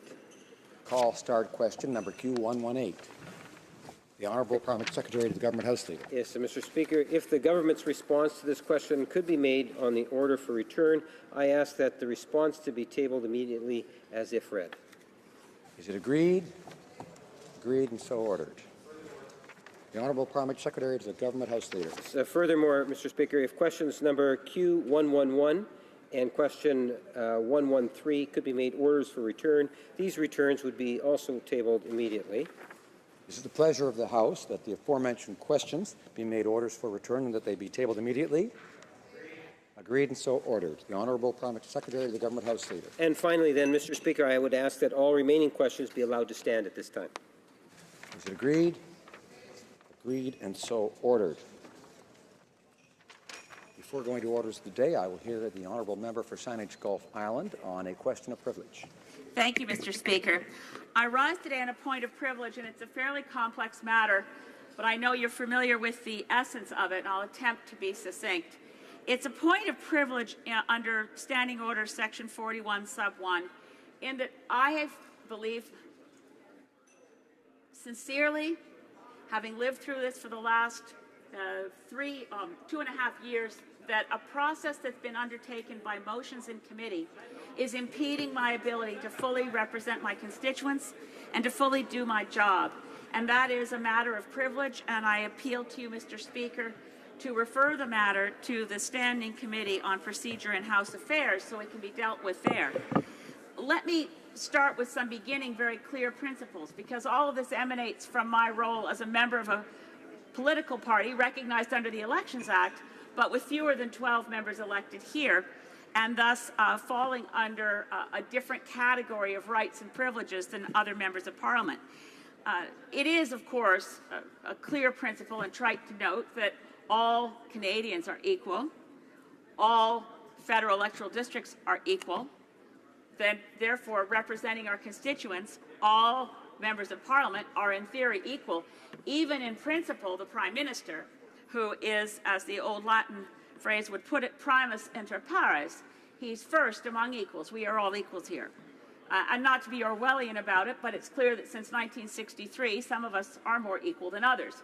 And while the Constitution of this country makes no reference to political parties, over time our parliamentary process here has, at the behest of larger parties, it enlarged the powers and rights of those members of Parliament who belong to one of the larger parties. Since 1963, that's when the only rule was passed that allowed additional funding to go to members of Parliament and parties with more than 12, and they are generally referred to in our rules now as recognized parties. Now, I can skip ahead on a lot of this, Mr. Speaker, and just say that until the late 1990s, there was no question as to how rules operated at report stage. Rules changed at report stage as a result of a 1999, you could call it a protest effort by an opposition party, the Alliance Party at that time. They didn't like the NISCA treaty that was going through this House and put forward 700 really mischievous amendments at report stage. They weren't substantive. They didn't change the way the treaty would work. They weren't designed to work. They were designed to clog up the system. And of course, it's always been the Speaker's role, and I won't take too much of your time, Mr. Speaker, on some precedents, but it's well understood that the Speaker has the responsibility of protecting those members of Parliament and our personal rights, while also ensuring that Parliament itself can function properly. So I take you to a ruling of March 29, 2007, where Speaker Milliken wrote, quote, "The Speaker must remain ever mindful of the first principles of our great parliamentary tradition, principles best described by John George Boroneau, clerk of this House from 1890 to 1902, who described these principles thus, quote, to protect the minority and restrain the improvidence and tyranny of the majority, to secure the transaction of public business in a decent and orderly manner, to enable every member to express his opinions within those limits necessary to preserve decorum and prevent an unnecessary waste of time, to give full opportunity for the consideration of every measure, and to prevent any legislative action being taken heedlessly or upon sudden impulse." Your predecessor, former Speaker Scheer, commented similarly on the responsibility of the Speaker on May 29, 2013, quote, "An unquestionable duty of the Speaker is to act as the guardian of the rights and privileges of the members and of this House as an institution." In balancing this, Mr. Speaker, I turn to a ruling of former Speaker Fraser, April 14, 1987, and he said, quote, The principle of protecting minorities from majority tyranny, applicable in a number of contexts, exceeding the normal interpretation of government opposition, can surely be applied here. It should also be noted that where the Speaker has ruled in favour of protecting minorities, he tends to do so in the context of protecting their ability to hold the government to account, so long as it isn't at the expense of the government completing its business in a reasonably timely fashion.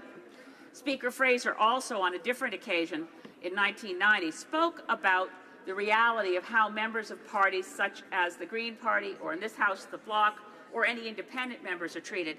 And Speaker Fraser noted this in denying a request from the Bloc Québécois to receive additional research funding when it fell below 12 seats. The Speaker said, quote, "It is important to note that the decision does not mean that the members in this group are impeded from full participation in the work of the House, or that they are deprived of support necessary to represent their constituents adequately." So we're in a different situation, Mr. Speaker. I recognize that. But I have to say that what occurred as a result of that Nisga'a Treaty report stage protest in 1999, it took several years for the House Committee on Procedure and House Affairs to amend the standing rules and change the process by which bills go through at report stage. And the rules were changed such that members of parties with more than 12 members, having had an opportunity through their parties at committee stage, could not take basically another kick at the can and come back and repeat committee process at report stage. So that process changed report stage through the House on Procedure, House Affairs. We ended up having to change the standing rules around report stage. That took, as I said, a couple of years.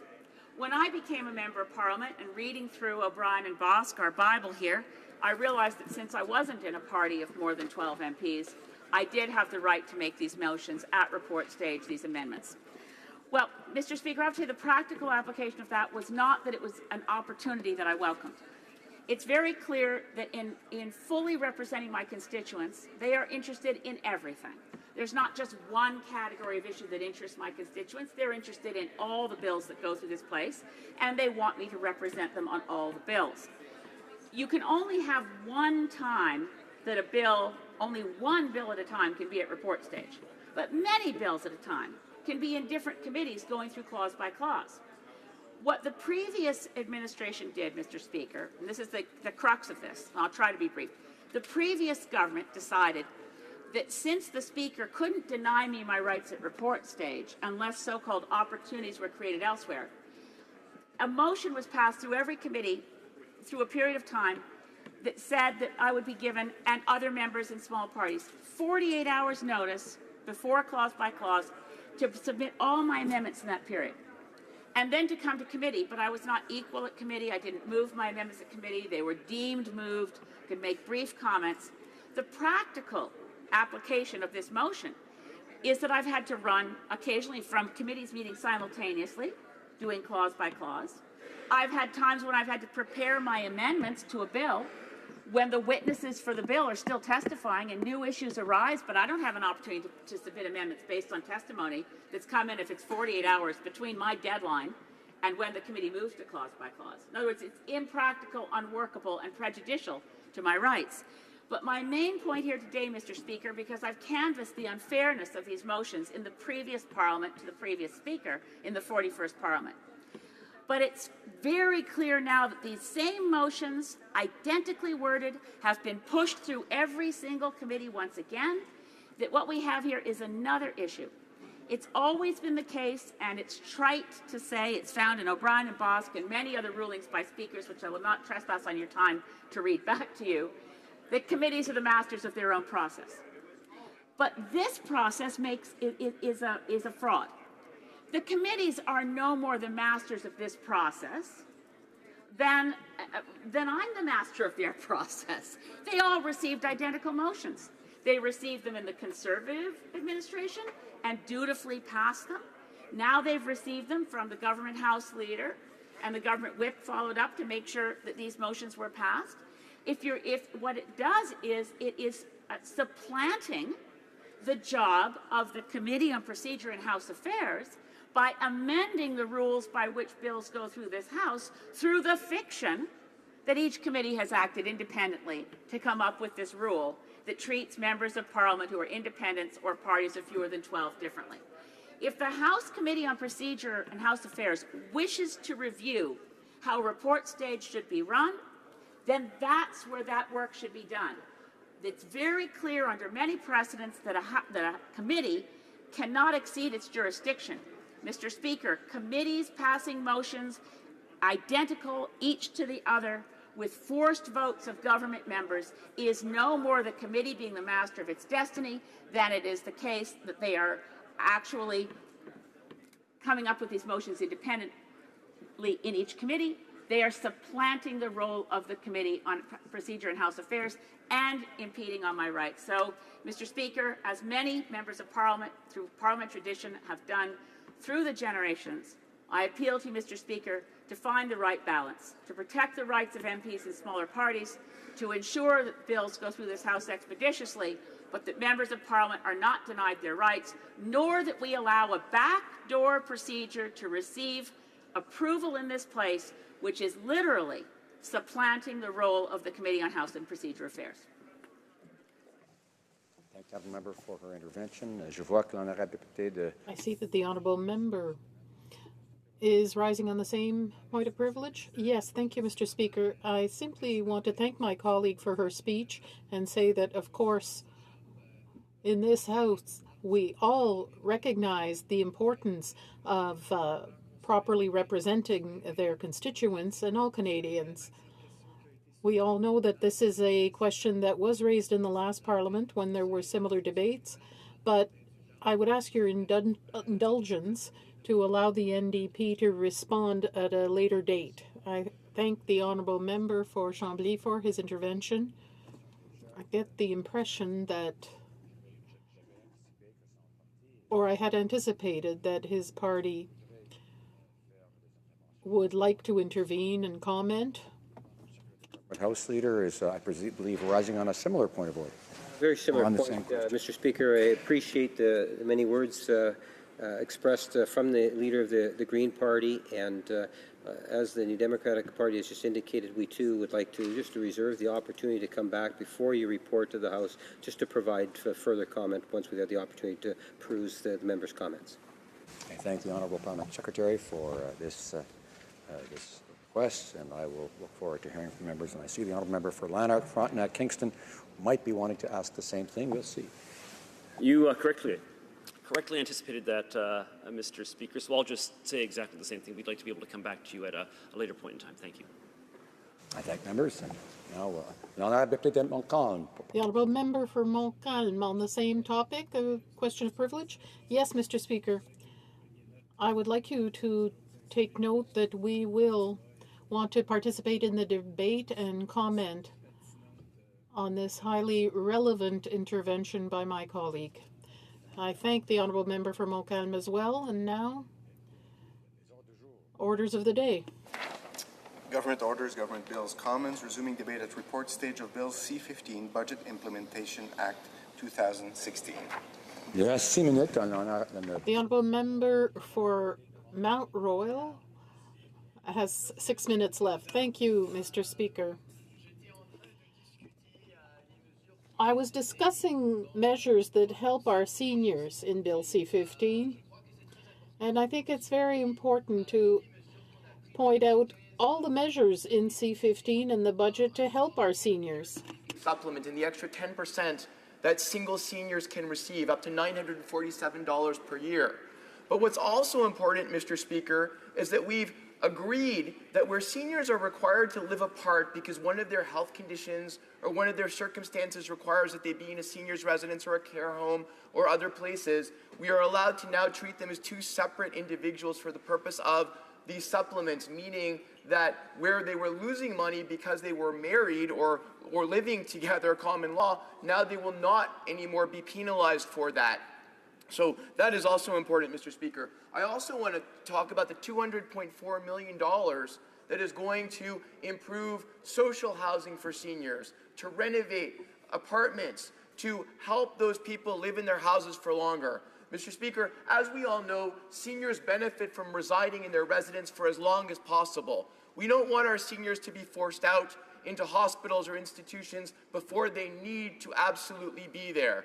With proper management, with proper handicapped accessibility, with proper services to bring in bathing for seniors from health institutions, we can leave seniors in our homes longer and have improved their quality of life. And I hope, Mr. Speaker, we're going to be able to continue to improve quality of life for seniors at homes by having agreements with the provinces to ensure that monies that we intend to transfer in this budget to the provinces for health care go towards helping seniors live in their homes for as long as possible. I also want to talk, Mr. Speaker, about another group in my riding that I met a lot during the campaign who were troubled. And now I want to talk about students, Mr. Speaker.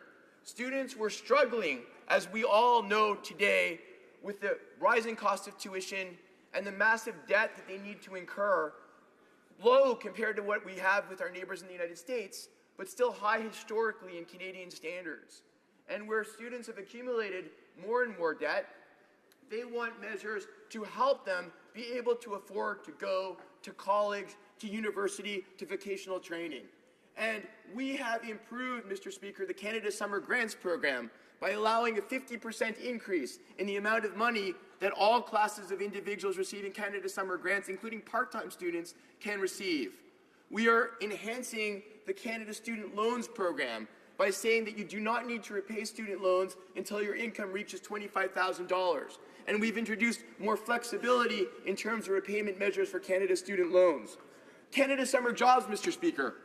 I heard from my NDP colleague qu'il était très fier de le fait qu'il a... That he was very proud of the fact that 320 students had been hired in his riding. In mine, we have hired 271. We found jobs for our students in our riding, twice as many as last year. And I believe that many of my colleagues are very happy with the investment we made in that summer job program for students. Is training and apprenticeship training that we see in this budget. It's great to come out of university, but if you don't find a job, well, you're still living in your parents' basement. We don't want perpetual living in our parents' basements for our 20-something and 30-something generation, Mr. Speaker. So the monies that are going to enhance finding people a job, going into apprenticeship programs, going into training, this, Mr. Speaker, has the potential to help many, many Canadians of the younger generation. I also want to point out, Mr. Speaker, the investments in our rural communities. Mon honorable collègue de Laurent... My honorable colleague for Laurentide Labelle has talked about the lack of the internet in his riding, and that exists for many of my colleagues in rural Canada. I'm very pleased, Mr. Speaker, that we've invested $500 million to improve internet service in Canada's regions where it is needed. About our veterans. Now, I think all of us, Mr. Speaker, appreciate the incredible service that men and women have for generations given to our armed forces. Our Second World War veterans, Mr. Speaker, are old now. They're in their late 80s, their 90s, they're over a century old. And they deserve not only our respect, Mr. Speaker, but our help in order to get the very services, the best services to which they should be entitled. More money for frontline services, reopening of veterans' offices, Mr. Speaker, is something that's very important to Branch 9 of the Legion, the Frederick Kish Brigade in my riding, and legions all across the country. As Mayor of Côte-Saint-Luc, I was very proud that we found free space for our Legion in the city of Côte-Saint-Luc. And I know that all members from all parties want us to make sure that benefits for our veterans are the type of benefits that they are entitled to by virtue of the incredible service they have given this country. So, Mr. Speaker, in conclusion, I believe this bill helps Canadians, it enhances our middle class, it makes our Canada a stronger and better place, and I'm pleased to support C-15. Merci, Monsieur le Président. Mr. Speaker. Questions and comments? The honourable member for Winnipeg North. Thank you, Mr. Speaker. And I'm wondering if my colleague can provide some comment in terms of one of the most progressive moves that I have seen in literally 10 or more years. It's been a long time. Is the idea of the Child Canada or the Canada Child Benefit Program, which will in fact lift literally thousands, tens of thousands of children out of poverty. And this will, in fact, I believe, be one of the focal points in the years ahead as an advancement of a fantastic social program in which, in the years ahead, people will reflect on this particular budget as the budget that really established this fantastic program. And if he would like to provide some comments in terms of what he thinks about this program, and quite possibly even his comments in regards to the increase to the guaranteed income supplement, which supports literally tens of thousands of seniors in all regions of our country. Member for Mount Royal. Thank you very much to my honourable colleague from Winnipeg North for his excellent question. I had started my speech actually by talking about the Canada Child Benefit because I do believe it is probably one of the most innovative and most important elements of this budget. The Canada Child Benefit directs monies to those who need it the most. Couples or singles who are raising children under $30,000 in income per year will get $6,400 tax-free for children below the age of 6 and $5,400 tax-free for children between 6 and 18. And what I saw in the election campaign, Mr. Speaker, in parts of my riding were many, many families who were struggling to decide how to use the small amount of money they had, struggling to decide between feeding kids and putting them in after-school sports. And I know that this measure will really, really help many, many children in Canada come out of poverty. Thanks, Mr. Speaker. Questions and comments. The honourable member for Calgary Shepherd. So picking up on the vein of talking about this children's benefits program, so since the member was talking about how great this program will be, maybe he can tell us why in the budget Annex 1 on page 240, which this Budget Implementation Act is supposed to make law and implement, the children's benefit in total numbers actually starts going down as of 2017-2018. It goes down every single year into the future, going to 2020, 2021. So let me ask the member, is his government intending to cut it back, to cut it down, to shred this program in the future? Because that's what the numbers are showing here. It actually shows the numbers going down year after year after year in the very liberal budget that's promoting this children's benefits program. So, Mr. Speaker, what is the truth here? Typical Liberals. The honourable member for Mount Royal.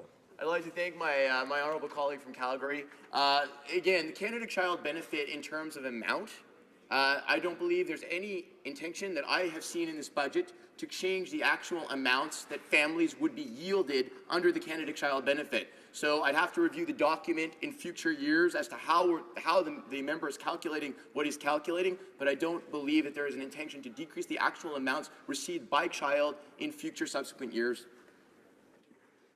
Questions et commentaires. L'honorable député de... The honourable member for Elwood-Transcona. Mr. Speaker, I heard the member at the end of his speech refer to veterans and what's in the budget for veterans, but I'm just kind of mystified because presumably some of the money to be spent in that budget is now going to be spent on lawyers taking veterans back to court arguing the very same case that the Harper Conservative was so roundly and rightfully criticized for. And I'm wondering why it's the case that your government is bringing veterans back to court and are going to have to spend dollars in this. I'm sorry, we have a point of order. I'm sorry. I'm sorry, I missed that. Yes, I think the honourable member knows that. He's shaking his head, so I take it he apologizes for that. Very good. And my apologies for that, Mr. Speaker. It's the previous government that I am referring to, and I'm keen to hear the member's answer. I thank my honourable friend from Elwood-Transcona for the question. I don't believe that that amount that he's referring to, whatever the court costs are, relate to money spent in C-15 or under the budget itself. And I know that the honourable member will join me in saying that I personally, not having the right knowledge of this particular case before the courts, would hardly be in the right to talk about it right now. Resuming debate, the honourable member for Barrie-Innisfil. Thank you, Mr. Speaker, and it's a privilege to rise today to speak to Bill C-15, the Budget Implementation Act. Mr. Speaker, I have spoken to many of my constituents with respect to the budget, and to say that there is some concern among my constituents of Barrie-Innisfil is an understatement. And I've spent 9 years on City Council in Barrie dealing with various budgets. I was a member of the Finance Committee, Mr. Speaker, and budgets are typically forward-looking documents. And when I look at this document, and when my constituents who I've spoken to about the budget, look at this document, there's one underlying theme that comes up regularly, and that is who is going to pay for this? Who is going to pay for this? And to use the Liberal narrative, Mr. Speaker, quite frankly, the people that are going to pay for this are the middle class and anyone working hard to join the middle class. And one only has to look at the situation here in Ontario, in my home province, to see some of the similarities, some of the parallels, some of the mindset of unbridled spending that this current federal Liberal government has embarked on, to look at the Ontario government and see that they're very similar situations. And it shouldn't come as surprise to anyone, Mr. Speaker, that there are very similar situations here, because the very people that were running the Premier's office in Ontario are now involved in the Prime Minister's office. So this mindset of debt and deficit spending is very evident, not just in this budget, in some of the policies that we've seen come out of the Liberal government. And I will remind everyone, and remind Canadians as well, Mr. Speaker, that the Ontario government is the largest sub-sovereign borrower on the planet. Not second, not third, but the largest sub-sovereign borrower on the planet. And the payment on the debt currently in Ontario is third only to health and education. Only to health and education. And so it's an example of unbridled spending, unbridled debt that can occur. And what we're seeing, quite frankly, Mr. Speaker, is a 2.0 version that's happening federally that has happened in Ontario. And the difference really is that there's just a bigger piggy bank for the Liberals to draw from. And then add to that the Green program, the unmitigated disaster, and the costs associated with that, Mr. Speaker, is really something that we're all going to be looking for. And as I said earlier, budgets being forward-looking documents, the question for most Canadians is who is going to pay for this? And so when you look at some of the promises that the Liberal government made, they promised small deficits, $10 billion. We now know this year that it's going to be $30 billion. We're looking at $150 billion as we move forward. We also heard, for example, of revenue-neutral tax breaks, Mr. Speaker. We now know that those tax breaks are going to cost Canadian taxpayers $1.7 billion this year, $8.9 billion over the next 6 years.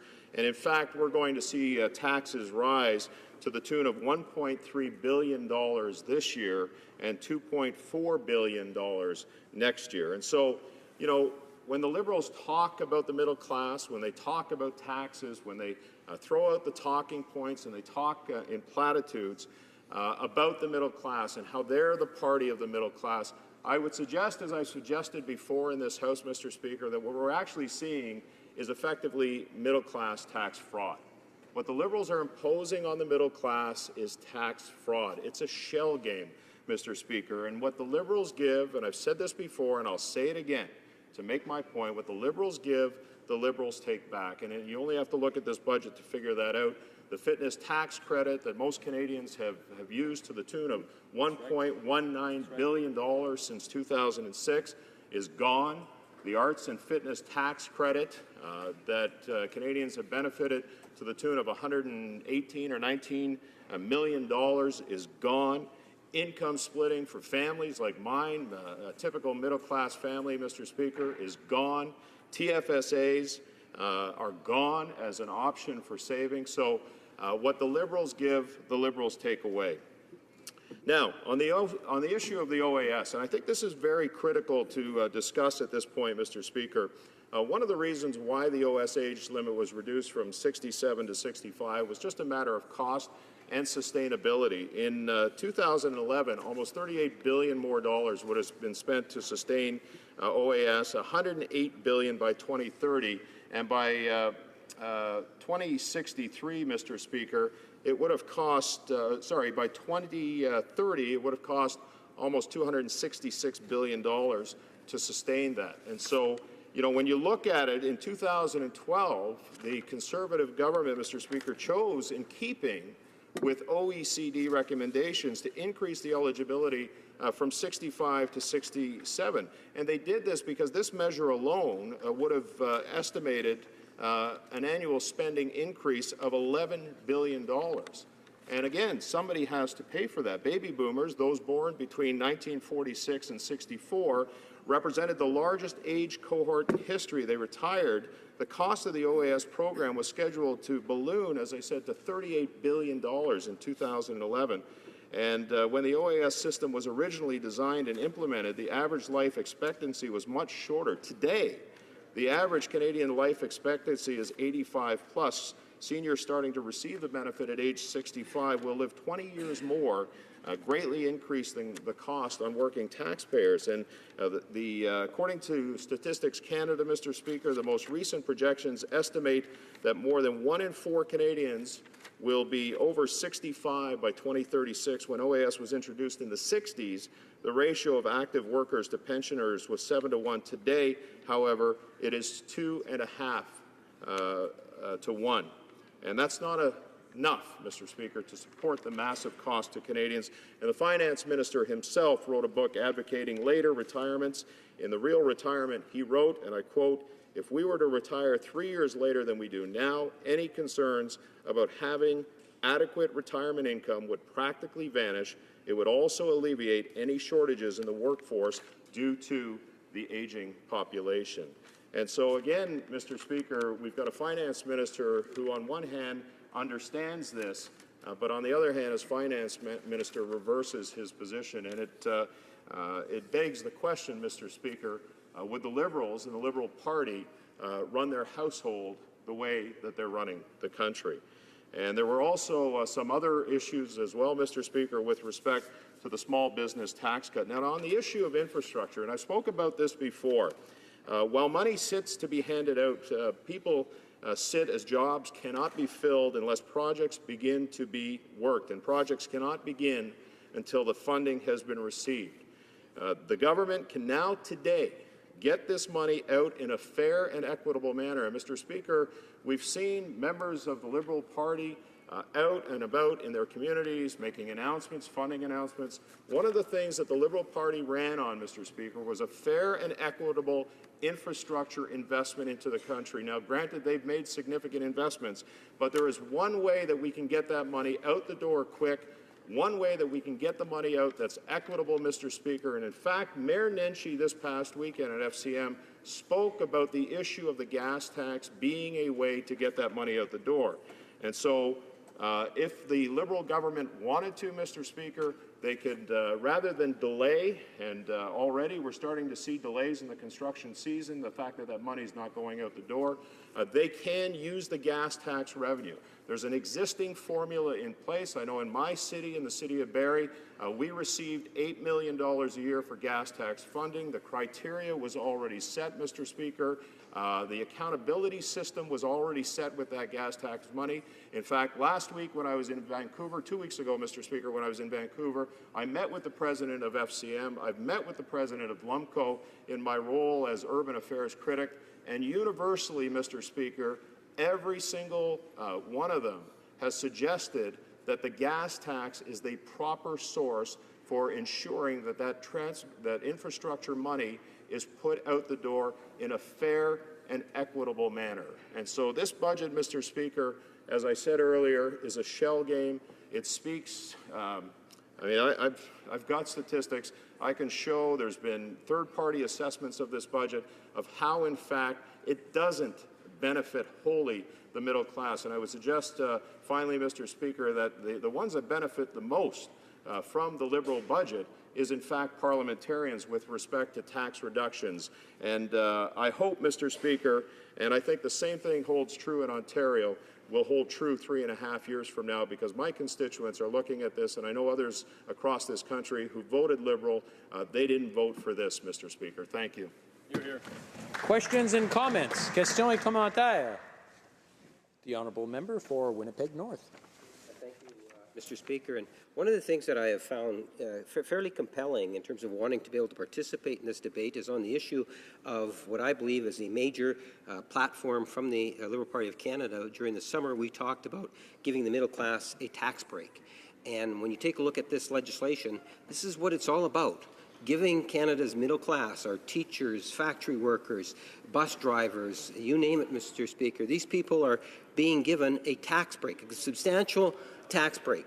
Now, for the first time in a long time, what I'm seeing is Conservatives lining up to vote against these tax breaks. My question to the member is, how would he explain to the 9 million plus Canadians that the Conservative Party is actually voting against tax breaks for our middle class? Member for Barrie Innisfil. Well, I think, Mr. Speaker, to answer that question, you'd have to look at just who is benefiting as a middle class. And I know that the Liberals have used the narrative of the middle class for the party of the middle class. Fact is, Canadians know that the Conservative Party is the party of the middle class. We actually saw the lowest tax regimen in this country for middle-class Canadians in more than a generation. And if you don't believe me, Mr. Speaker, then look at what Mr. David MacDonald, who's a senior economist at the Canadian Centre for Policy Alternatives, when we're talking specifically about tax breaks and tax cuts, he said there's 1.6 million families in this country who are earning $48,000 to $62,000 who are going to benefit from the middle-class tax cut by $51. $51. So when the Liberal Party, and this is what I said earlier about this tax fraud, this narrative that they're using, that in fact lower income Canadians are going to benefit the most from this. They're not, in fact, Mr. Speaker. You know who's going to benefit from it? The member from Winnipeg North, because his family will see a tax decrease of $813 as a result of their measures. So I would ask him back, how do you explain to your constituents that you're actually getting a bigger tax break than those who are earning $48,000 a year? Now the honourable member for Regina Leuven. Thank you, Mr. Speaker, and I would just like to pick up on this discussion about the so-called middle-class tax cut. I guess I'd ask the member for Barrie Innisfil just to speak on the fact that this measure actually only applies to incomes over $45,000 per year, and it doesn't even provide the maximum benefit until one reaches an income of $90,000 per year. So I really wonder if perhaps the member for Barrie Innisfil could help us understand how the Liberal Party defines the middle class in Canada. The honourable member for Barrie Innisfil. Well, that's a great question, my honourable colleague, because I'm not sure that the Liberal Party really understands how to define the middle class, unless, of course, they define it as upper middle class being the ones that benefit the most from this. But, you know, I want to continue on, and I'm glad that the honourable member talked about this, because, you know, when we talk again about tax reductions, when you look at families earning $62,000 to $78,000, they actually will see a benefit of $117. Now, granted, $117 is a benefit, but to espouse the virtues of the tax cut the way the Liberals are is a false narrative, Mr. Speaker. They're actually not telling the truth to most Canadians about what their middle-class tax cut will do. Not to mention the fact as well that there will be a deficit created as a result of this. $1.7 billion this year, $8.9 billion over the next 6. So that doesn't take into account the fact that they ran on a platform that this was going to be revenue neutral. $124,000 to $166,000, $521 in tax benefit. And again, Mr. Speaker, the members on the opposite side know full well that they will be the ones, every member of this House wrongly will be the ones that are going to gain the most as a result of this tax decrease to the tune, on average, of $813. So this false narrative that somehow the middle class are benefiting from this tax break is something that most Canadians are starting to come to grips with, this shell game, this middle-class tax fraud that the Liberals are perpetuating on Canadians, Mr. Speaker. Resuming debate, the honourable member for Vaughan Woodbridge. Thank you, Mr. Speaker. It's great to be here this afternoon. Mr. Speaker, I'm pleased to speak this afternoon on Bill C-15, the Budget Implementation Act. I would like to focus my comments today on one particular area that is of great interest to me and that our government is dedicated to enhancing, and that will lead to a stronger economic growth profile for our country, the field of innovation. When I think of innovation, I look at my riding, and in the city of Vaughan, there are literally thousands of innovative companies. One that comes to mind is Mercom Group of Companies, a company that has been in existence for many years and whose owners are good family friends. The Mercom Group of Companies is the largest independent designer, manufacturer, and distributor of intelligent building solutions. It competes against U.S. giants like General Electric, Tyco, and Johnson Controls, employing literally hundreds of Canadians. Over half of its products are exported outside of Canada to more than 95 countries. Mercom employs a highly skilled workforce, including scientists, engineers, and hires the best from Canadian universities. Mr. Speaker, this company is one example of a Canadian success story. It is an innovator. Mr. Speaker, I would also like to add that I'm proud to say that another company in my riding, Vision Plastics, part of the Vision Group of Companies, investing $150 million in Vaughan, will be employing literally 300 to 400 Canadians and is set to open this coming fall. I'll have more to say on that in the months ahead. Bill C-15 is a part of the legislative framework our government is attempting to put in place to encourage companies like this to start, to grow, to remain in Canada, and to succeed. That is what makes me happy about what our company is doing in terms of its commitment to innovation. We are going in the right direction, a direction that will lead to better jobs, better benefits, and a strong and growing economy, and strengthens the middle class. Mr. Speaker, what do we mean when we use that word innovation? Certainly it means different things to different people. I just cited an example of what innovation means in my community. But in the broader context, our government is daring to dream of doing something smarter, faster, and better to improve the status quo, to improve the quality of life in whatever ways possible. Fundamentally, we're trying to find solutions to the big problems, to the big issues that challenge us. Fundamentally, we're trying to find solutions to the big problems. That means social innovation.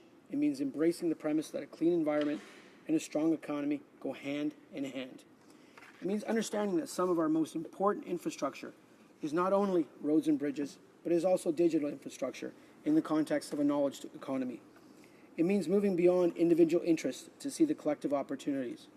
Mr. Speaker, technology has fundamentally transformed the way Canadians access information, pay for goods and services, interact with each other, and build communities. At the same time, technology has now reached a new level. It is more than just communications. Technology has become a transformative tool in addressing global challenges like climate change and poverty. Where industrial progress once came at a cost to the environment, nowadays technology has emerged as our greatest tool in clean growth and healthy growth and prosperous societies. Our government has defined a new vision in 2016, a vision to build Canada as a centre of global innovation, renowned for its science and technology, creative and entrepreneurial citizens, and globally competitive companies offering high-quality products and services, much like the Mercom Group of Companies. We are well positioned for this. We have world-leading research institutions, creative and innovative entrepreneurs, such as the Mercom Group of Companies, businesses and commercial organizations that can transform breakthroughs in the laboratories into products that enhance the lives of millions, and that is the lives of millions of Canadians, but also the lives of people around this earth that we inhabit. Canada's innovative society already creates jobs for the middle class, enhances homegrown talent, and helps companies expand beyond our borders. However, we can and we will do much more, and I repeat that, we will do much more, Mr. Speaker. What is now an emerging economic opportunity will become the foundation of a modern 21st century Canada. We will transform our economy from one that depends on a few resources to one whose resources are as infinite as our diversity, our creativity, and our talent.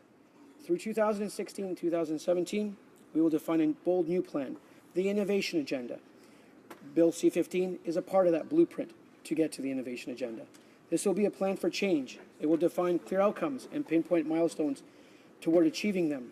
It will be a cross-government effort drawing on Canadian and international experts in clean technology, health sciences, advanced manufacturing, digital technology, resource development, and much more.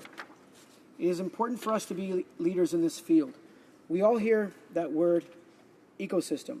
The ecosystem is important. In prior periods, there may have been an auto plant where suppliers would coexist in the surrounding area.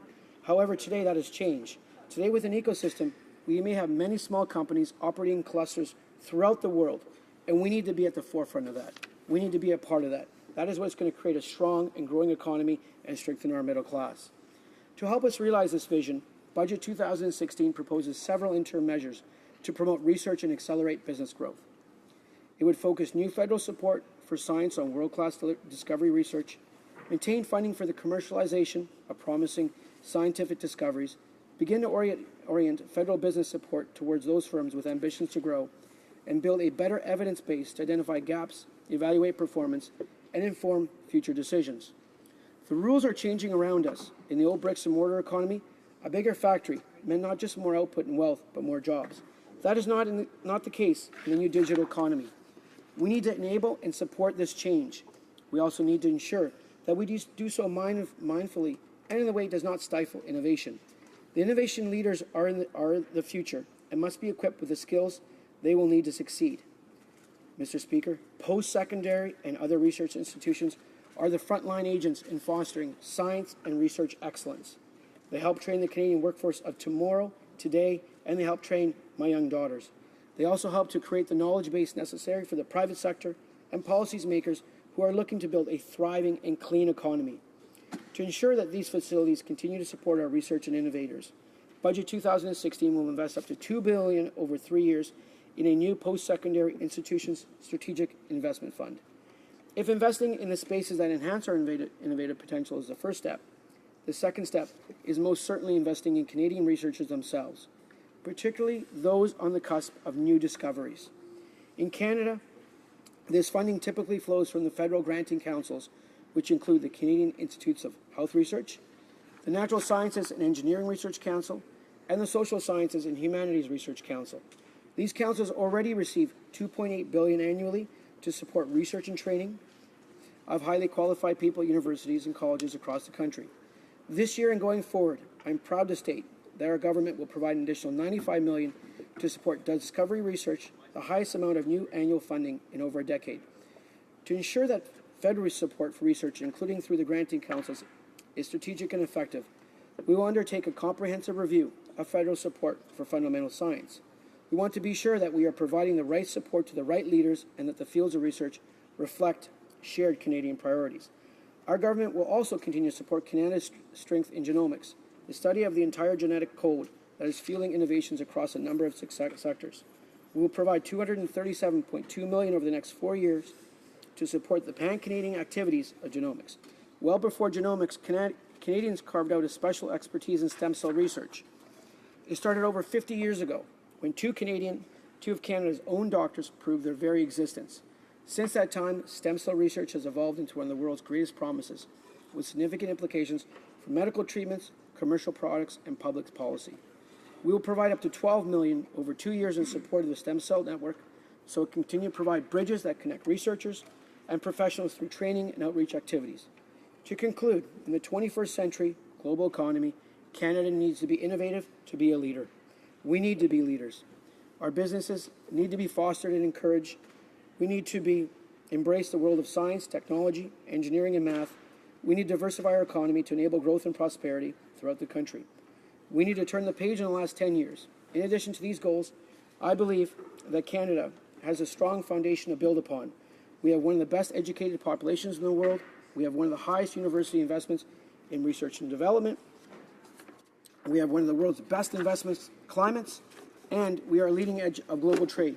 Let us be proud of Canada, Mr. Speaker. Thank you, Mr. Speaker. Questions and comments. The honourable member for Sherwood Park, Fort Saskatchewan. Thank you, Mr. Speaker, and I thank my colleague for his speech. One of the things that I have significant concerns about, and my constituents have significant concern about in this budget, is the elimination of the small business hiring credit. It's hard for me to understand why the government would eliminate a measure specifically aimed at helping small businesses hire more people, and then also the movement away from the election commitment made by the Liberal Party as well as all parties in this place, in fact, to follow up with the commitment to lower small business taxes. Small businesses effectively will experience a tax increase, but also specifically the elimination of that hiring credit. I wonder if the member can explain, in light of the things he said in his speech, and I think, good intentions, no doubt, but I wonder if he can explain these policies in light of those intentions. The honourable member for Vaughan Woodbridge. Thank you, Mr. Speaker, and I thank my colleague for his question. I would like to add a few comments, not for specifically for small business. First of all, there will be in the foreseeable future EI reductions for small businesses. So small businesses will benefit for employment insurance reductions on their premiums. So that's going to be a great thing for small businesses. Second of all, we understand that small businesses are the backbone of the economy. We like them to scale up and grow. But we also need to have a healthy middle class and strong demand for small businesses to prosper. And that's what our budget aims to do. Our budget aims to grow the economy by providing middle class tax cuts, which now currently benefit 9 million Canadians. We're going to be introducing the Child Canada benefit, which will benefit 9 out of 10 families. And you know what? They're going to spend their money. They're going to spend their money at small businesses to help them grow and prosper as well. Thank you, Mr. Speaker. Questions et commentaires, questions and comments. The honourable member for Regina Louvain. Mr. Speaker, the member for Vaughan Woodbridge spoke about the role of post-secondary education in the innovation economy. The main way in which the federal government supports post-secondary education is through the Canada Social Transfer to provinces, which helps to fund universities. I was struck by the fact that the Canada Social Transfer in Budget 2016 is exactly the same going forward as what was projected in Budget 2015. So we're not seeing any increase in funding for post-secondary education from the new government, and I wonder if the member for Vaughan Woodbridge could explain that and could give us some sense of when the government might actually provide a higher level of federal funding for our universities and colleges. Thank you. The honourable member for Vaughan Woodbridge. Thank you, Mr. Speaker, and I thank my colleague for that question.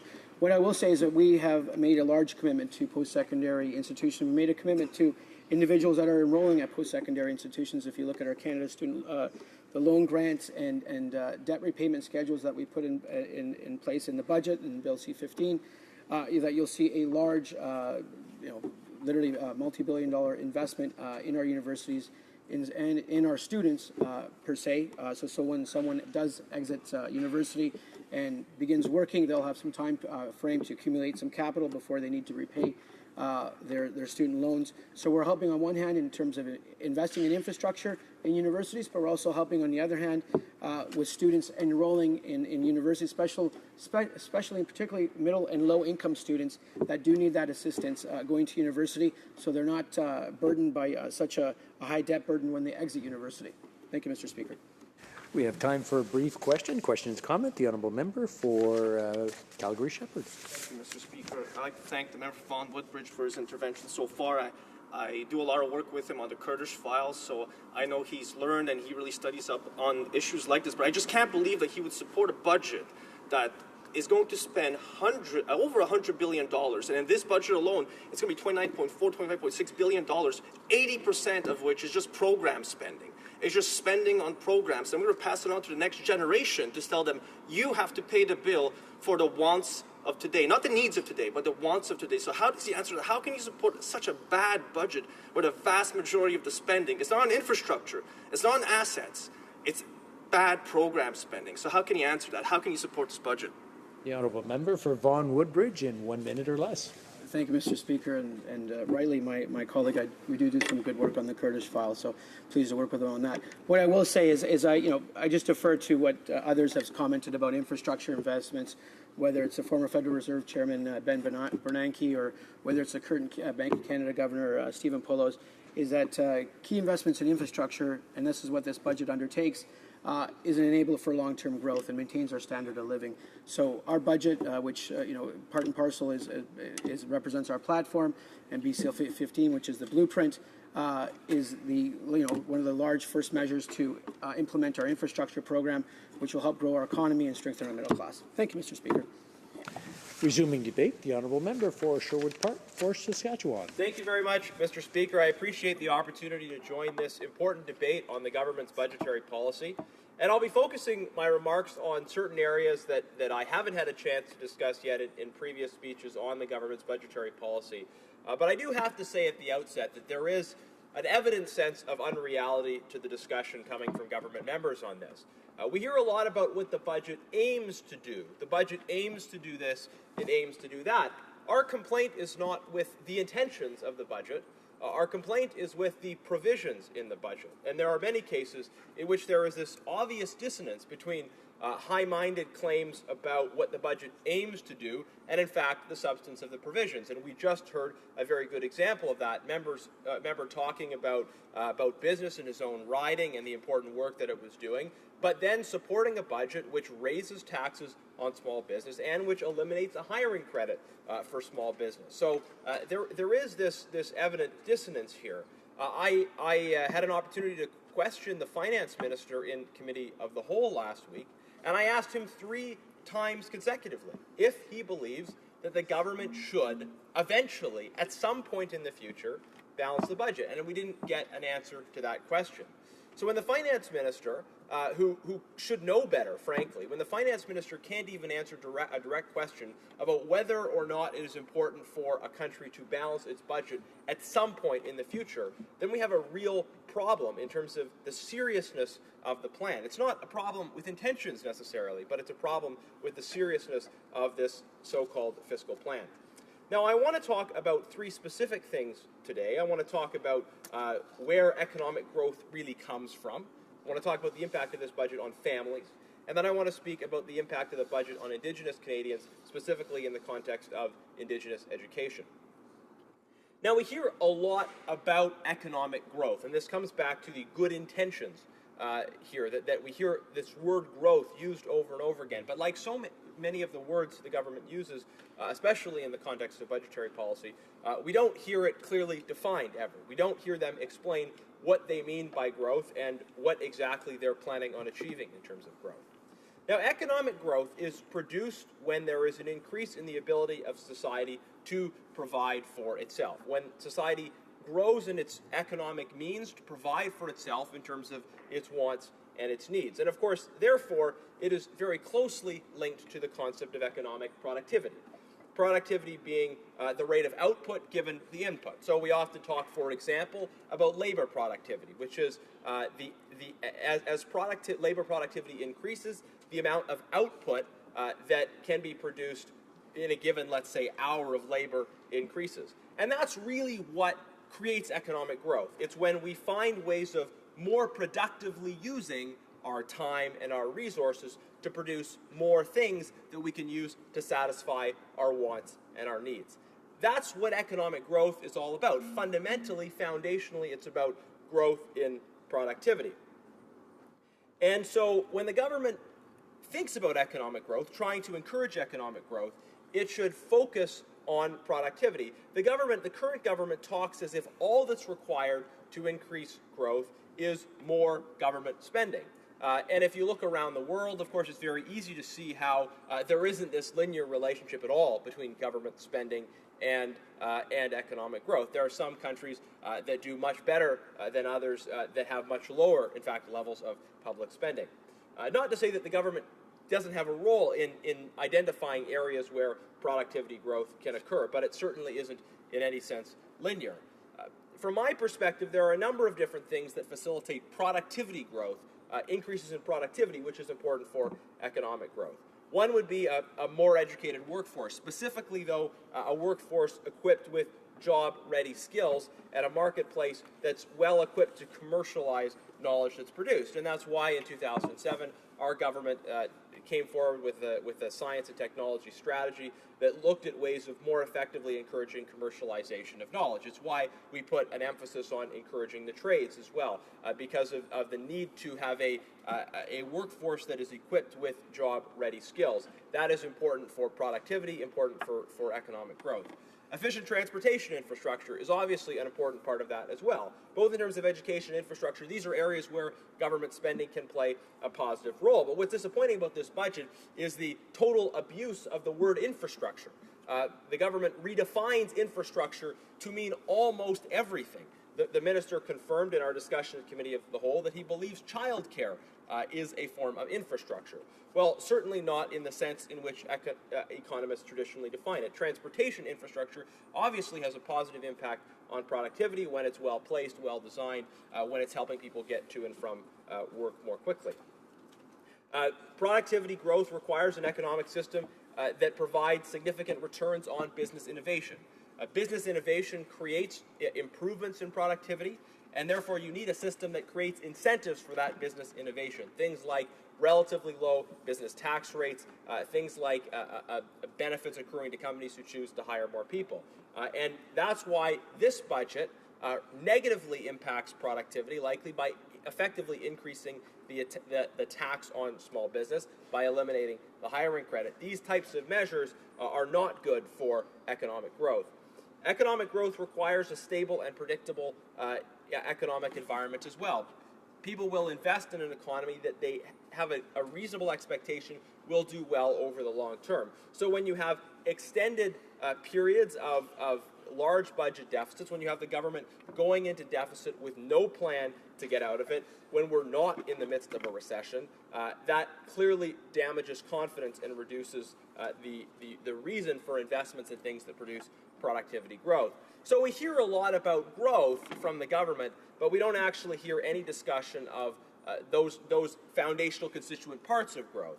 Things like, okay, how do we increase the productivity of our economy? How do we increase the productivity of labor, for example? These are things that the government should be thinking about in a more serious way, but they repeat this mantra that more government spending is somehow absent any clear connection or specificity in investment going to lead to economic growth. So that's a major concern I have with their plan. Now, I want to speak as well about the impact of this budget on families. Now, Mr. Speaker, I believe in a simple principle with regard to family taxation, that if two families are earning the same amount of money, then they should pay the same amount of tax. It would seem arbitrary and unreasonable and therefore unfair that you would have two families that are each earning the same family income, but happen to pay different amounts of tax, simply by virtue of which people in the family were earning the income. And that's why we brought in income splitting. It was an important tax cut, but it was also a measure to ensure tax fairness. But the government doesn't seem to agree with this principle of tax fairness. They've eliminated income splitting, having the effect of raising taxes on many families, but also now ensuring a system of unequal taxation, where you'd have families that are earning the same income yet paying different amounts of tax simply because of how they decide to divide up childcare responsibilities. Our view has always been that it should be up to families to make their own childcare choices, and families shouldn't face some kind of direct or indirect fiscal penalty because of those financial choices that they want to make. And of course, their changes also remove the universality of childcare benefits, and we think that is a problem. We think that a universal taxable benefit made good sense. Of course, a taxable benefit is inherently more progressive because the more money you make, the more tax you pay on it. So it had that built-in progressivity to it, but it was still designed to ensure that everyone had something to benefit from. Mr. Speaker, I'm running out of time, but I want to speak briefly about the impact of the budget on Indigenous Canadians, because this budget spends a significant amount of new money, but it does not come with the kinds of measures that are necessary to ensure the success of those investments, especially as it pertains to education.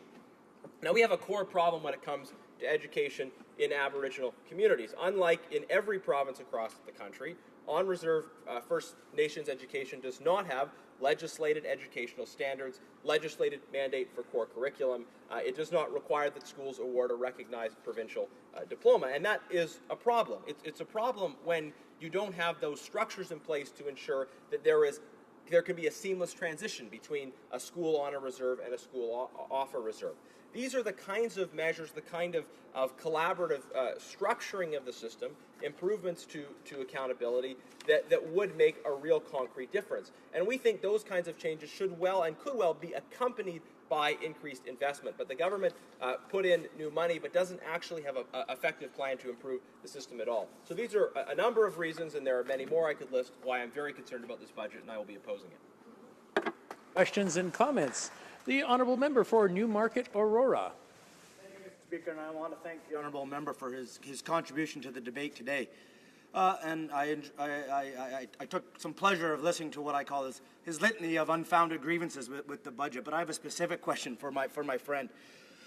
He no doubt is aware that former finance minister of the previous government, the late Jim Flaherty, was adamantly opposed to income splitting.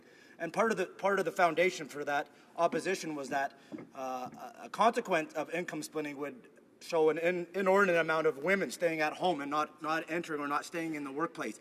Is that the policy that he wants to see achieved by having a robust income splitting regime? Thank you, Mr. Speaker. The honourable member for Sherwood Park, Fort Saskatchewan. Mr. Speaker, I think he, to some extent, puts words in the former finance minister's mouth, although to the extent that we may disagree on aspects of this, we may well disagree on aspects of this. In terms of the question of people staying home or not, I believe that the tax system should be neutral with respect to the choices people make about childcare. I don't think it should penalize people who make one kind of childcare choice over another. Now, some parents may decide that a certain kind of child care arrangement is better for their family, whether that's a person at home, be it mom or dad, whether that's grandparents, whether that's institutional child care, whether that's some kind of child care sharing arrangement with neighbors or friends. And what I see in my community is actually the increasing flexibility and variability of child care relationships. We see increasing people working from home, people working different hours. We're not in that sort of narrow 9 to 5 model for many people. Increasingly, there's flexibility there. So there's a lot of change and variability in childcare. And I think from a state perspective, we shouldn't go into families and say, we think this is what we want to see families doing with respect to childcare. We should leave the decisions to the people that we think are the most important childcare experts, to mom and dad. Questions and comments? The honourable member for Regina Louvain.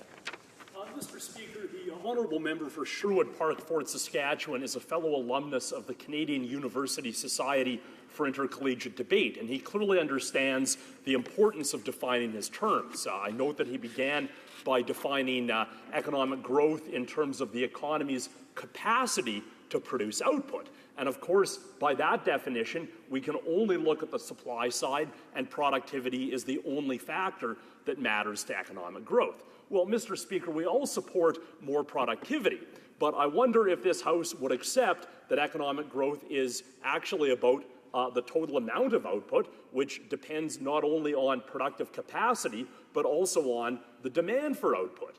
And I wonder if the member for Sherwood Park, Fort Saskatchewan, would acknowledge that in the current context of unemployed workers and unemployed resources, it is actually possible to increase economic growth by increasing demand through measures such as government spending. The honourable member for Sherwood Park, Fort Saskatchewan.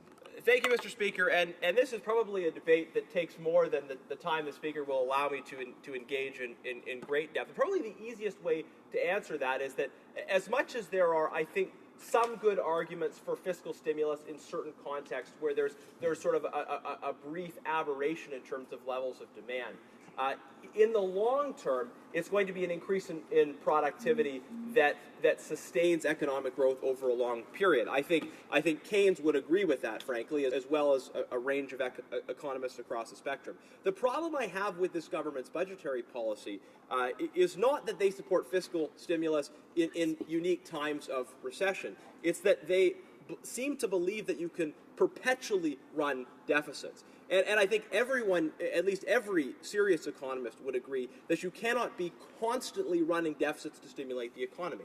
The very basis of Keynesianism is that you run deficits at certain times and surpluses at other times, not that you have a constant situation in which spending exceeds what the government's taking in. Obviously, that leads you to a debt crisis, and then you're in a situation where you can't stimulate your way out of it because you've run out of other people's money. Resuming debate, the honourable member for Scarborough Centre. Thank you, Mr. Speaker. It's finally time for hardworking Canadians from coast to coast to get a helping hand from their government. Middle-class Canadians have been ignored for too long. Today is a day of change and hope. That is why I rise to speak in favour of the Budget Implementation Act Bill C-15. When I participated previously in the budget debate, I recognized and applauded the government's work towards helping middle-class families through the Canada Child Benefit program Reducing Poverty, Strategies to Reduce Youth Unemployment and Investing in Infrastructure and Seniors. However, Mr. Speaker, there are many other initiatives of this budget that I would like to speak about today, as I believe they pertain not only to Canadians across the country, but also to the many tireless and hard-working residents of my riding of Scarborough Centre. As I have said before, my riding of Scarborough Centre is an extremely diverse community comprised of Canadians hailing from across the globe, all here to work hard and provide lives for themselves and their children. We are not afraid of putting in long hours every day in Scarborough. However, for too long, the cost of living for families, for things such as groceries and rent to other necessities has continued to rise, while paychecks have stayed the same. At the same time, I always hear that youth are the future of a great Canada, and while I do agree, I see the daily struggles that so many youth face, especially as they attempt to enter the job market and start giving back to the society and their communities. And while we must assist youth all across the country in solidifying their future, we must also not forget about the many veterans in our communities. These are citizens that have gone above and beyond and provided the highest and most honorable forms of service to our country. Hence, these Canadian heroes must be provided with the resources and assistance they need and due recognition for their sacrifices. We must also recognize the social, economic, and other invaluable contributions that small businesses provide to our society. Small businesses are the engine of our economy, and I would like to bring attention to the issues afflicting small business owners and the many dedicated Canadians that they employ. The effects of struggling small businesses are not contained to the owners and their employees.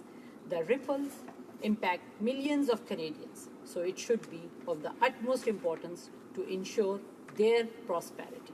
Also, with a challenging economy, many Canadians are in need of a helping hand with regards to employment insurance, and Budget 2016 addresses that. Middle-class families, youth, veterans, small businesses, Canadians suffering unemployment, all have been subjected to unhelpful and sometimes even hurtful policies by the previous government.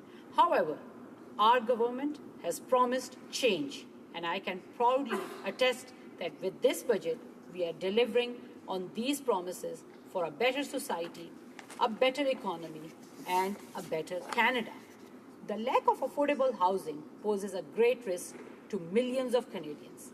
As the budget itself states, when affordable housing is in short supply, Canada's whole economy suffers. From raising healthy children to pursuing education, jobs, and other opportunities, affordable housing is the cornerstone of a strong Canadian family and therefore of a strong Canada. This is especially true in my riding of Scarborough Centre, where almost half of tenants spend more than 30% of their monthly household income on housing, compared to the national average of less than 1 in 5. Even more, the number of residents in subsidized housing is disproportionately higher in my riding. And when it comes to quality of housing, almost 1 in 5 dwellings in Scarborough Centre are defined as unsuitable by the National Household Survey, compared to the about 1 in 20 nationally. The need for action on affordable housing is clear, and this government is taking action. Budget 2016 proposes an investment of $2.3 billion over the next 2 years in affordable housing, with $739 million of that directed to First Nations, Inuit, and Northern housing. Additionally, a significant portion of this funding will be allocated provincially and territorially to ensure resources are invested in the most pertinent needs. Much of this investment will be focused on green, clean, and sustainable economic growth. Moving on to support young Canadians in gaining the education and skills needed to compete in the economy of tomorrow. The budget proposes infrastructure investments through the Canadian Foundation for Innovation. This program will support significant investments in research infrastructure at universities, colleges, and research hospitals nationwide, such as the University of Toronto in Scarborough and Centennial College, both institutions that many of my constituents attend. This will refresh and renew the currently 25-year-old infrastructure and ensure that our nation continues to train, educate, and produce the brightest future leaders in the world. In addition, Mr. Speaker, Budget 2016 will implement programs such as the Educator School Supply Tax Credit to help teachers and educators make ends meet in the classrooms, as well as flat rate student contributions will make it easier for post-secondary students to work and earn money without worrying about negative impacts on their financial aid eligibility. Initiatives such as these will ensure that Canada can attract young talent while boosting innovations and contributing to constructing a sustainable economy. And our government is not forgetting about the countless veterans who have already made such a vital impact and contribution to Canada. Canada's veterans and their families deserve our care, compassion, and respect. With that in mind, Budget 2016 has committed to reopening the staff service offices across the country that were closed by the previous government and expanding veteran outreach services to regions that currently lack them. Moreover, Mr. Speaker, I strongly commend Budget 2016 for increasing the maximum disability award for veterans to $360,000 and for also increasing the earnings loss benefit to 90% of pre-release military salary.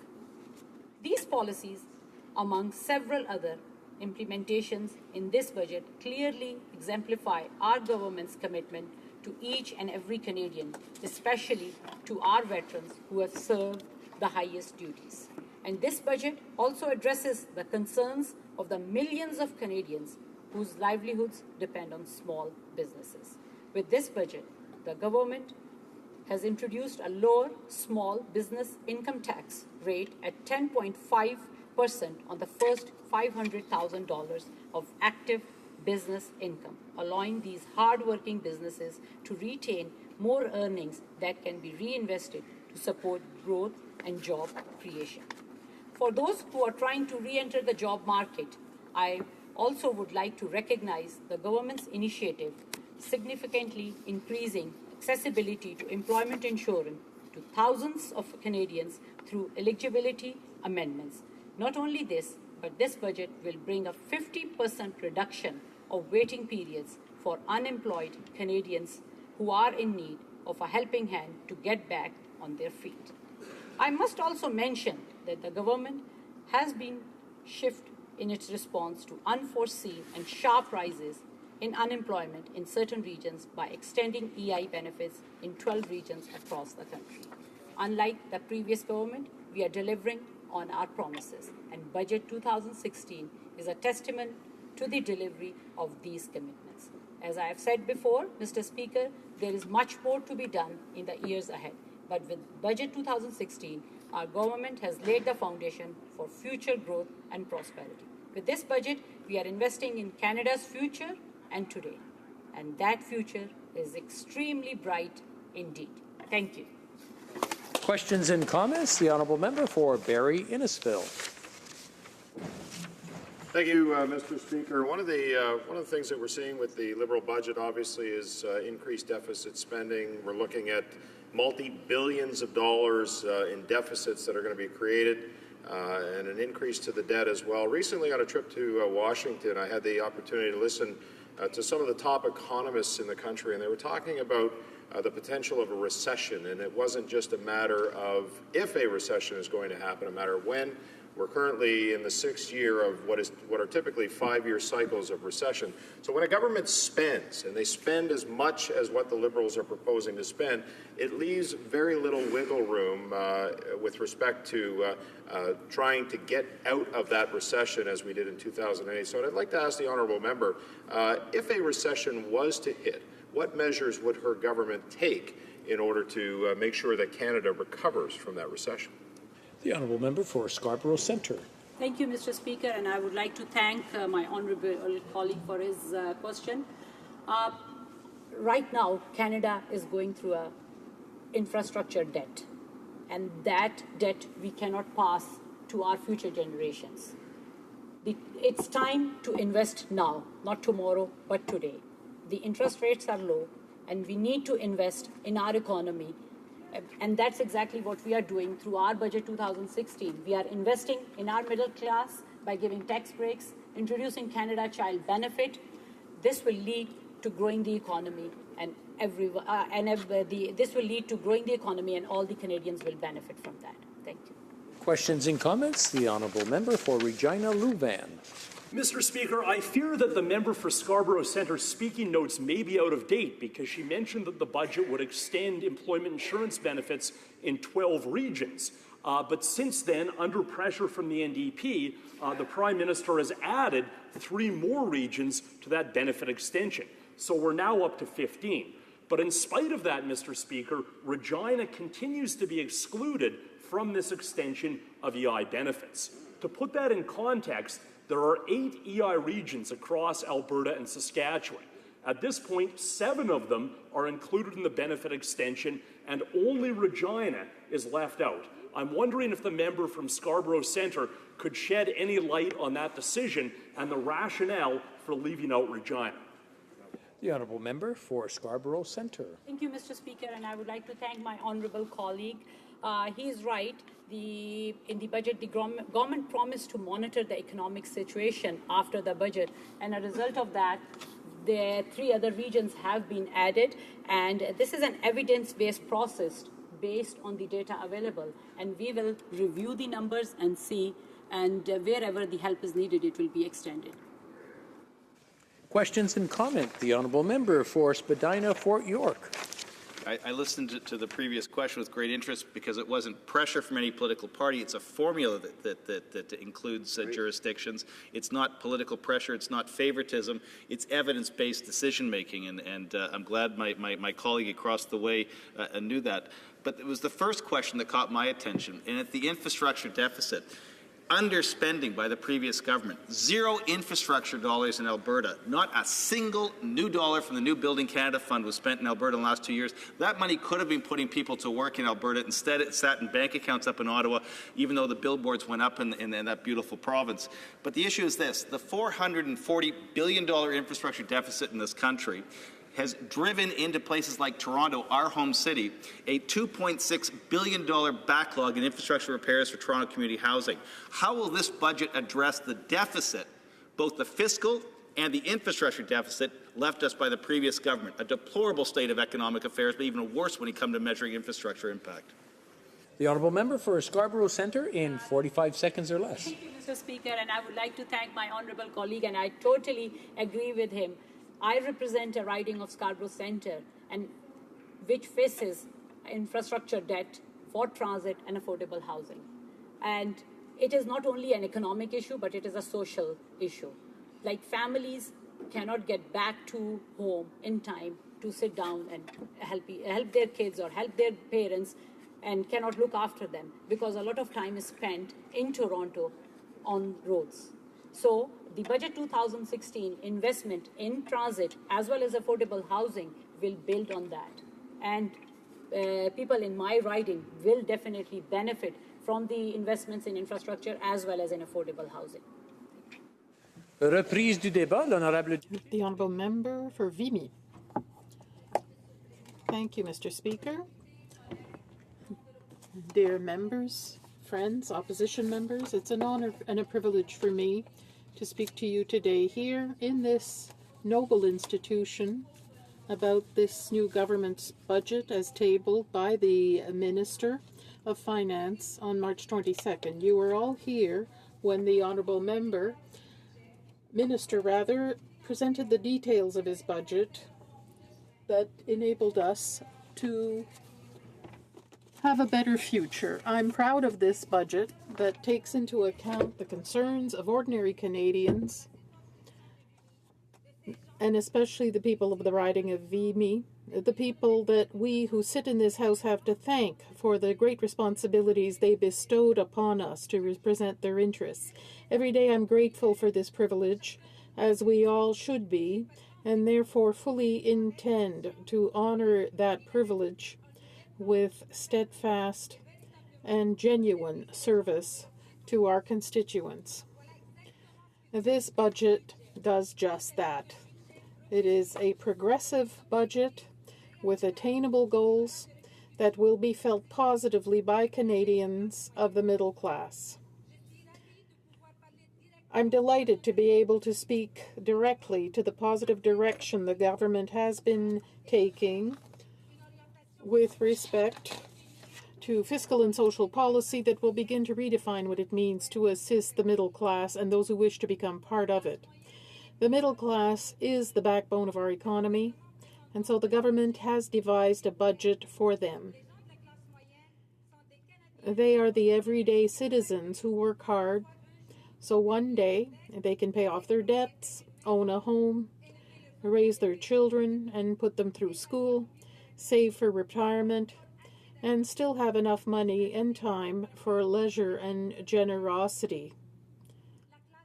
The middle class works tirelessly for this country, so it's about time we had a government that works as tirelessly for the middle class. With this budget, we begin to restore hope to the middle class and reinvigorate the economy. The combination of long overdue investments into infrastructure, re-engineering of social and economic policy, and commitment to providing stimulus and support wherever it is needed is an ambitious concoction of progressive policy initiatives to act as a catalyst that will bring about the kind of relief to energize our economy and our middle class. Through these several initiatives, middle class and low-income Canadians will have relief from their fiscal burdens and receive extended supplements where they need it most. Canadians who are single, partnered, or have families of their own will see positive fiscal changes, putting more money directly in their pockets. One of the most crucial promises that was delivered first was our government's adjustment to the federal income tax structure that saw a 1.5% decrease in taxes for middle-class Canadians who earned between $45,282 and $90,563. This cost was offset by raising taxes for the wealthiest Canadians so we could help those who need it most.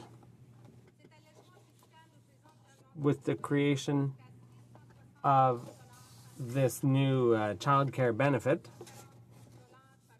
this amounts to several $1,000s more in the pockets of middle-class families.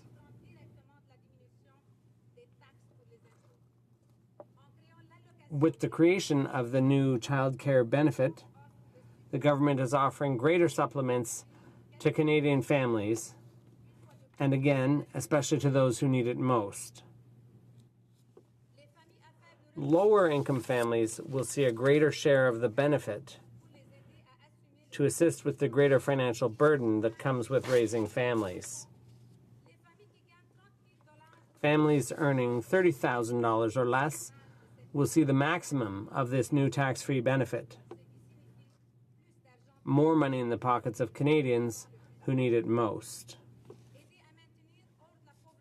Helping to keep Canadian children across the country out of poverty should always be a top priority for governments.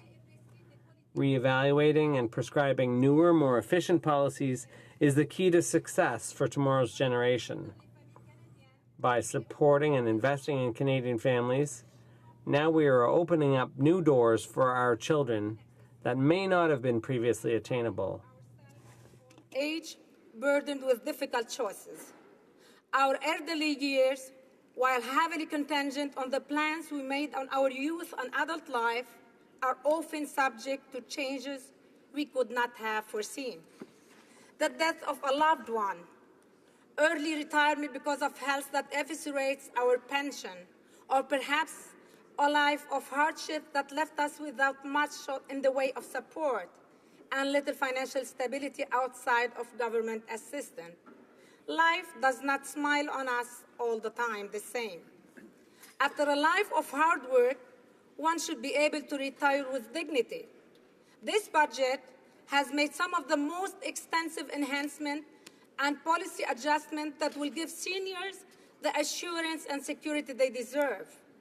The previous administration's decision to trim the OAS GIS, among other many cuts and changes that affected our seniors, was a brash and unnecessary decision, doing a great disservice to them at a time when, given the realities of the rising cost of living, seniors who hover around the poverty line and undeniable projections depicting the growth of our aging population in Canada, we should be investing in their long-term prosperity, not cutting the lifeline and watching the very people who helped build this country fade into destitution and obscurity.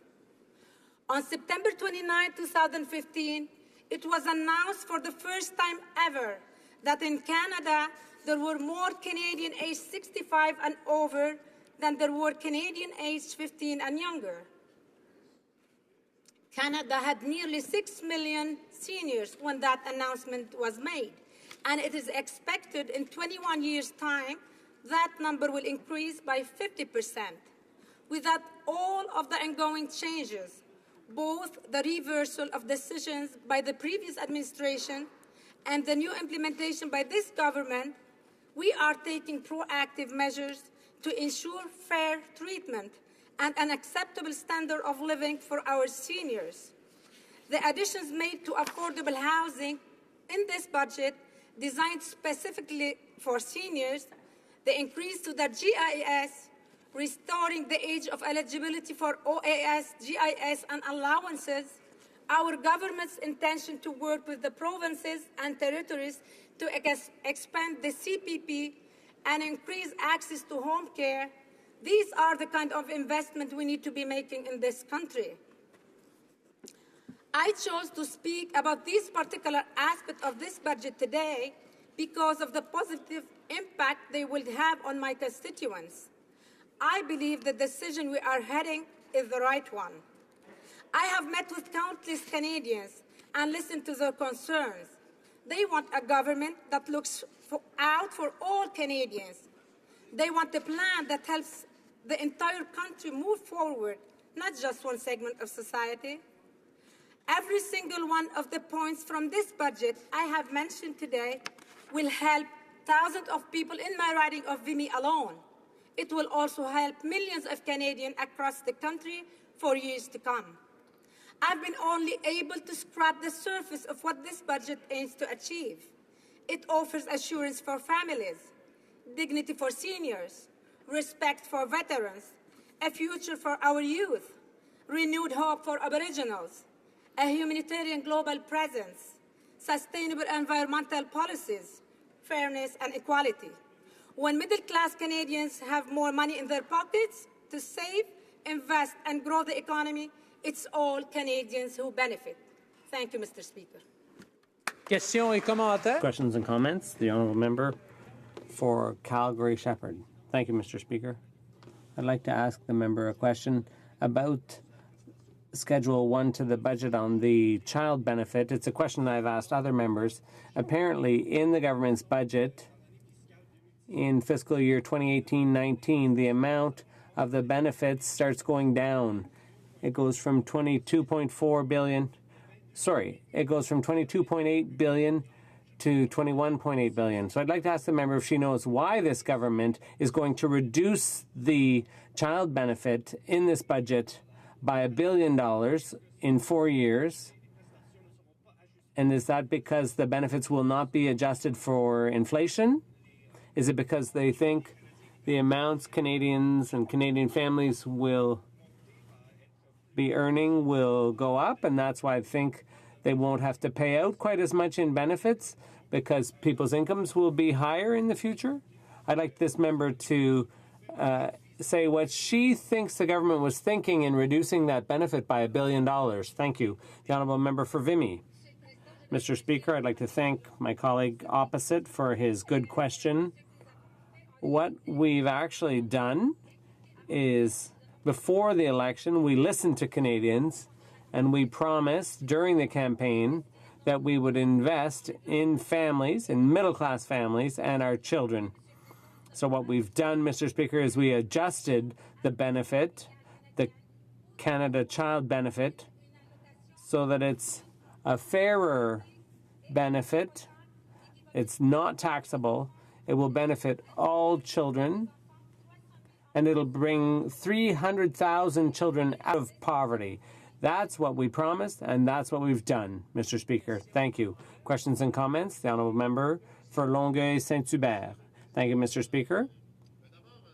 First of all, I should mention to my colleague, I'm always a bit surprised to see a party come along, get elected, and take office and make big promises, especially to Quebec. And I can't help but scratch my head. Obviously, governing is about making choices. And the choice this government has made, her government has made, is not to support Bombardier, not to support small and medium-sized businesses. And yet these are no-brainers. Knowing where her riding is, I'm sure that there are lots of people working in aeronautics and telling her, how can you support this kind of initiative? So an omnibus bill, of course, shuts the opposition up, but it also shuts up backbenchers like her who have no say. And it's hard for them to explain things to their constituents. How does she explain the choices her government has made? The Honourable Member for Vimy. Mr. Speaker, I'd like to thank my colleague for his question. As I said before, we decided, precisely because we listened to Canadians before the election and during the election and after the election as well, we decided to invest in families, in the middle class. And for Bombardier, Mr. Speaker, it's not that we have dropped our promise. We're still discussing the best possible support we can provide, but we're awaiting the outcome of the negotiations on a settlement, and we will make an announcement at the appropriate time. Thank you, Mr. Speaker. The 32nd question, the Honourable Member for Winnipeg North. And I do appreciate the passion and the strong advocacy the member does express, whether it's here or in caucus, wherever else it might be. My question to her, Mr. Speaker, is that can she reflect in terms of just the importance of the healthcare accord and how this government is working towards achieving that, something in which we know that all Canadians want to see us demonstrate leadership, something this government has done. $36 billion, a record high amount of dollars going towards healthcare this year. Honourable Member for Vimy in 30 seconds or less. I'd like to thank my colleague from this side of the House. I said that what we promised during the election was to invest in families, in the economy, and in the future. We also addressed the subject of health, which comes under provincial jurisdiction. We promised to make huge investments to help people and to reduce wait times, and both for mental health and for seniors. That's what we promised before the election, and that's what we're going to do. Thank you. Conformément à l'article 30. Pursuant to Standing Order 38, it's my duty to inform the House that the questions to be raised tonight at the time of adjournment are as follows. Renfrew, Nipissing, Pembroke, National Defence. The Honourable Member for Sherbrooke, Canada Revenue Agency, and the Honourable Member for Laurier Ste. Marie, Foreign Affairs. Reprise du débat. Resuming debate. The honourable member for Renfrew, Nipissing, Pembroke. Thank you, Mr. Speaker. And as member of Parliament for Renfrew, Nipissing, Pembroke, I'm pleased to have this opportunity to speak on behalf of the good people of my riding. I thank them for the confidence they have placed in me to be their elected representative, and I, in return, promise to do my best to protect their interests. People in my riding are concerned over the contents of Bill C-15, which implements most of the government's first federal budget. They're concerned about the huge, never-ending deficits contained in this budget and the legacy that leaves for their families. I'm proud of the Conservative government record that left a budget surplus. In fact, the debt-to-GDP ratio was lower than it was when we got in, despite experiencing the greatest global recession since the Great Depression. We balanced the budget, running a $1.9 billion surplus in 2014-15. The books were also $600 million in surplus when we left office in October 2015, which was confirmed by the nonpartisan Parliamentary Budget Office. We gave Canada a healthy financial balance sheet with rising revenues that could have been used to pay for the Conservative small business tax cut that was reversed by this government. The difference between Conservative debt versus Liberal debt is a Conservative will go into debt like a mortgage on a home, eventually owning a home and having a place to live while paying off the mortgage. This Liberal budget is like putting you into debt using your credit card to buy groceries without the funds to make the minimum monthly payment on the credit card. Under Conservative budgets, eventually you own your home. Under this Liberal budget, Canadians are never expected to pay off the mortgage and go hungry. It's left to the next generation to keep paying the mortgage on the family home. A budget document is supposed to inspire confidence in an economy. Only by inspiring confidence will consumers loosen their purse strings and entrepreneurs invest in their businesses. Unfortunately for Canadians, investors spoke with their actions before this finance minister rose in this House to deliver his first uninspiring budget. There's a profound lack of confidence in this government. That's evident from the day it was elected. These are the science-based facts. According to Stats Canada, in the fourth quarter of 2015, which is after the 2015 federal election, billions of dollars have been transferred out of the country by Canadian investors. This represents the largest recorded flight of capital since records began to be kept, stretching back to before the Great Depression. For the first time, Canadians are net creditors to the United States, an unprecedented occurrence. It would appear well-connected insiders got all their cash out of Canada while the going was good. What that means for Canadians is that those private investment dollars are not available to create Canadian jobs, forcing Canada to further increase the national deficit while becoming more indebted to foreigners to replace the lost capital. In another development that's causing a lack of confidence under this government, Canada has sold off all its official gold holdings. The Bank of Canada on February 23, 2016 showed gold reserves at zero. This is in stark contrast with other developed countries that have seen their central banks become net buyers of gold since 2010. Canada now stands as the only G7 nation that does not hold at least 100 tons of gold in its official reserves. Out of 188 member countries in the International Monetary Fund, 100 countries hold gold as part of their monetary assets. Canada is now among the 88 countries that have no gold, countries such as Angola, Belize, and Tonga. Are these coincidences or a sign that Canada is headed for financial disaster? Not since the disastrous budget of former Finance Minister Alan J. McCacken, when 5-year mortgage rates spiked to over 21%, have Canadians been more apprehensive about their own personal financial security. It has to be a Canadian record for breaking promises. The first budget deficit is not $10 billion each of the first 3 years of the mandate as promised. It jumped to $30 billion each of the first 3 years, with no plans to get out of debt and create jobs. If Canadians can believe the $30 billion annual figure, is it really much higher? No economist or institution recommended running deficits to finance government waste. In fact, most of the new spending in this budget has nothing to do with promoting economic growth. Any spending on infrastructure is holdover from Conservative budgets.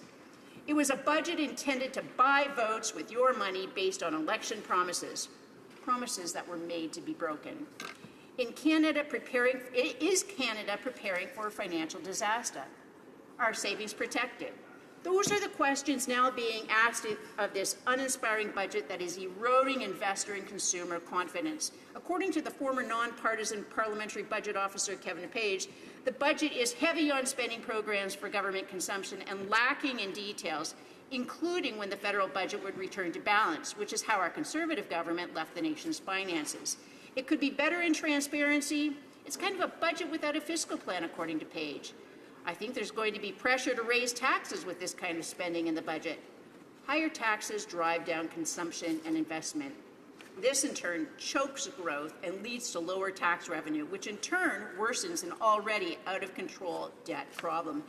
And so it goes in a vicious cycle that leads to the need to keep raising taxes, credit downgrades, further loss of investor confidence beyond what this budget has already caused, more job losses, and the inevitable deep cuts to things like healthcare and defense spending that Canadians suffered when Paul Martin was finance minister. The nonpartisan parliamentary budget office observed this is the least transparent budget, certainly when compared to Conservative budgets or even previous Paul Martin budgets.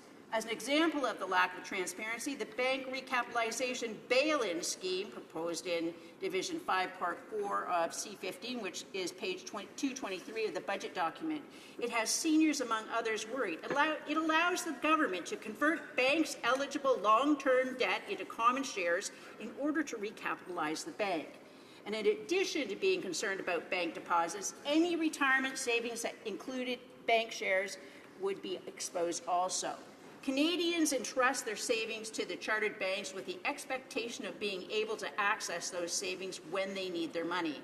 And I know the people in my riding do not expect their savings to be redirected into common stock when a bank is in trouble. Canadians may use banks for long-term savings or to park money temporarily in what they thought was a safe place, for example, when they sell their home or a family business. This government is scaring seniors about the safety of bank deposits. The question has to be asked. A preliminary proposal was made by former Finance Minister James Flaherty regarding the charter bank insolvency rules. However, under our previous Conservative government's plan, bank deposits were protected from seizure. In addition to financing the federal spending spree, Canada's banks are holding billions of dollars in debts from the oil sands. The depressed price of oil has already caused tens of thousands of Canadians to lose their jobs. Internationally, there are at least 5 countries with oil-depressed economies that are teetering on insolvency. Another example of the lack of a transparency referred to by the nonpartisan parliamentary budget is the decision of the federal government to cover up the cost to Canadians, taxpayers, of the Ontario Green Energy Act. The Green Energy Act was brought in by the disgraced former government of Dalton McGuinty and continues to drive electricity prices in the province of Ontario higher and higher. And one of the consequences of that piece of misguided, extremist-driven policy is the energy poverty that is now a fact of life in the province of Ontario. It's important to point out to Canadian taxpayers that Part 1 of Bill C-15 implements certain income tax measures proposed in the March 22, 2016 budget by exempting from taxable income amounts received as rate assistance under the Ontario Electricity Support Program. The Ontario Electricity Support Program was brought in as an indirect tax levied on all electricity consumers to provide rate assistance for people who cannot afford to pay their electricity bills. Of all the issues that I'm contacted on, the cost of electricity in Ontario draws the most complaints.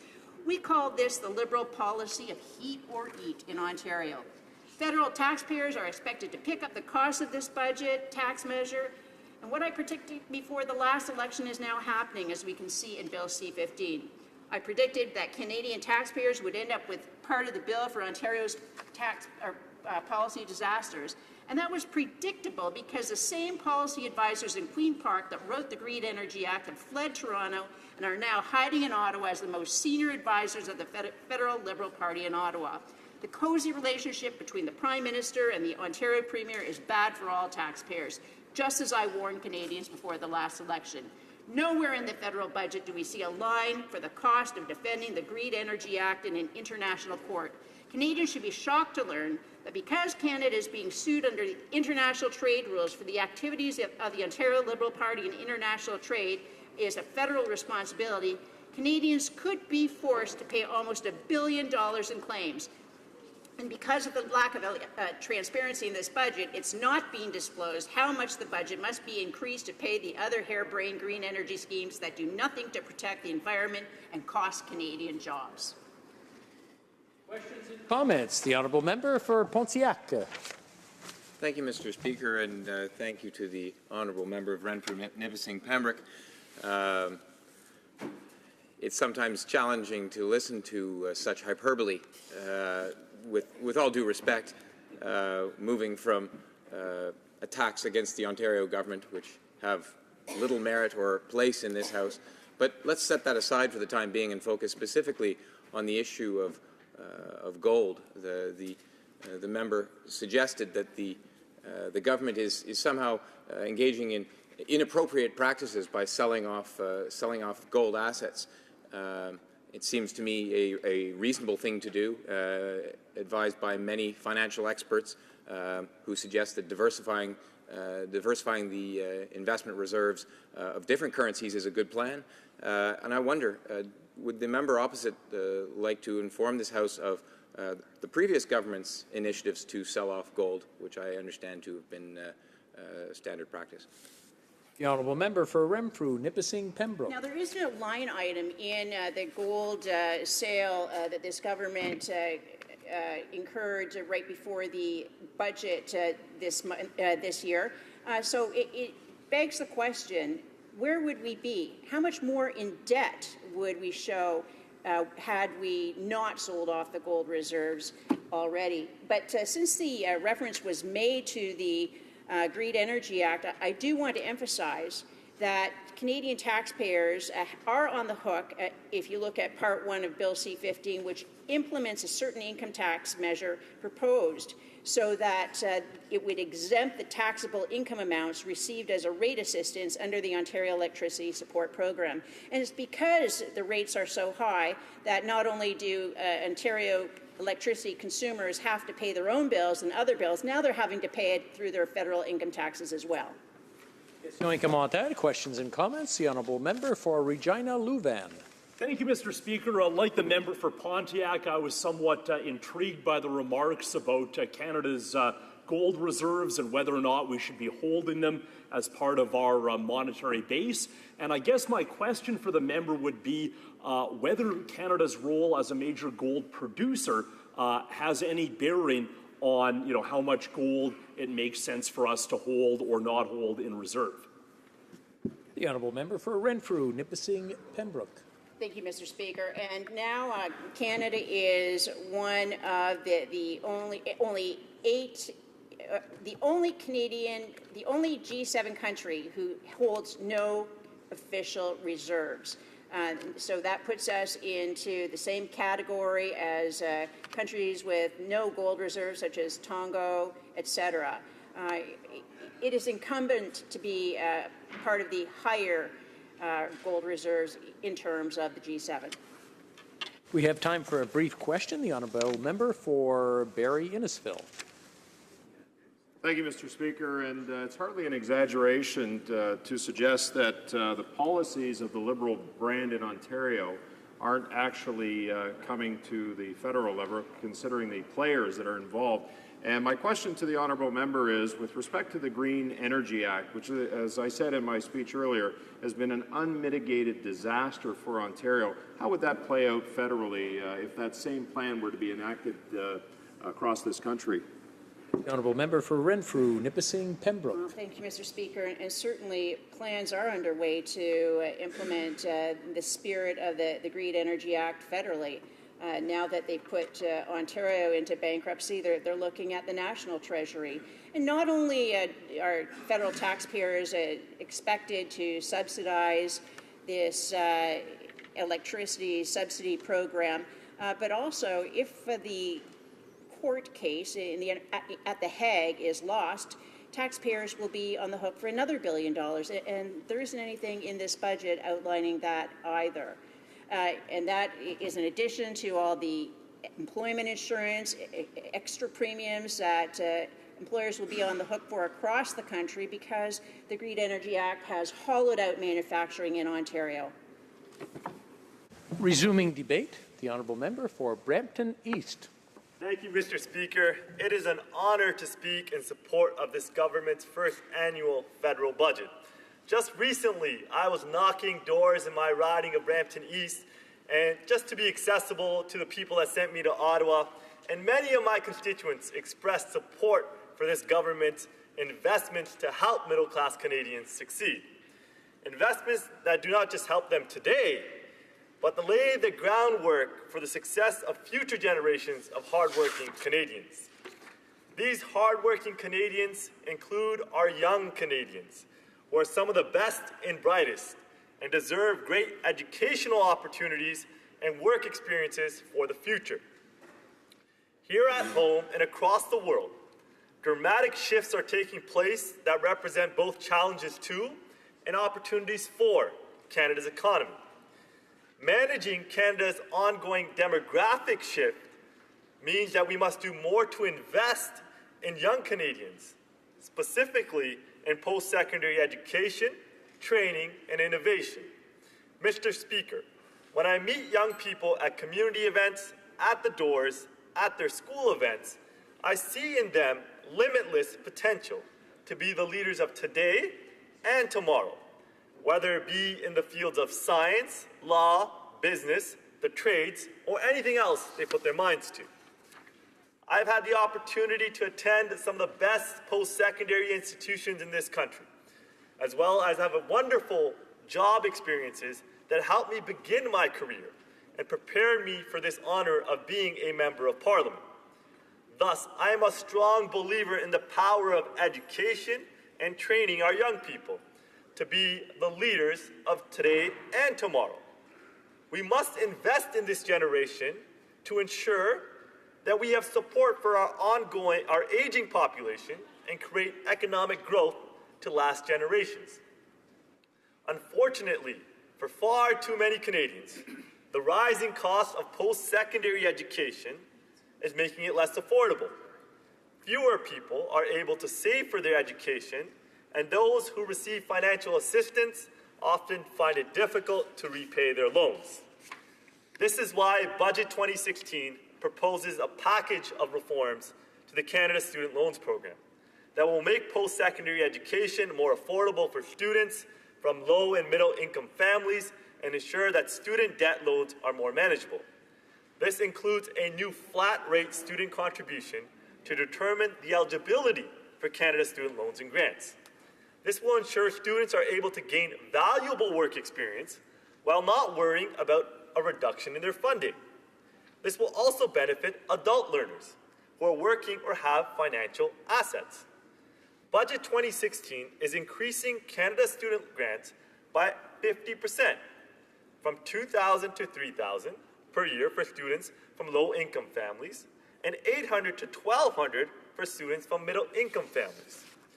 Additionally, part-time students will receive $1,200 to $1,800 more per year as they aim to complete their education. This means that approximately 247,000 students from low-income families will benefit, and 16,000 part-time students who work alongside school or care for their families will also benefit from the government's investments. This is a direct investment to meet the rising costs of post-secondary education, and I cannot understate the impact that this will have for many ordinary young people who are looking to build brighter futures regardless of their family or personal income. Also proposed is an increase in the loan repayment threshold to ensure that no student across the country will have to repay their Canada student loans until they're earning at least $25,000 per year. This measure will provide assistance of $131 million over 5 years starting in 2016 and 2017. Finding a good job is hard, Mr. Speaker. For young people, we need to do better to ensure our recent graduates are not burdened by student debt until they are on their feet and earning a decent income.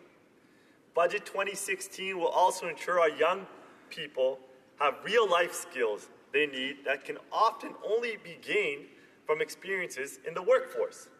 So our government is investing in employment opportunities for youth through an investment of an additional $165 million in 2016-2017 for the youth employment strategy.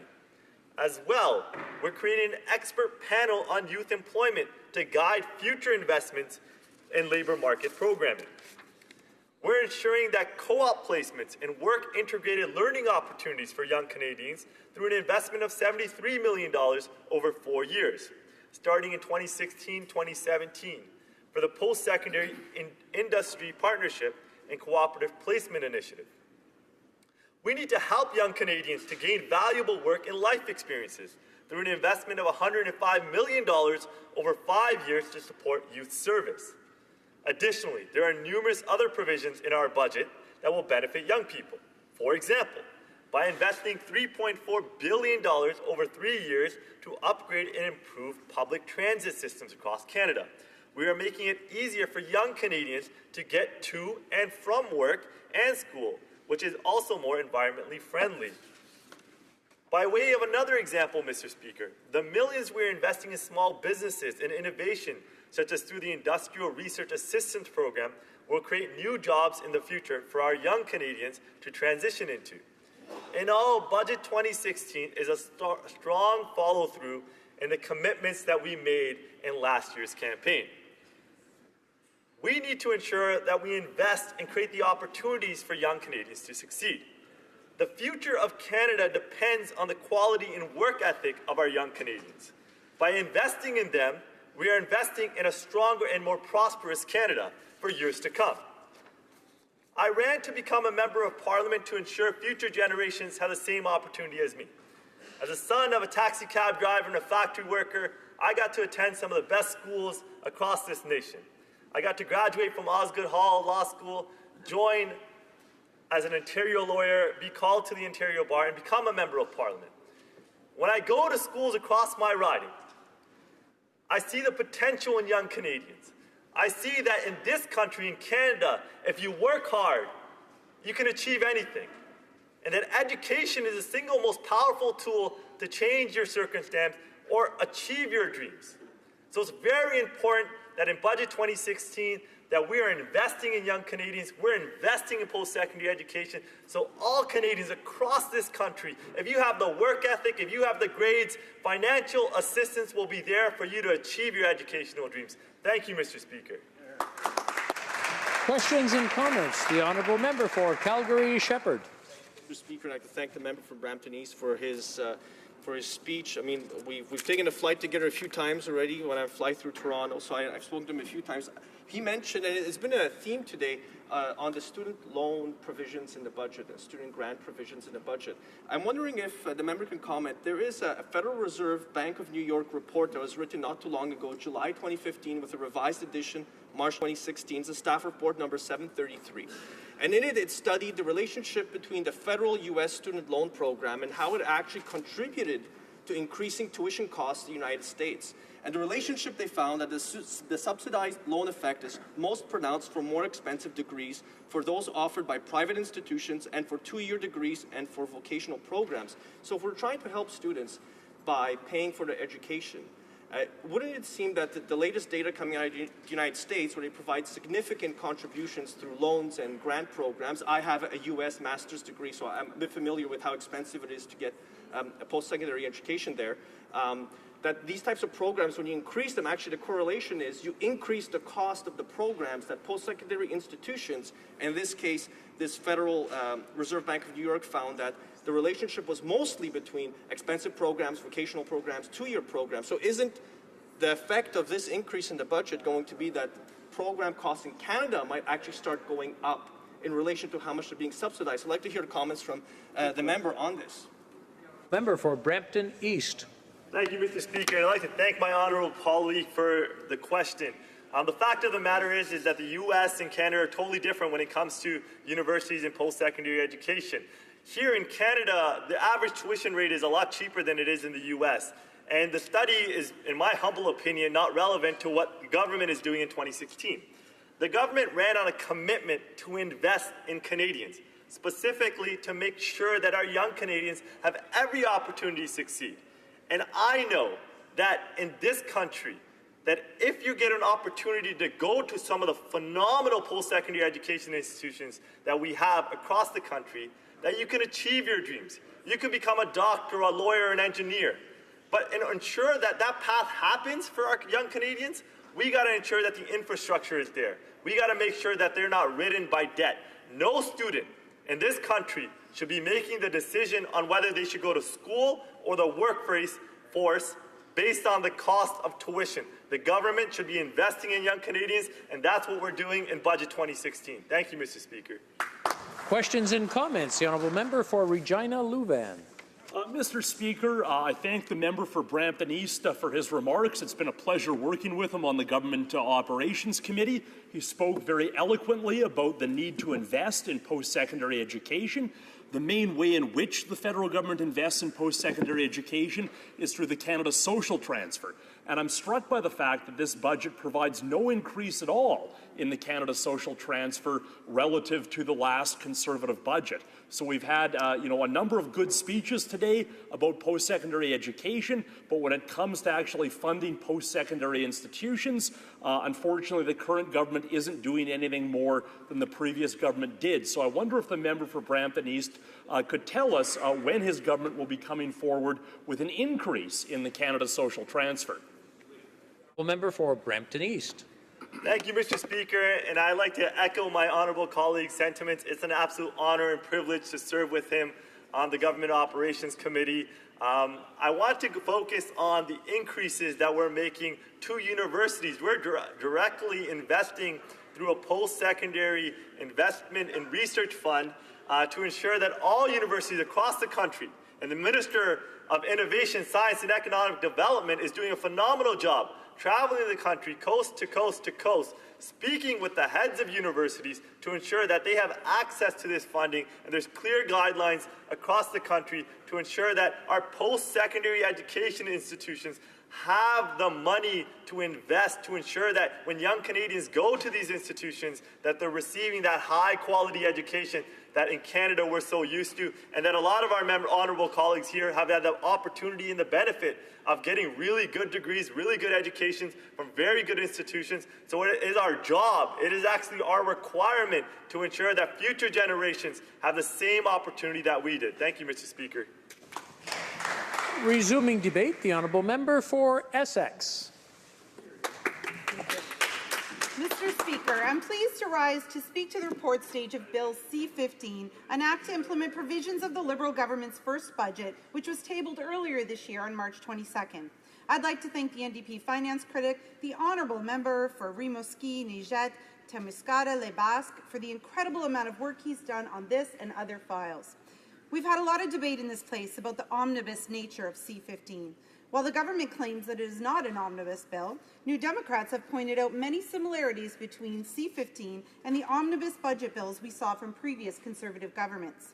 C-15 is 179 pages long, amends over 30 different statutes, refers to 9 different ministers, and impacts several others.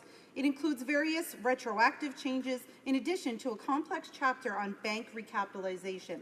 Clearly, this bill contains many more important elements that deserve proper study, which unfortunately it did not receive.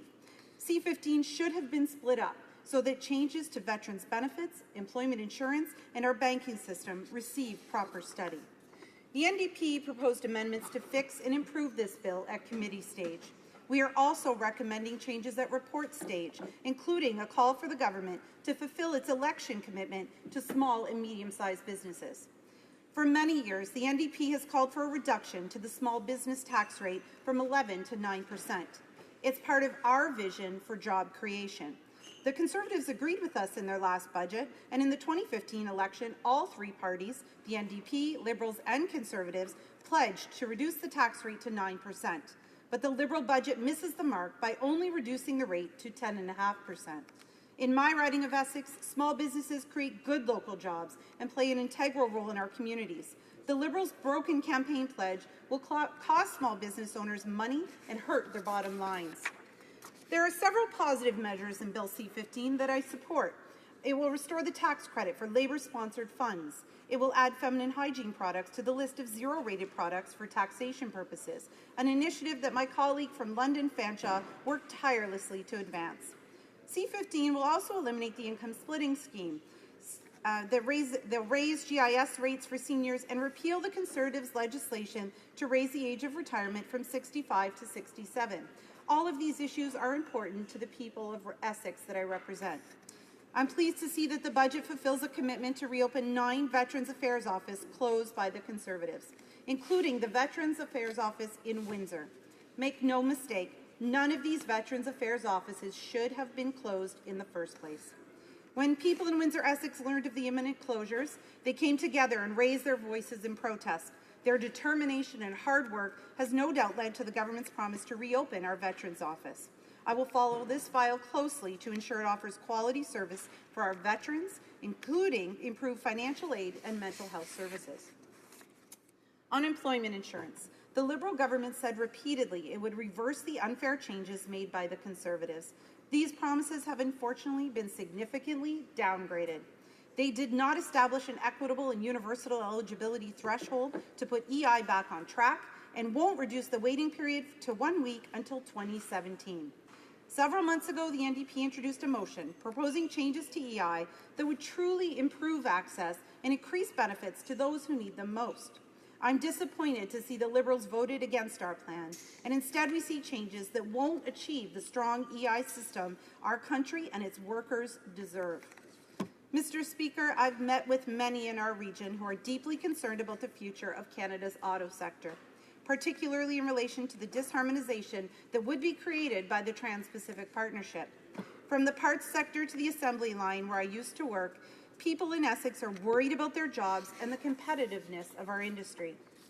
The region of Essex, which I'm so proud to represent, has lost nearly 12,000 auto manufacturing jobs between 2001 and 2013. It's a trend that started under the previous Liberal government and continued under the Conservatives. We must tackle these worrisome job losses head-on. Instead, the new Liberal government has signed Canada onto what's been called the worst trade deal ever, a deal that puts thousands more auto jobs at risk.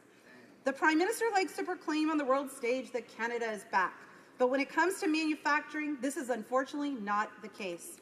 We desperately need an automotive and manufacturing strategy now more than ever. If we don't create a strategy and aggressively seek new investment, we will continue to lose jobs to other jurisdictions. I have heard an incredible level of support for the NDP's auto plan, which would make better use of the Auto Innovation Fund and the Supplier Innovation Program. Our plan would also make it easier for automakers to set up operation in Canada by creating iCanada, a one-stop shop with access to all 3 levels of government and dedicated staff working to bring investment to Canada. As an MP who represents rural communities across Essex, I welcome the government's commitment to improving access to broadband internet. But this commitment alone falls far short of the support that farmers have asked for. The budget makes no provision for promised compensation for farmers that will be hurt by trade deals like the TPP and CETA, even as the government continues to push to ratify these deals. These trade deals chip away at Canada's supply-managed industries at a time when we should be strengthening family farms and ensuring that they have the tools they need to remain viable. The budget shortchanges promises for new funding for agricultural research and value-added production, and also for the Canada Food Inspection Agency by more than $130 million over 2 years. I must also reiterate my call on the government to finally implement a PACA-like payment protection system for fresh fruit and vegetable growers. Producers have called on this for years, but their pleas fell deaf ears under the Conservatives. They've been so hopeful that things would finally change, and were disappointed to see no commitment to PACA in the Liberal budget. The absence of a PACA-like system hurts farmers' ability to export and exposes them to unnecessary costs and great financial risk.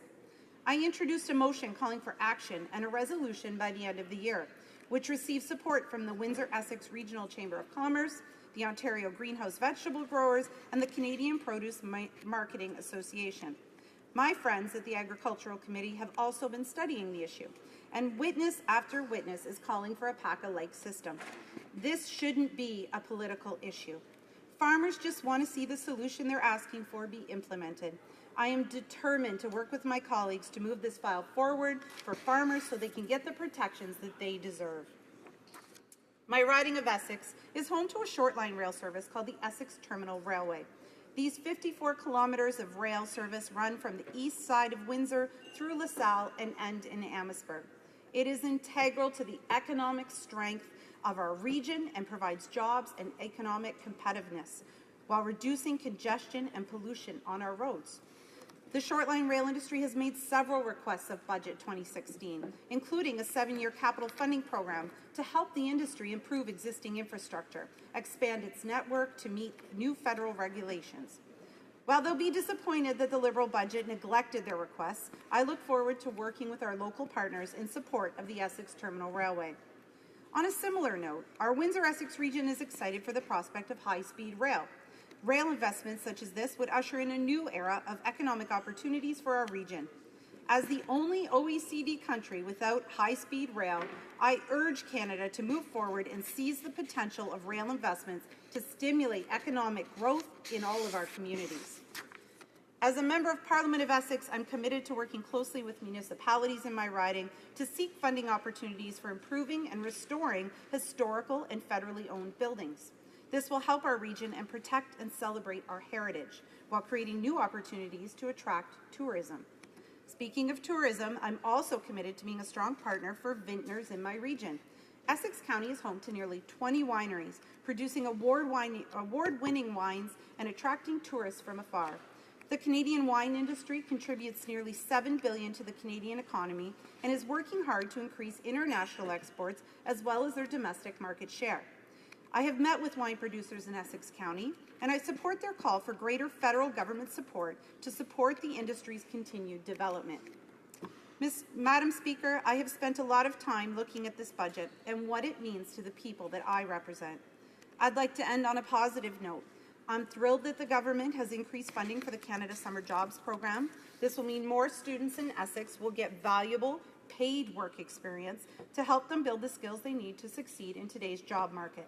It also supports local businesses and organizations with talented young people who are eager to learn and contribute.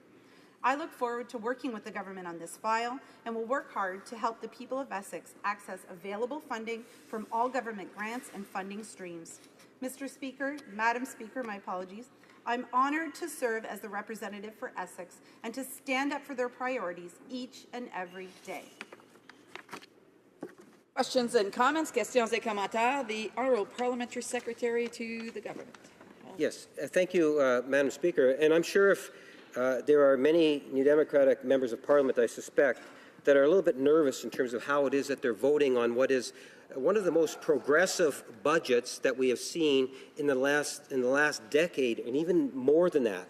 When we talk about the money that's being given out through the Child Benefit Program, when we talk about the individual seniors, some of the poorest seniors in the country, and the increases that they're getting through the GIS, the solid commitment to infrastructure dollars and building projects, Mr. Speaker, there is a litany of things that are taking place in this budget that are of a very progressive nature.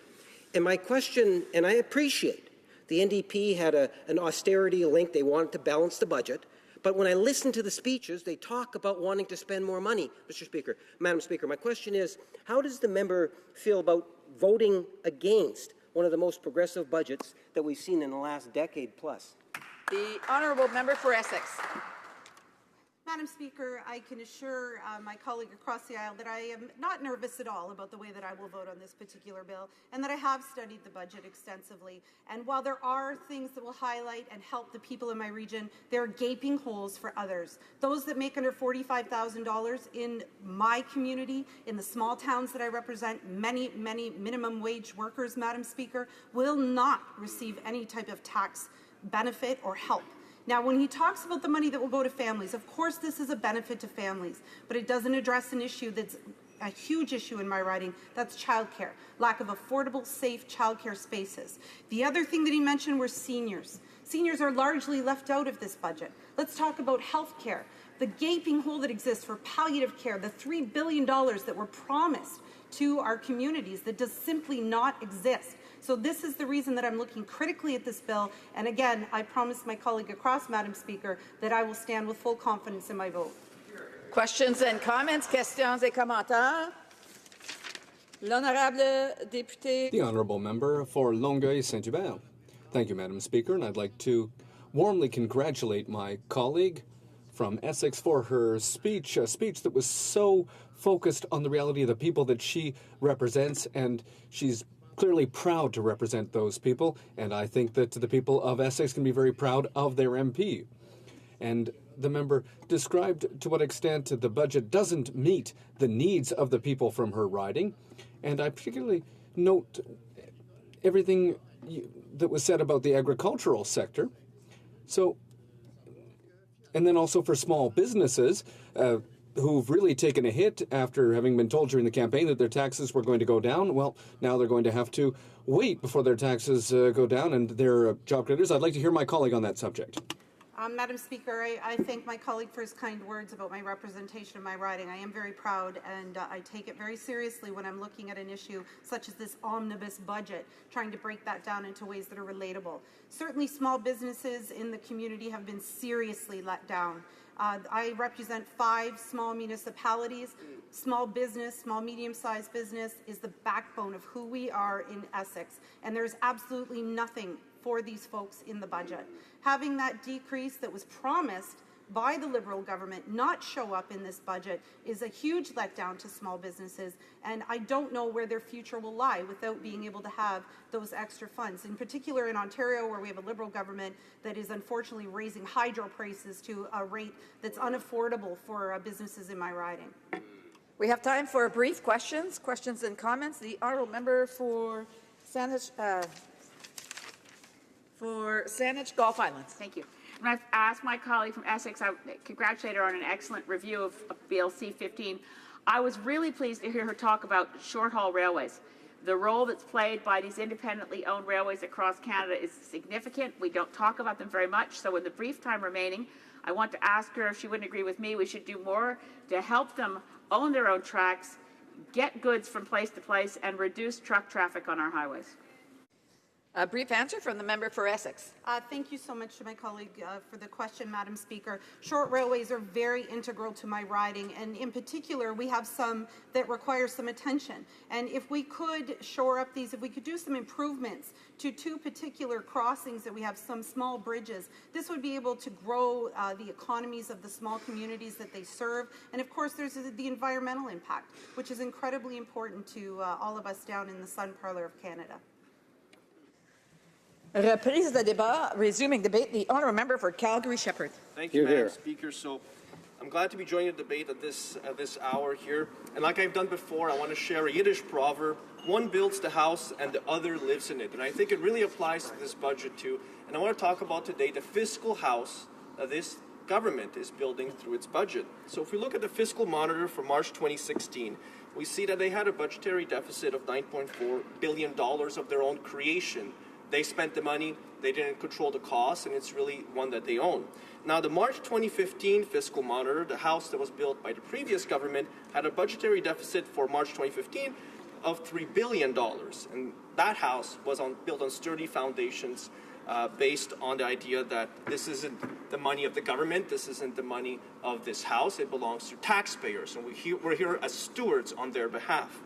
So we see also that the personal income taxes for the March 2016 fiscal monitor and corporate taxes were both down. That $1.1 billion on the personal side, $2.1 billion on the corporate side, and $0.2 billion on the non-resident income tax. So revenue was way down, but so was spending. Spending was way up. Direct program expenses were up $1.5 billion. So if we look at comments made by the former parliamentary budget officer, he said that the Conservative government handed over a set of books that were, for all intents and purposes, in balance. And furthermore, he went on, policy-related changes include the Liberals booking $3.7 billion in future veterans benefits in the 2015-2016 fiscal year, while tax changes, an Alberta Stabilization Fund, Syrian refugee costs, and the cancellation of federal sick leave savings totaled $2 billion. Their spending and tax measures are going to add to the deficit. And so this is truly a budget that builds upon a fiscal house based on structural deficit. So there is no foundation. There's just ample, large volumes of spending.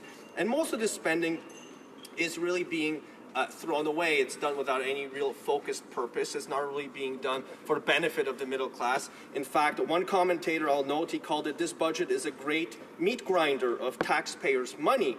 And while for many of us it's kind of shocking to see how this concept of stewarding both the economy and stewarding taxpayer dollars has been thrown out the window this budget, I also think about the obvious effect, which is how little effort this government puts into cost control, or this concept of stewarding taxpayer dollars. When the government took power in early November 2015, they also began owning all these spending decisions. Like I mentioned, there's quite a few of them that they've made since then, and they've chosen to go down this path of deficit spending. And during the campaign, we heard that they were going to have a small, reasonable-sized $10 billion deficit. To me, that seems completely unreasonable. And that deficit has grown to 29.4, 25.6, almost $30 billion. So we see that those promises that they made during the campaign aren't really worth the paper that they were written on. So they own this spending that they've done since they took power in November, and it's truly theirs. It's a liberal deficit that's been reaching new heights as of March 2016. And like in the budget, there is no end goal. There is no end to the spending. They will just continue to spend to new heights. They have no plan to return to a balanced budget. And when we look at the budget a little bit closer, we also see that the revenue numbers are also hard to believe. They believe that between this fiscal year and the next, they will have an extra $10 billion just in personal income taxes. It makes one wonder how and where are they going to get this money from. One, they're getting it from Canadian taxpayers, but I just don't see the potential for an increase that is just so high. So the borrowed money of today is really the taxes of tomorrow. And if you binge borrow today, like they're doing, eventually you're going to have to pay it back. And binge borrowing today by this Liberal government is going to require them, and what it's already doing is that they're squeezing the private sector in terms of the borrowing opportunities. So the private sector has to go out and find dollars from regular Canadians or from businesses or from banks to borrow as well. So public sector borrowing squeezes private sector borrowing, and costs go up. So the federal government is displaying and creating this type of environment will be more difficult in the long term for the private sector to borrow at reasonable rates. It's also an open question whether any of these budget numbers make any sense. And a sizable contingency fund was created. They've pegged the price of oil at $25. And at times they have really rosy revenue growth, which, like I've said, especially on the personal income tax side, are just completely unreasonable. They're very hard to believe. One oddity I've mentioned in the House before, and I've asked questions about this from other members today especially, is on the child benefit numbers that actually start going down starting in fiscal year 2018-2019. And the result is a $1 billion gap between their numbers in 2018-2019 and their numbers in 2020-2021. And the only reason you can explain this gap is because either they believe that Canadians will be making vast sums of new revenue somehow, families will be making vast sums more, and therefore they'll be eligible for a smaller child benefit only, or they have no intentions of indexing it to inflation, and over time the child benefit will simply decrease in its real value. Now, that's the only way this works, and the budget document is simply unhelpful in pointing out how this will be done. On the very next page, we have an explanation for every single other line item. They have no explanation for this decrease on the child benefit side. So on infrastructure, again, the Liberals are off to a bizarre start with the Minister of Infrastructure and Communities wasting $800,000 on a new deputy minister's office. Is there truly no space available in Ottawa to fit a deputy minister's office? Is there truly no space available where they have to start their infrastructure program by building, the Taj Mahal, by building, as a colleague of mine from Edmonton West called it, a Sky Palace 2.0 for Albertans who were quite aware of what Sky Palace 1.0 was, a huge waste of dollars. And on the infrastructure record, the Liberal record between 1994 and 2006 was $351 million allocated to Alberta. A pittance, peanuts. The Conservative record in comparison between 2006 and 2015 was $3.4 billion of infrastructure spending. Real money allocated to real projects we can see in my community like the Stony Trail bypass of the City of Calgary, built with federal and provincial monies, including the City of Calgary. So if you want a record of fairness and standing up for Albertans, this budget doesn't have that. This budget doesn't help Albertans continue to build in the fastest growing cities in Canada. Now, there's a measly $4 billion in this budget to be spent on actual infrastructure. The other $25 billion is being spent, over 80% is being spent on a wish list of program spending. So actually, there's very little infrastructure spending in this budget. Now, they have plans to spend more, but in this particular budget, this budget they've tabled, with this Budget Implementation Act to actually change the laws to make it work, they have almost nothing available for actual infrastructure. If we look at small businesses and how they're hard done by this budget, they're losing out on a 1.5% tax cut they were supposed to get. That was another broken promise by this government. I talked of a meat grinder for taxpayer dollars, but I'm sure the Liberals have also a very well-used industrial shredder for all those Liberal promises they are no longer willing or able to keep. And the PBO estimated that a reduction to 9% would reduce the federal revenues of $2.15 billion over the next 4 years. And this is net. This is net. So put another way, this was $2.15 billion that small business owners will get to keep in their pockets so they can reinvest it into their business. And we talked about innovation. There is no more greater innovator than a small business owner trying to grow their business. You don't need the government to tell you how to do it. You can do it yourself. So when we then look at the PBO's report even further, we also see the real GDP impact. So the employment numbers will go down by 1.24 billion. Again, it's a huge loss not to reduce the small business tax. I know when I worked for the Calgary Chamber of Commerce, we moved a motion at the provincial level to simply reduce the small business tax by 1% to match it with Saskatchewan. Hugely popular in the chamber movement in Alberta. Hugely popular. So I know that the record that the previous Conservative government left to this government was, the number one most reputable and admired in the world, Reputation Institute, number one government net debt, GDP G7, OECD, AAA credit rating, best country for business in the G20 according to Forbes, number one best G7 job growth since 2008 according to the OECD. All of this is at risk with this budget. The list is no doubt a flurry of wasting of tens of billions of dollars, taxpayer dollars. And to return to the concept that I started with, the Yiddish proverb, the house that we're building with this budget, it has no foundation. It's built on binging of debt as far as the eye can see, structural deficits that will take a generation to fix, and successive governments will struggle with it because they have to. There's nothing here, there's no plan. So again, we're talking about future generations, that many members have talked about graduating students. There is nothing in it for here except debt and higher taxes in the future. I will oppose this budget, Madam Speaker, and invite other members to do the same. Thank you. Questions and comments, questions et commentaires. The Honourable Parliamentary Secretary to the Leader of the Government in the House of Commons. Yeah, thank you, Madam Speaker. And a question that I often ask Conservative members is because I know at times it can be difficult to vote when, in fact, there's something that's within the budget that I believe many Conservatives would feel somewhat glad to see, and that is the whole issue of the tax break. We know that in excess of 9 million Canadians Canada's middle class is going to be receiving a substantial tax break, adding literally hundreds of millions of dollars to people's disposable income.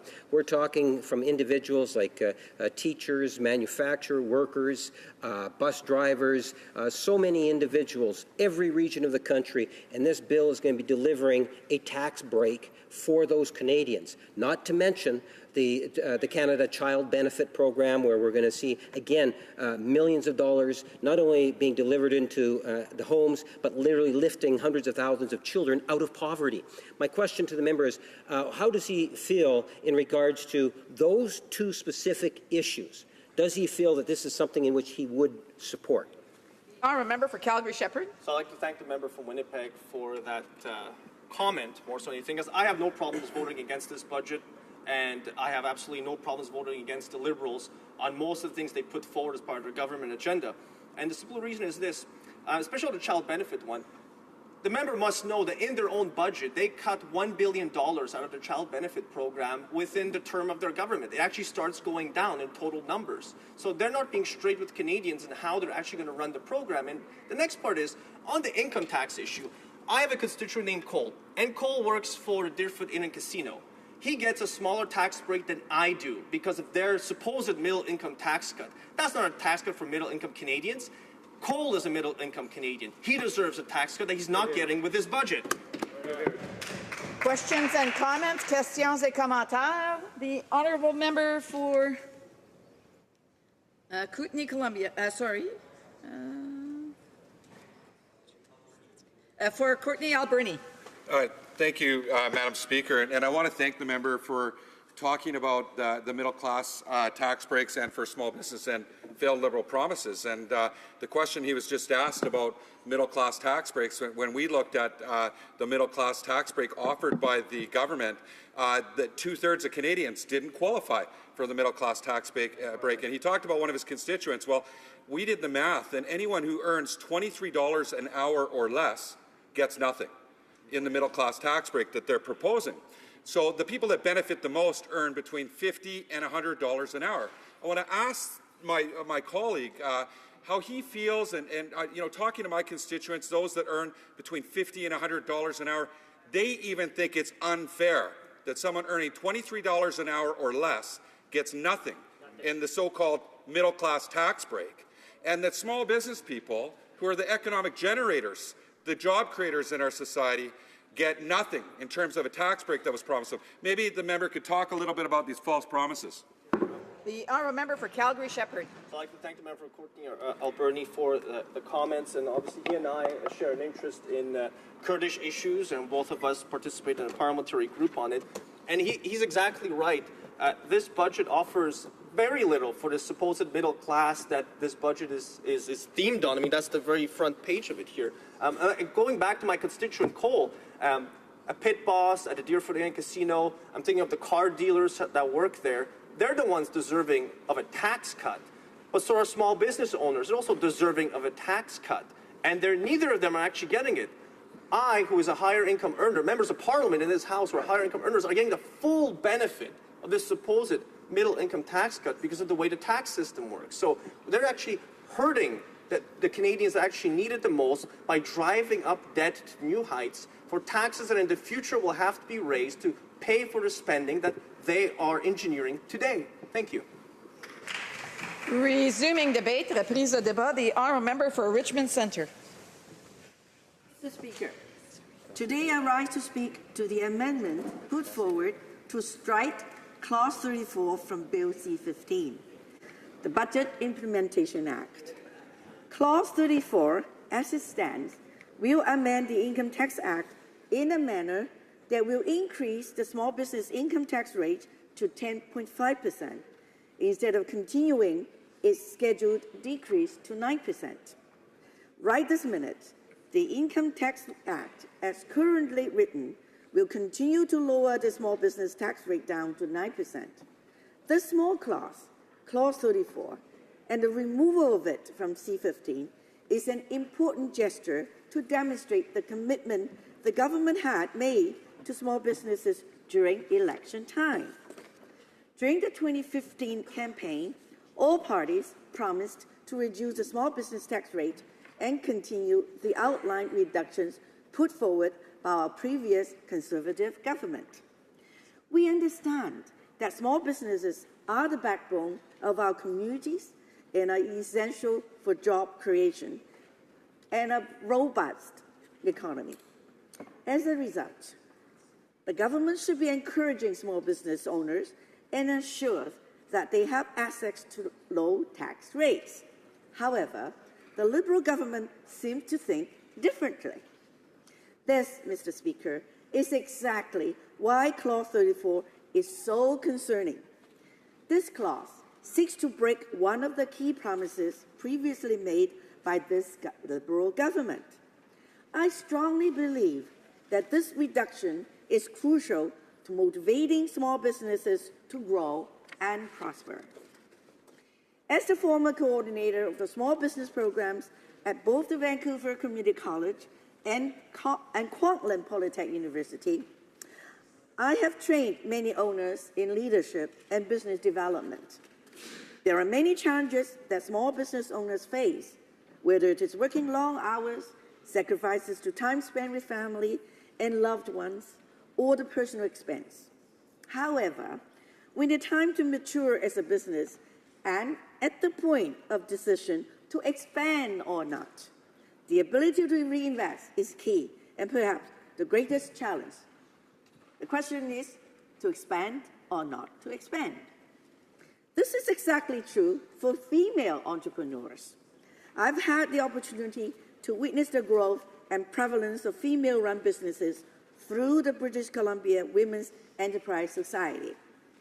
Tax burdens, whether personal or business, has always been a great challenge to creating assets to the money they require in their own pockets to reinvest. Additionally, my involvement as one of the founders of the Ethno Business Council in BC and my personal business experiences both demonstrate that tax burdens weigh particularly heavy on immigrant entrepreneurs.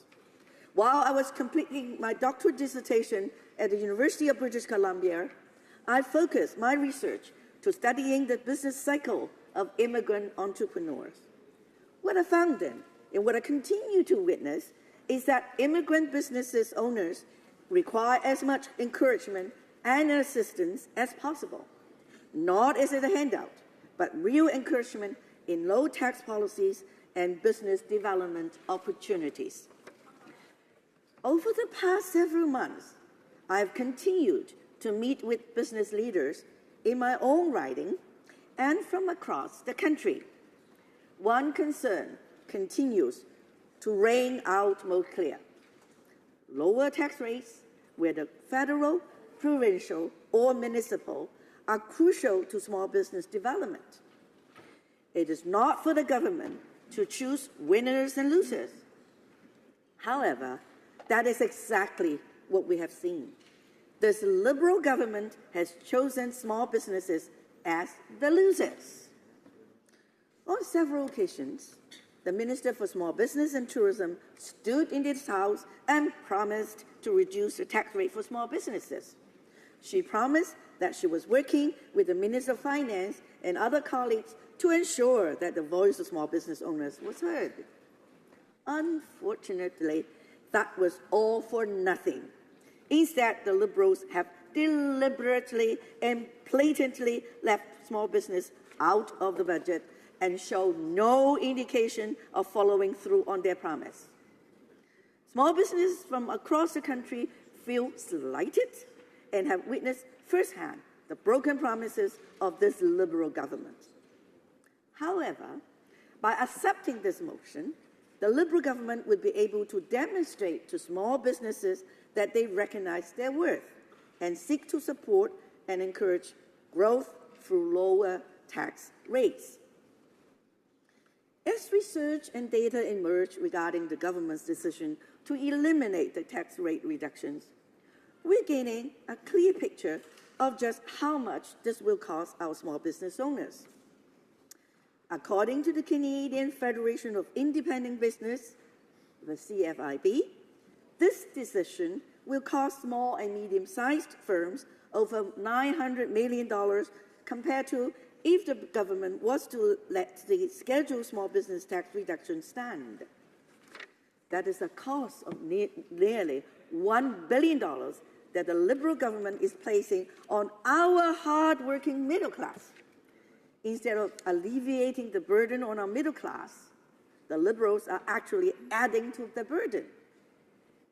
There's no doubt that small businesses stimulate our economy and encourage growth. The president of CFIB, Dan Kelly, stated that, and I quote, "The simple truth is Canada's small business owners are overwhelmingly middle class. They are your mechanic, accountant, hairdresser, and landscaper, just trying to earn a living doing something they love." End of quote.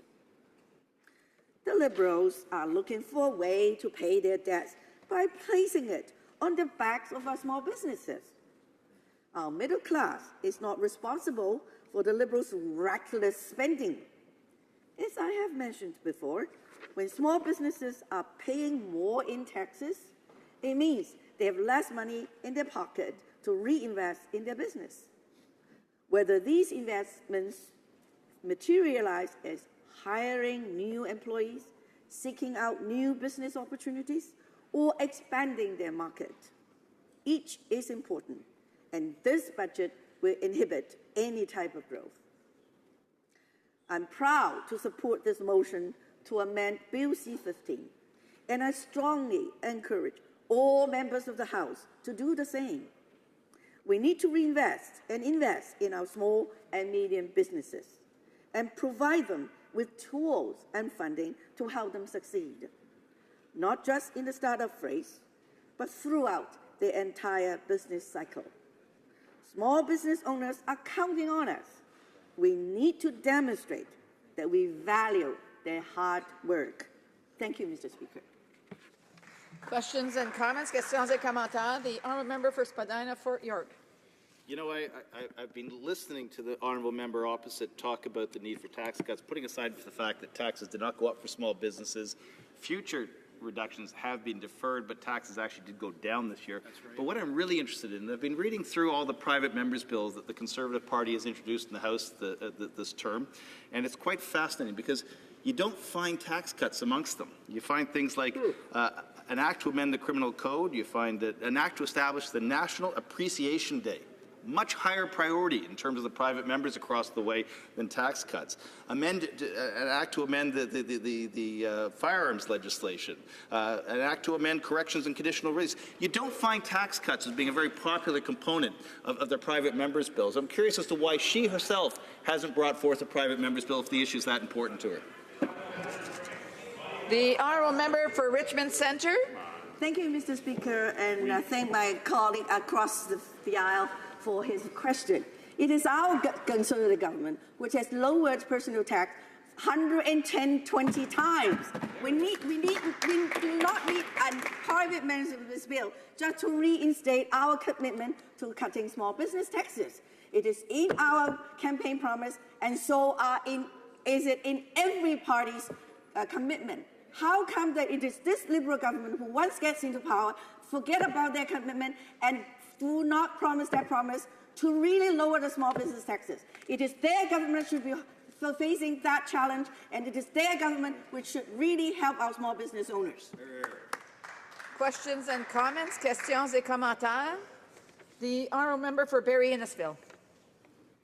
Thank you, Madam Speaker. And it's incredulous to me, incredulous to anybody who sits in this House on this side, that honourable member would actually bring that up when he knows full well that it was the Liberal Party that promised to bring the small business tax rate down, and yet it's not included in this budget. But I digress, and I'm not actually here to speak to that, but it's worth noting. But I would like to ask my honourable colleague about small business, because in the Committee of the Whole last week, the Finance Minister was asked a very pointed question as to whether, in fact, he had consulted with Dan Kelly of the CFIB during budget deliberations. And like an artist in Cirque du Soleil, he contorted his body in every angle without answering the question. So I would like to ask my honourable colleague, how important would it have been for a finance minister to meet with the president of the CFIB during budget deliberations? Honourable member for Richmond Centre. Thank you, Madam Speaker, and I thank my colleague for that question. During my first visit, after actually not only the first visit, many visits, discussion with the president of the CFIB, the first concern they told me was that they were not able to even secure a meeting with the finance minister. How can they really set up a policy for the most important economic element in our whole community and Canada, which actually create over 95% of our jobs, that they actually did not even listen to them? In my experience in meeting many of the business owners, and as a former business owner myself, This is exactly why we should be listening to small business owners and small business organizations which are representing them, like what I mentioned, the BC Women's Enterprise Society, the Ethno Business Council, and also all the business associations which I've been consulting and listening to. This is their major concern. Thank you. We have time for a very brief questions. The honourable member for Halliburton, Kawartha Lakes, Brock. Thank you very much, Madam Speaker. It's a long name, I know. I will be quick. Thank you to my friend from Richmond for her comments. First of all, I'd like to mention that small businesses in my area are concerned. They're trying to invest, they're trying to hire, they're trying to develop. And I'll be quick. I think what I'd like to ask about is the overall government plan on spending. Spending for the sake of spending. I think if that were true, Ontario would be the economic engine of Canada, and of course that's not true. Maybe she could speak to that. Thank you. Answer for the member from Richmond Centre. Well, I think that one of the myths which the government has said that they're going to spend on infrastructure and innovation. What they are spending is on the programs and the program administration. There is no actual job creation. There's no direct benefit to all our business, and especially now that they are actually increasing taxes for our small business. Again, I repeat, to grow or not to grow, to expand or not to spend, that is the question. I don't think the Liberal has a good answer to it. Thank you, Madame. Resuming debate, reprise de débat, the honourable member for Courtenay Alberni. Thank you, Madam Speaker. It's a huge honour to rise and speak on Bill C-15. As the spokesperson for the NDP on small business, I'm going to focus on the small business tax cuts that aren't in this bill, that are going to be deleted, and the false promise by the Liberals.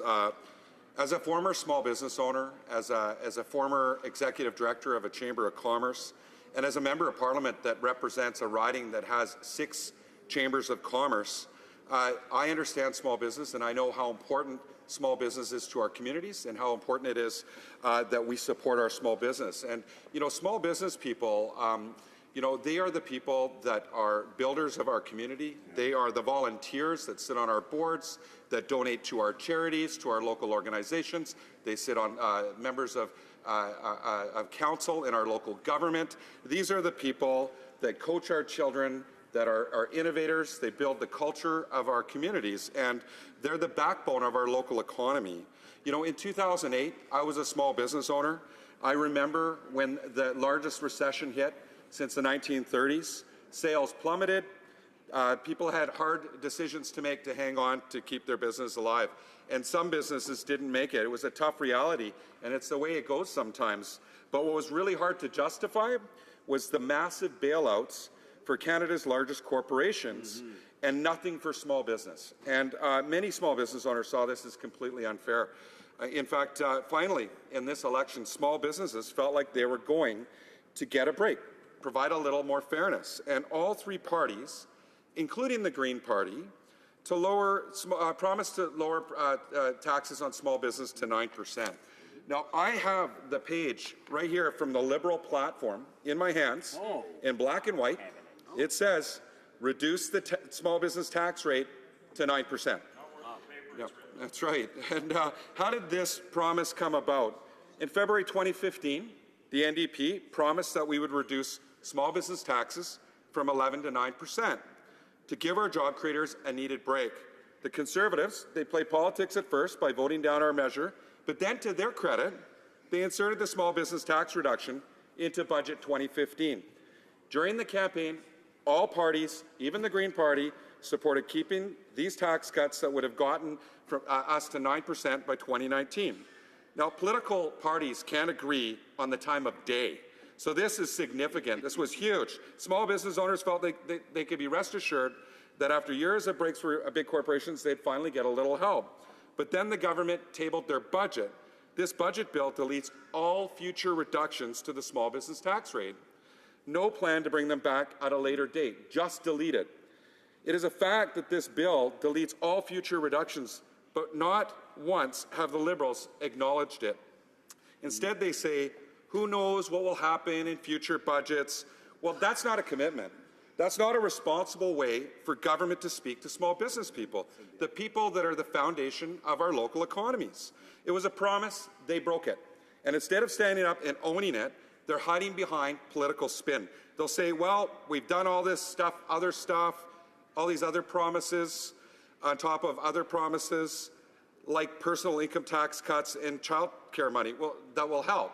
Well, let's look at the so-called tax cut for the middle class that does nothing for those earning $45,000 a year or less, but really it benefits the maximum, the people that are earning around $200,000. And if they think that most small business owners benefit from don't benefit from income taxes, then they truly don't understand the business world. Because small business people count on every dollar they can earn to keep their businesses going, to pay their employees, to pay their rents, and to contribute to their local economy. Yeah. Now, the child tax benefit measure will not cover the cost of childcare. So no, that's not enough. And finally, it was a promise. They knocked on doors, they visited small businesses, they held roundtables, all while making the promise crystal clear. Yep. There's a word I'm not allowed to say in this place, but Canadians know what it means when you make a promise for something with no intention of doing it. It starts with the letter L. It was a slap in the face to small business. Now, some have asked if small business really need this break, and the answer is yes. Small businesses create 78% of all new jobs in this country. They're the backbone of the economy. 50% of small businesses earn less than $40,000 a year. 70% of small businesses earn less than $60,000 a year. This is information that I have from the Canadian Federation of Independent Business. If the government is truly interested in growing the economy and creating jobs, they would do everything they could to support small business. This is important that we keep money in our local communities in terms of plugging economic leakages. When we look at buying local and spending money in our local community, look at the multiplier effect. When we spend money at a local business, at a small business in our community, 46% of that money stays in our community versus 14% being spent at a multinational. So it's very important that we invest in small businesses and make sure that we keep that money. Now, as we know, the Parliamentary Budget Officer did a report that said $2.2 billion are going to be lost to small business by getting rid of this small business cut. Well, that, when you put it into the multiplier effect, is a lot of money to the local economy. If we want to grow our economy and we want to do it in a way that supports community economic development, we need to invest in small business. I've spoken directly with small business owners across Canada. Many were counting on this. A small business in my community, a whale watch company, told me they were planning on using the tax cut to help purchase another boat and add to their fleet, but now they're not sure they're going to be able to afford it. And they looked at it over 4 years. At the end of the day, this is about priorities and fairness. Consecutive Liberal and Conservative governments have slashed taxes for Canada's largest corporations and most profitable corporations from 28% to 15%.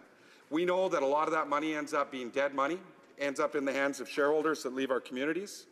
We need to invest in small business. If they truly wanted to, there's nothing stopping the government from honoring their promise. And some might ask us, how can we afford to invest in small business, the $2.2 billion, to do this right? I'll give you an example, and this is about choices. Budgets are about choices. Elections are about choices. This government has a choice. There's $800 million annually being lost through shareholder stock options, where CEOs are getting a tax break where they're not paying their fair share. If we close that loophole, it does more than cover the small business tax break. So Liberals, government is making a choice to give CEOs a huge tax break instead of small business people in our communities. So this is very important, because when they say that we can't afford it, they can. We know they can. It's about choices. And to go back to people in our communities and tell them that we're going to choose CEOs that aren't paying their fair share over small businesses is a slap in the face. And I really hope that Liberals, members of this House, will vote against this bill. Vote for the people, the doors that they knocked on. Vote for the people in their communities instead of voting for Canada's CEOs, those that earn the most, and making sure that they pay their fair share. Now, The myth that CEOs will suddenly pull out and investment will pull out if we close these tax loopholes, it's wrong. It's not true. And fundamentally, it's not right. And we need the government to do the right thing. Make sure that those can afford it pay their fair share.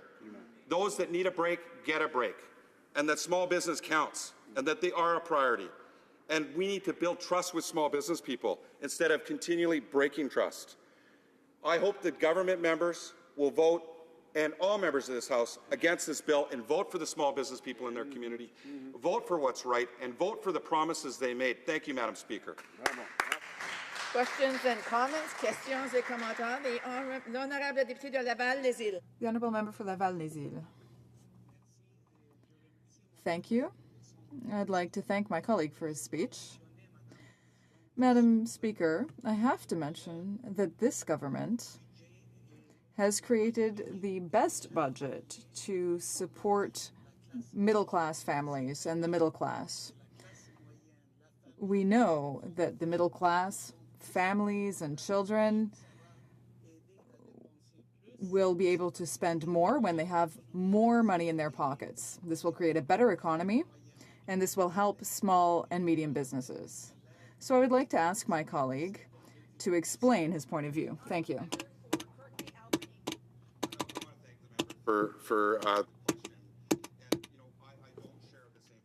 With the member about their budget. In fact, I don't see them tackling inequality or helping those that aren't in the middle class join the middle class. In fact, again, their middle class tax break that I talked about earlier, those that earn $23 an hour or less don't get the tax benefit. So how are those people supposed to join the middle class? When we talk about small business, the economic generators, the job creators in our community that create 80% of jobs, they're not getting a tax break that was promised to them. The child tax benefit that they're offering isn't enough to cover child care. So I disagree. In fact, the people that are going to benefit the most in their middle class tax break earn between $100,000 and $200,000 a year. And if you ask them, even they'll tell you it's unfair that someone who earns $23 an hour or less gets nothing.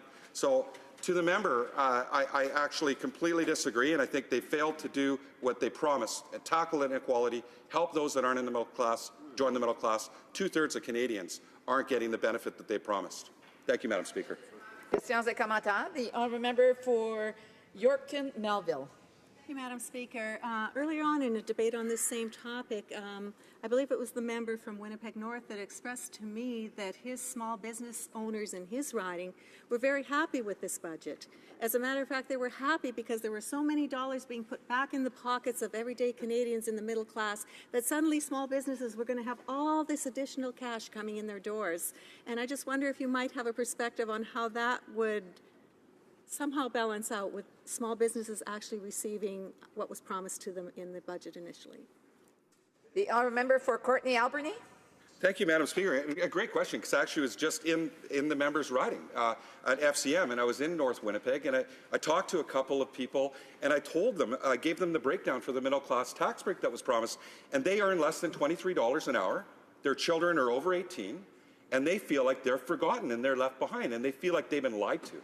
So I agree that the best thing they could do is make sure that everybody counts in their so-called tax break for the middle class, that they actually did their research, found out where median incomes lie in Canada and in places like Winnipeg and especially North Winnipeg, because we know it's certainly less than $31,000. But also, who drives the economy? It's small business people, and that promise was made to small business people. And in Winnipeg North and in the members' riding and all of our ridings, it is small business people that are driving our economy. They're the people building our economy. I really appreciate the question to the member. Thank you, Madam Speaker. Questions et commentaires, questions and comments. L'honorable député de Sherbrooke. The honourable member for Sherbrooke. Thank you, Madam Speaker. I'd like to thank my colleague for his speech and also for his concern for small and medium-sized businesses. On that subject, I'm wondering what my colleague thinks about the government's attitude toward SMEs, not only concerning these promised tax cuts, but also about the Prime Minister's attitude towards small and medium-sized businesses. He said that small and medium-sized businesses across Canada were using their businesses to try to avoid taxes. So what does he think about that attitude and about the perception that this government seems to have towards small businesses? Because obviously the Prime Minister himself apparently has this belief. Alberni. Well, Madam Speaker, I want to thank my colleague for the question. I want to thank him for his strong values in standing up for the people in his community. And he's absolutely right. I mean, when we hear rhetoric from the government side, they tell us, they say things like small business people are bad fiscal money managers or they're tax cheats. You know, we're talking about 80% of small business people earn less than $80,000 a year. I mean, and actually 70% of them earn less than $60,000 a year. So, I mean, this rhetoric is unacceptable. These are the people that are the foundation of our community. So I thank you for the question. These are the people that we should be celebrating and helping lift up. Resuming debate, reprise de débat, the honourable member for Yorkton Melville. Thank you, Madam Speaker. I'm pleased to stand today in regards to Bill C-12, or sorry, I am confused, C-15, the 2016 proposed Liberal budget. I'm beginning actually by expressing my disappointment and confusion as to why C-12, an act to amend the Canadian Forces Members and Veterans Re-establishment and Compensation Act, was initially tabled in this House to deal separately with budget items that specifically apply to veterans, only later to be pulled from debate and buried in C-15. Veterans were so pleased to learn about C-12, encouraged to see that the government appeared to be committed to responding in a timely and inclusive way to improvements in their financial needs. With the current attention in the media and within the veterans community to the unfairness of the decrease from the lower corporal rate to the highest private rate as the base salary benchmark for the earning loss benefit, perhaps the intent was to have less focus on the inappropriateness of this change that cast such a dark shadow over what was to be a victory for better care for our veterans, an increase of the earning loss benefit from 75% to 90% of military pay prior to release. Mr. Speaker, the Liberals claim that they are now increasing the earning loss benefit. However, lowering the minimum benefit threshold to a senior private salary instead of a basic corporal salary will result in a significant reduction in the benefits received by the most vulnerable injured veterans. The increase in this benefit for permanently disabled veterans will be minimal for those who make the least, but as much as a 20% hike for the higher ranks. The proposed increase to the earning loss benefit will still be applied unequally to the detriment of those seriously injured former members of our Canadian Armed Forces who were at the low end of the pay scale or who were discharged decades ago before military salaries climbed. This is discriminatory towards veterans who are unable to work because of their disabilities, who had to leave the forces at a young age before they had the opportunity to earn an ongoing living wage, and keeps them at a low income level until they reach the age of 65. At the same time, those who were able to stay in the forces longer will receive more under the benefit, with bigger increases, a higher percentage increase than those who receive less. Some disabled veterans have been making more than 75% of their pre-release salary through the earning loss benefit because those salaries were so low that the previous Conservative government acknowledged the veterans were not getting enough to meet their basic needs. In 2011, our Conservative government saw how inappropriate this was and adjusted the benefit so that no one would receive less than $40,000 annually, which was then, at that time, 75% of the salary of a basic corporal. With the new Liberal minimum base, the end result is that those whose benefits rose under the Conservatives will now get only small increases when changes take place in October. They include those who were injured in places such as Bosnia, Somalia, Rwanda, Yugoslavia, and those who were discharged before the government approved significant military raises in the late 1990s and over the past decade. Meanwhile, those former members of the armed forces who were discharged at salaries higher than the $49,449 that is currently paid to a senior private, like majors, colonels, generals, and even high-ranking non-commissioned officers, will not be affected by a rank change and could see their benefits rise by tens of thousands of dollars. This leads me to wondering, Mr. Speaker, how many high-ranked members of the armed forces have been discharged due to injury or disability in comparison to our lower-ranked soldiers that I would think are far more likely to be the ones in larger numbers facing the potential of high-risk situations where they could be injured severely enough, physically or mentally, to require them to willingly or unwillingly be discharged from service.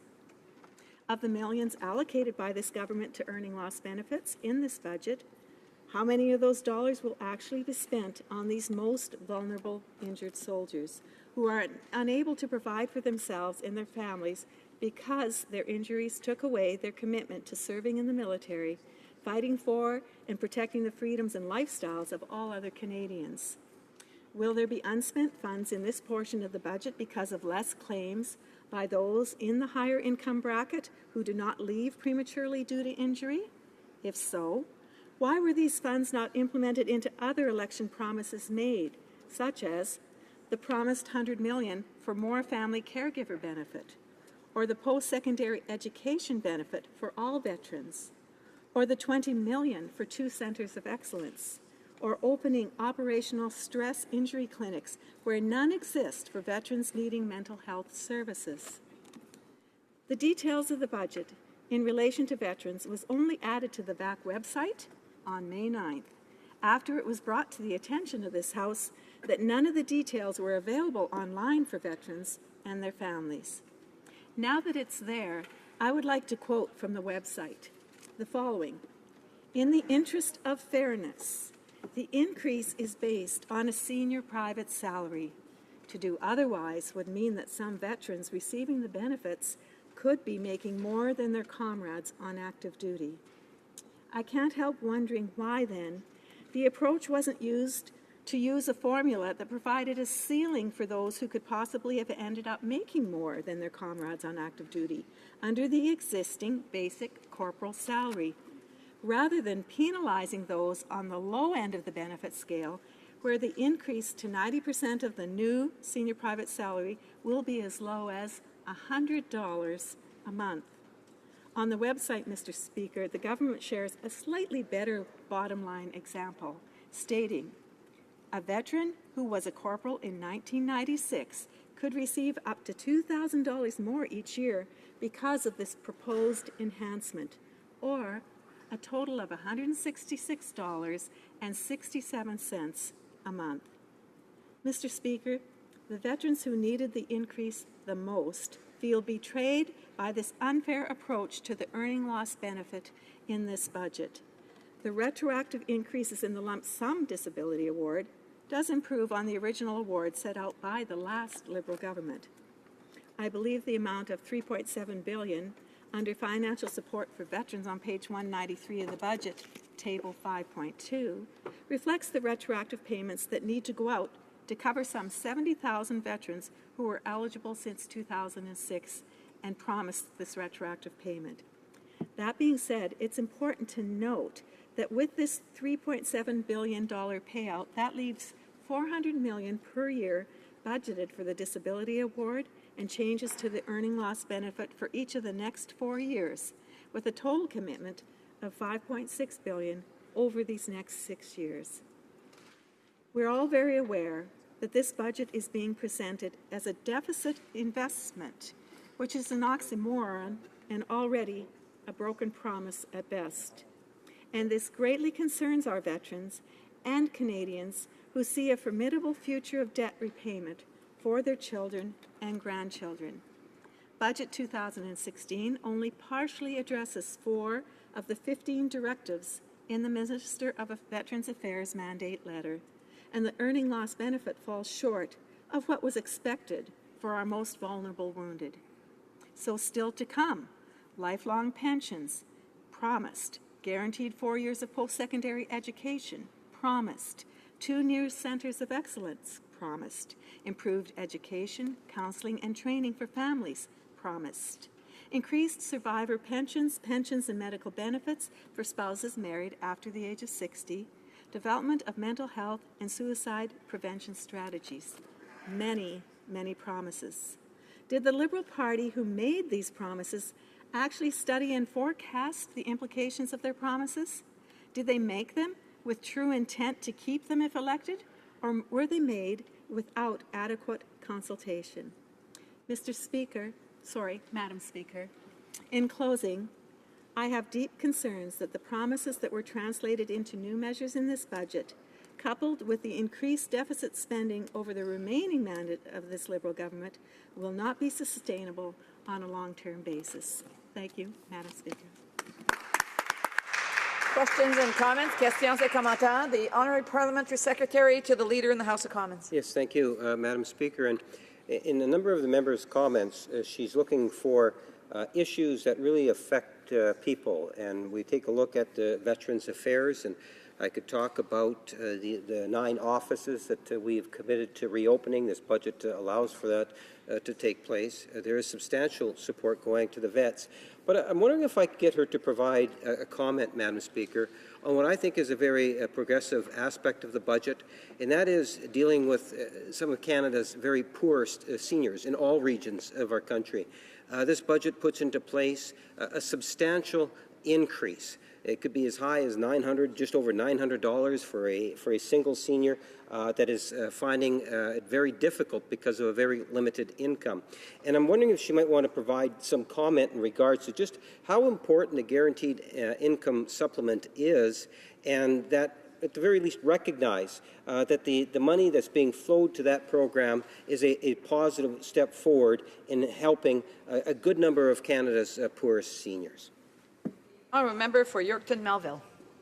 Thank you, Madam Speaker. I certainly would have liked some answers to some of my questions, followed by a question in regards to our veterans, as that's the area that I am especially concerned about, being on the committee and being Deputy Critic for Veterans Affairs.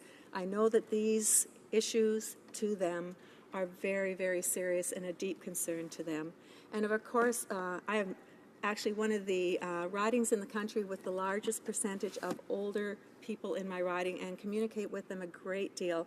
There are a number of things that they are very concerned about.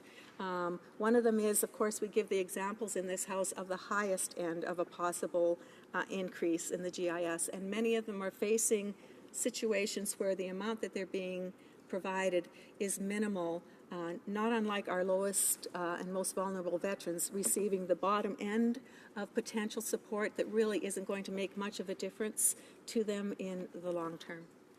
Questions and comments, questions et commentaires. L'honorable député de Sherbrooke. The Honourable Member for Sherbrooke. Thank you, Madam Speaker. And I would like to ask my colleague a question concerning the definition of the middle class that's used by the government. And in other communities like mine in Sherbrooke, the definition of middle class is not necessarily the same as that is being used by the government, which is giving tax cuts to those. The biggest tax cuts are for those who are making $160,000 a year. So I'd like to ask if she supports what my colleague from Courtenay Alberni said earlier, who said that a full-time employee needs to make at least $23 an hour to profit from the government's tax cuts for the so-called middle class. So I'd like to hear my colleagues' comments on those facts and those numbers and this definition of the middle class, which seems to be quite high for the Liberals. The Honourable Member for Yorkton Melville. Yes, Madam Speaker, I thank the member opposite for the question. This is a deep concern to me as well, because prior to being here, I was a small business owner, actually still am, but not involved in the business. And believe me, watching our employees and the amount of money that they are earning, they are certainly not in what this government deems the middle class.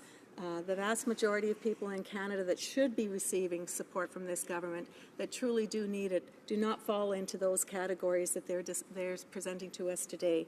So I would say, of course, what this has done is, again, rewarded in circumstances where the need is not as great as those who truly do need that support in a truer representation of the middle class. À l'ordre. Order. The member will have 1 minute remaining the next time that this debate is before the House. À l'ordre. À ce moment. Order. Pursuant to Standing Order 38, a motion to adjourn the House is deemed to have been made and seconded at this time. Therefore, the question is that this House do now adjourn. The Honourable Member for Sherbrooke. Thank you. Thank you, Madam Speaker. It's a great pleasure for me to come back to a question that I asked recently to the government, and more specifically to the Minister of National Revenue, on the KPMG affair, an affair which the public is very familiar with. It concerns an agreement that was signed by the CRA and KPMG, and particularly concerning some clients of KPMG. And a number of those accepted the agreement that was offered by CRA, when it's clear that these are taxpayers who broke the law, and they got an offer from the Canada Revenue Agency to get off scot-free without paying virtually any interest, and to be exempt from any legal recourse. And in my community, in my riding of Sherbrooke, this is an issue that people have been talking about a lot, and people are furious. People in Sherbrooke are furious to know that some of our richest taxpayers, millionaires, who are able to afford to pay KPMG, as we learned at the Finance Committee, $100 million to get services from KPMG. KPMG, who developed the strategy which allowed those taxpayers to put their assets in the Isle of Man and declare revenue from, and not declare revenue from those and be exempt from taxes. Now, those are taxes that should have been paid here in Canada. So they should have paid their fair share to ensure that the government can offer the services it offers to all Canadians. And this was studied by the committee, and this continues. Tomorrow we'll hear from new witnesses about this secret agreement. And when I say secret, well, that's important. This was a secret agreement, and in the agreement we can see that there's a specific confidentiality clause where it says that a taxpayer is not allowed to talk about the scheme to anyone. It has to stay confidential. So again, this shows that, well, this so-called transparent government isn't so open and transparent after all if millionaires can pay KPMG hundreds of millions of dollars to get out of paying taxes, and the government lets them get away with it. So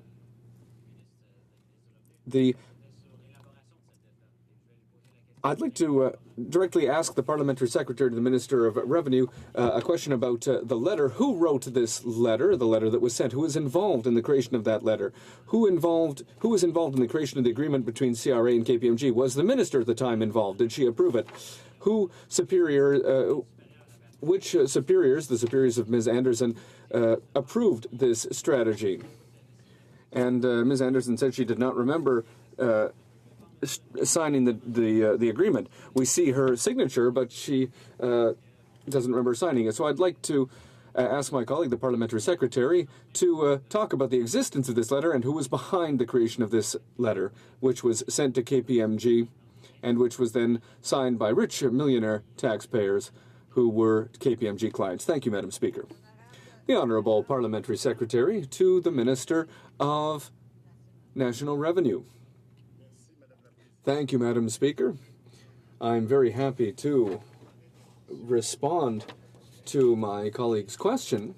And first of all, I'd like to start by saying that, well, he mentioned that we have had several meetings at the Parliamentary Committee where the Minister and representatives of CRA have been present, and all of the questions that he just listed, Madam Speaker, were considered in those discussions, and there were answers given. Maybe the member doesn't agree with the answers given, but those questions were heard. But allow me, Madam Speaker, to take this opportunity to inform the House that our government has undertaken to deal with tax evasion and tax avoidance. This is a commitment that we made during the election campaign. We talked about it many times during the election campaign. Now we are working to deliver the goods.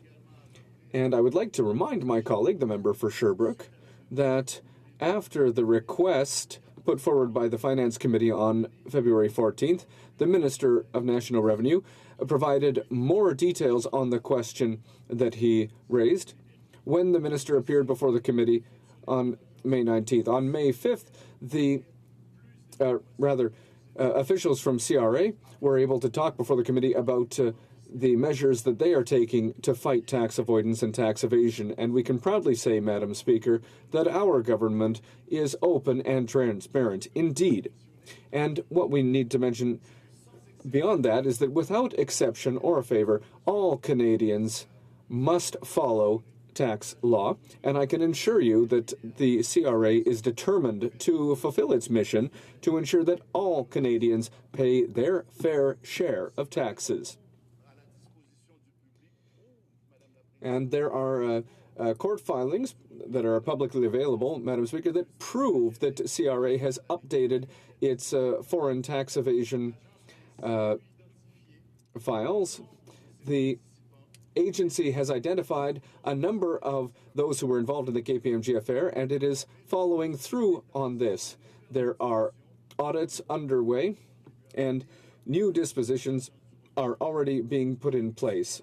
And it's thanks to these ongoing efforts and the historic investment of our government of $444 million, Madam Speaker, that we continue to fight against tax evasion and abusive tax avoidance. On April 11th, 2016, our government announced the $444 million investment. And with this money, we will be able to increase the number of auditors. We have also said that given that we have information on online payments over $10,000, well, these are measures that the CRA is taking to fight tax evasion and tax avoidance. We are determined, and we said during the election campaign and when the budget came through, that $444 million would be given to the CRA to increase its efforts and ensure that this strategy, that we don't see that again. Thank you, Madam Speaker. The Honourable Member for Sherbrooke. Thank you, Madam Speaker. And I will reformulate my question as simply as possible, no preamble, to ensure that we don't get lost in the weeds of tax avoidance. Could my colleague explain what this government is going to do to deal with KPMG, who facilitated tax evasion and created the stratagem? So what is the government going to do to fight KPMG, which facilitated tax evasion? The Honourable Parliamentary Secretary to the Minister of National Revenue. Thank you, Madam Speaker. And once again, we have had people from KPMG come appear before the committee, and my colleague knows that this is something that is underway right now, and we cannot elaborate further on that. In addition, my colleague knows that under the Income Tax Act, there is Section 241, which prevents us, Madam Speaker, from dealing with specific cases. And so there are measures that are being taken, and my colleague must trust the officials of the Canada Revenue Agency, who do excellent work to track those who would try to use tax evasion and tax avoidance. For Renfrew, Nipissing, Pembroke. Madam Speaker, I speak for the women and men who serve as members of the Canadian Special Operations Regiment from Garrison, Petawawa, located in the heart of the beautiful Upper Ottawa Valley. Canadians can be proud of their efforts in the international war against terrorism. All life is precious. To the troops and their families who are watching these proceedings, have no doubt, even if the government does not, I have your back. My question was to the Minister of Defence over the controversial decision by the Liberal government to withdraw our CF-18 fighter jets from the bombing mission against ISIL. The Minister referred to this decision as a difference of opinion. This is more than a difference of opinion. This is not the first time a Liberal government has made a politically expedient decision on the backs of serving women and men in the Canadian Armed Forces.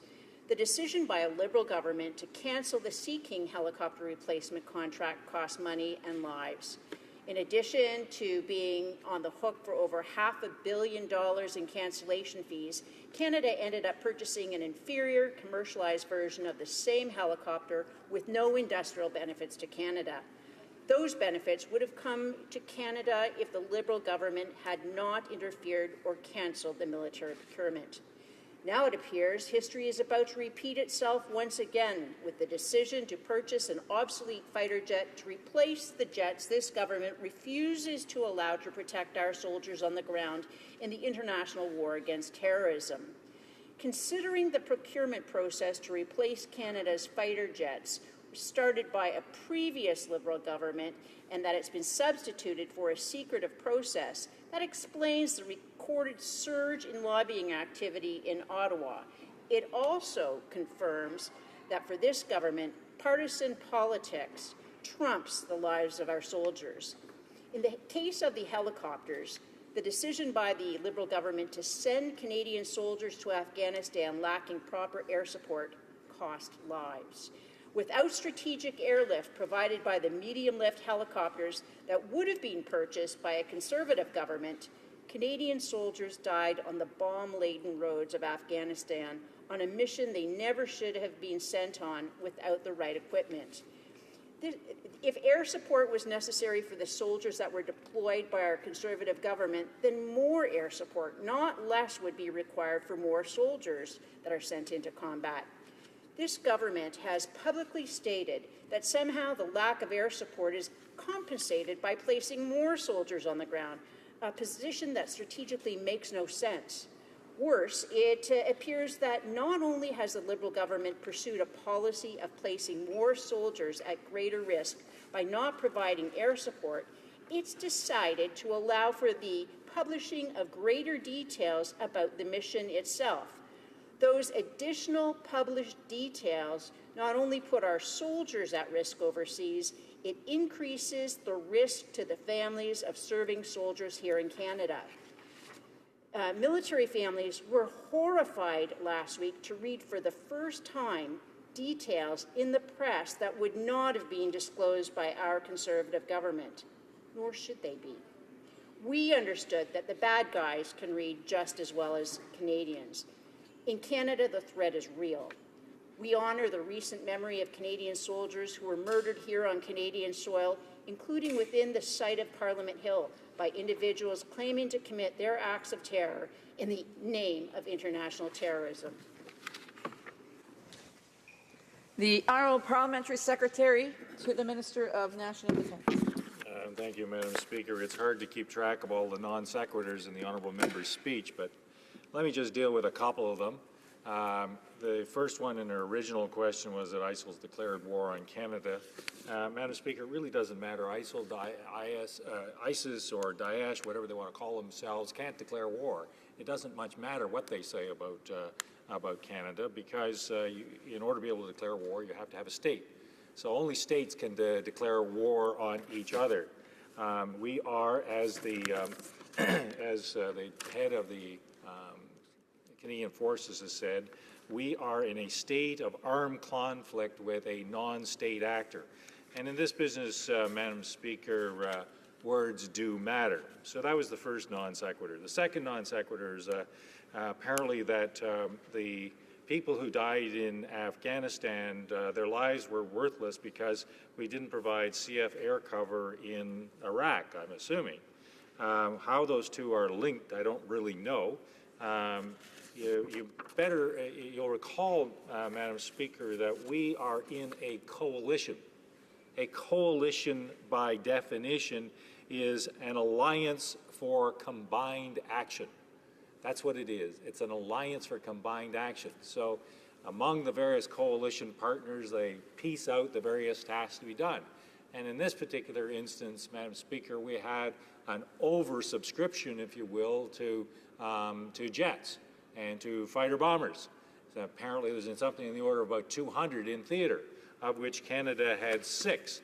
there was 150, of the 200, 150 of them were U.S. jets. And so, Madam Speaker, we made the decision after 98 members had discussed it here in the House of Commons after an election and endless amounts of a conversation that we'd refocus the mission onto one of training, advising, assisting intelligence and security stabilization. So we've tripled the actual number of people that are in theater to 830 who are primarily involved in the training and assisting, are being deployed as we speak. We have Brigadier General David Anderson in Baghdad providing invaluable assistance with the Minister of the Interior in order to be able to keep all the coalition partners, but not only just the coalition partners, but also the Iraqi security forces and the various militia, at least going in the right direction. And we provided something in the order of $1.6 billion in security stabilization in London and, Lebanon and Jordan.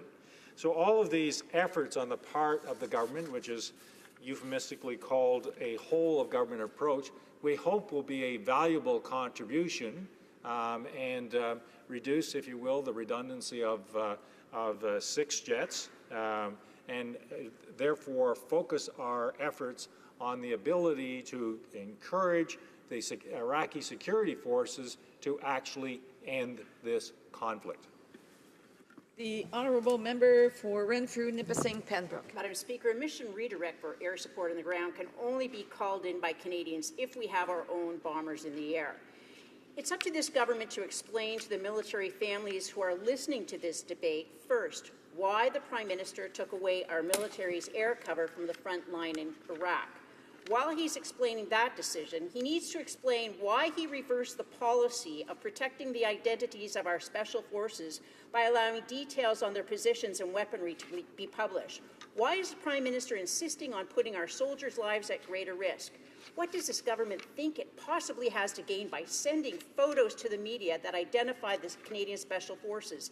It's bad enough the selfie Prime Minister is making our troops in combat zones more vulnerable, but when he further allows the location of the families of our soldiers on the front lines to be pinpointed, their spouses and children are put at risk also. Why is the Prime Minister being so reckless with the safety and well-being of our soldiers and that of our military families? The Honourable Parliamentary Secretary to the Minister of National Defence. Madam Speaker, unlike the previous government, who seemed to be rather fond of the hero shots with using our military men and women as props for the background, we have not actually engaged in that previous practice. Any photos that have been taken of members of the Canadian Forces have been only with the explicit and direct permission of the CDS, of the Chief of Defence Staff, and have not, frankly, Madam Speaker, been involved with any member of the Liberal government, including the Defence Minister. So I don't know why the Honourable Member continues to spin such nonsense. We have refocused this mission, Madam Speaker. We want this fight to be won by local security forces, and we are doing our part, leveraging both our expertise and our strength. Thank you for your time and attention. The Honourable Member for Laurier-Sainte-Marie. Thank you very much, Madam Speaker. Madam Speaker, for weeks, if not for months, the Minister of Foreign Affairs and the Prime Minister have said to us that the issue of arms sale to Saudi Arabia was a done deal, that this was something that was settled a long time ago by the Conservatives. And at some point in time, in April, we learned that it was the minister himself had signed the export permit for these same weapons, these arms. Speaker, it's the current foreign minister who signed the export license for the Saudi arms deal. And they had said for a long time that that deal was a done deal. So there's two explanations to that. It's either that the minister and the prime minister actually misled Canadians on such an important issue, or that they consider that export licenses are a formality, that, you know, it's not really important, that as soon as the sale deal is signed, who cares about the export licenses? And they did an assessment, but they did a very, very weak assessment, because they have to do an assessment before of the potential for use to commit abuse against human rights before granting an export permit. But the assessment is so weak, so it doesn't respect at all our rules, our regulations, our international commitment. Let me quote some experts from civil society about that assessment.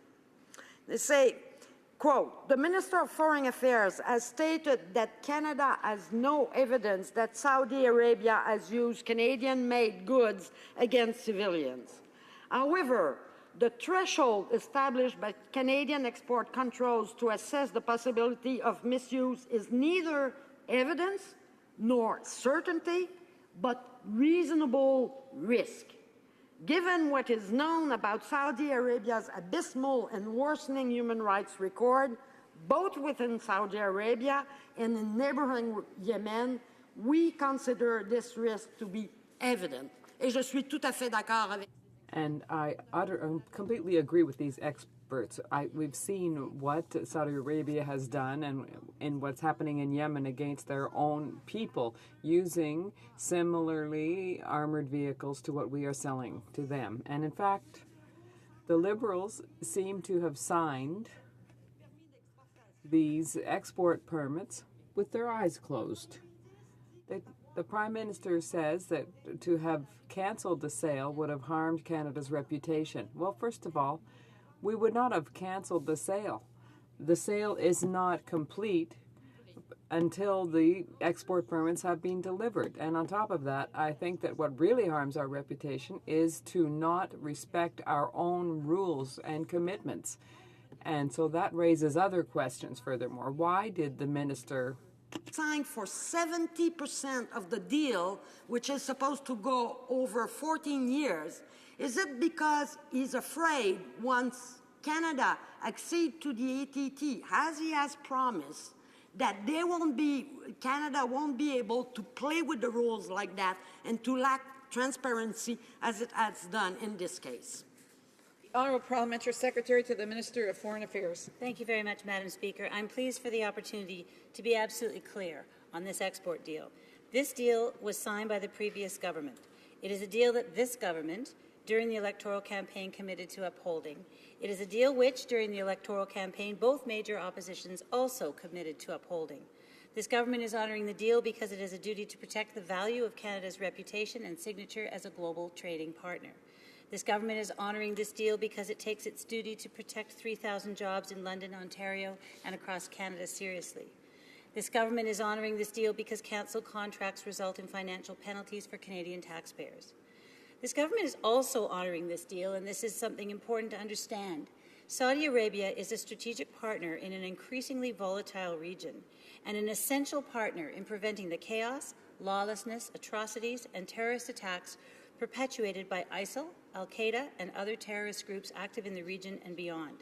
Having made the decision to not overturn the contract signed under the previous government, the Minister of Foreign Affairs then had the responsibility to determine whether it was appropriate to authorize export permits. The Minister made his decision because he was satisfied that the equipment will be used in a manner consistent with Saudi Arabia's role as a strategic partner and taking into account an assessment based on the fact that for 20 years this equipment has been sold to Saudi Arabia and that all checks to date indicate the equipment has not been used contrary to its intended purpose or to commit human rights violations. However, as with all export permits, the Minister of Foreign Affairs retains the power to revoke the permits at any time, should the government's assessment change. And the Minister has committed to exercising this responsibility with the greatest rigour and transparency. Do we agree with Saudi Arabia's human rights record? Not in the least. That is why we are committed to continue to make use of every opportunity to engage our Saudi counterparts, to raise concerns and to work towards advancing human rights, as the Minister of Foreign Affairs did directly with his Saudi counterpart in December and again in Jeddah in May when he met with senior officials, including the President of Saudi Human Rights Commission. This approach to Saudi Arabia is also the same as that of our allies, which stands Canada in good stead. Madam Speaker, this government has committed to developing measures to further enhance transparency in the export controls process, and this government is proud to be acceding to the United Nations, to the Arms Trade Treaty. And this government is keeping its word by doing exactly what it and both parties opposite said they would do during the campaign by honouring the contract and by granting the export permit. Thank you. The Honourable Member for Laurier-Sainte-Marie.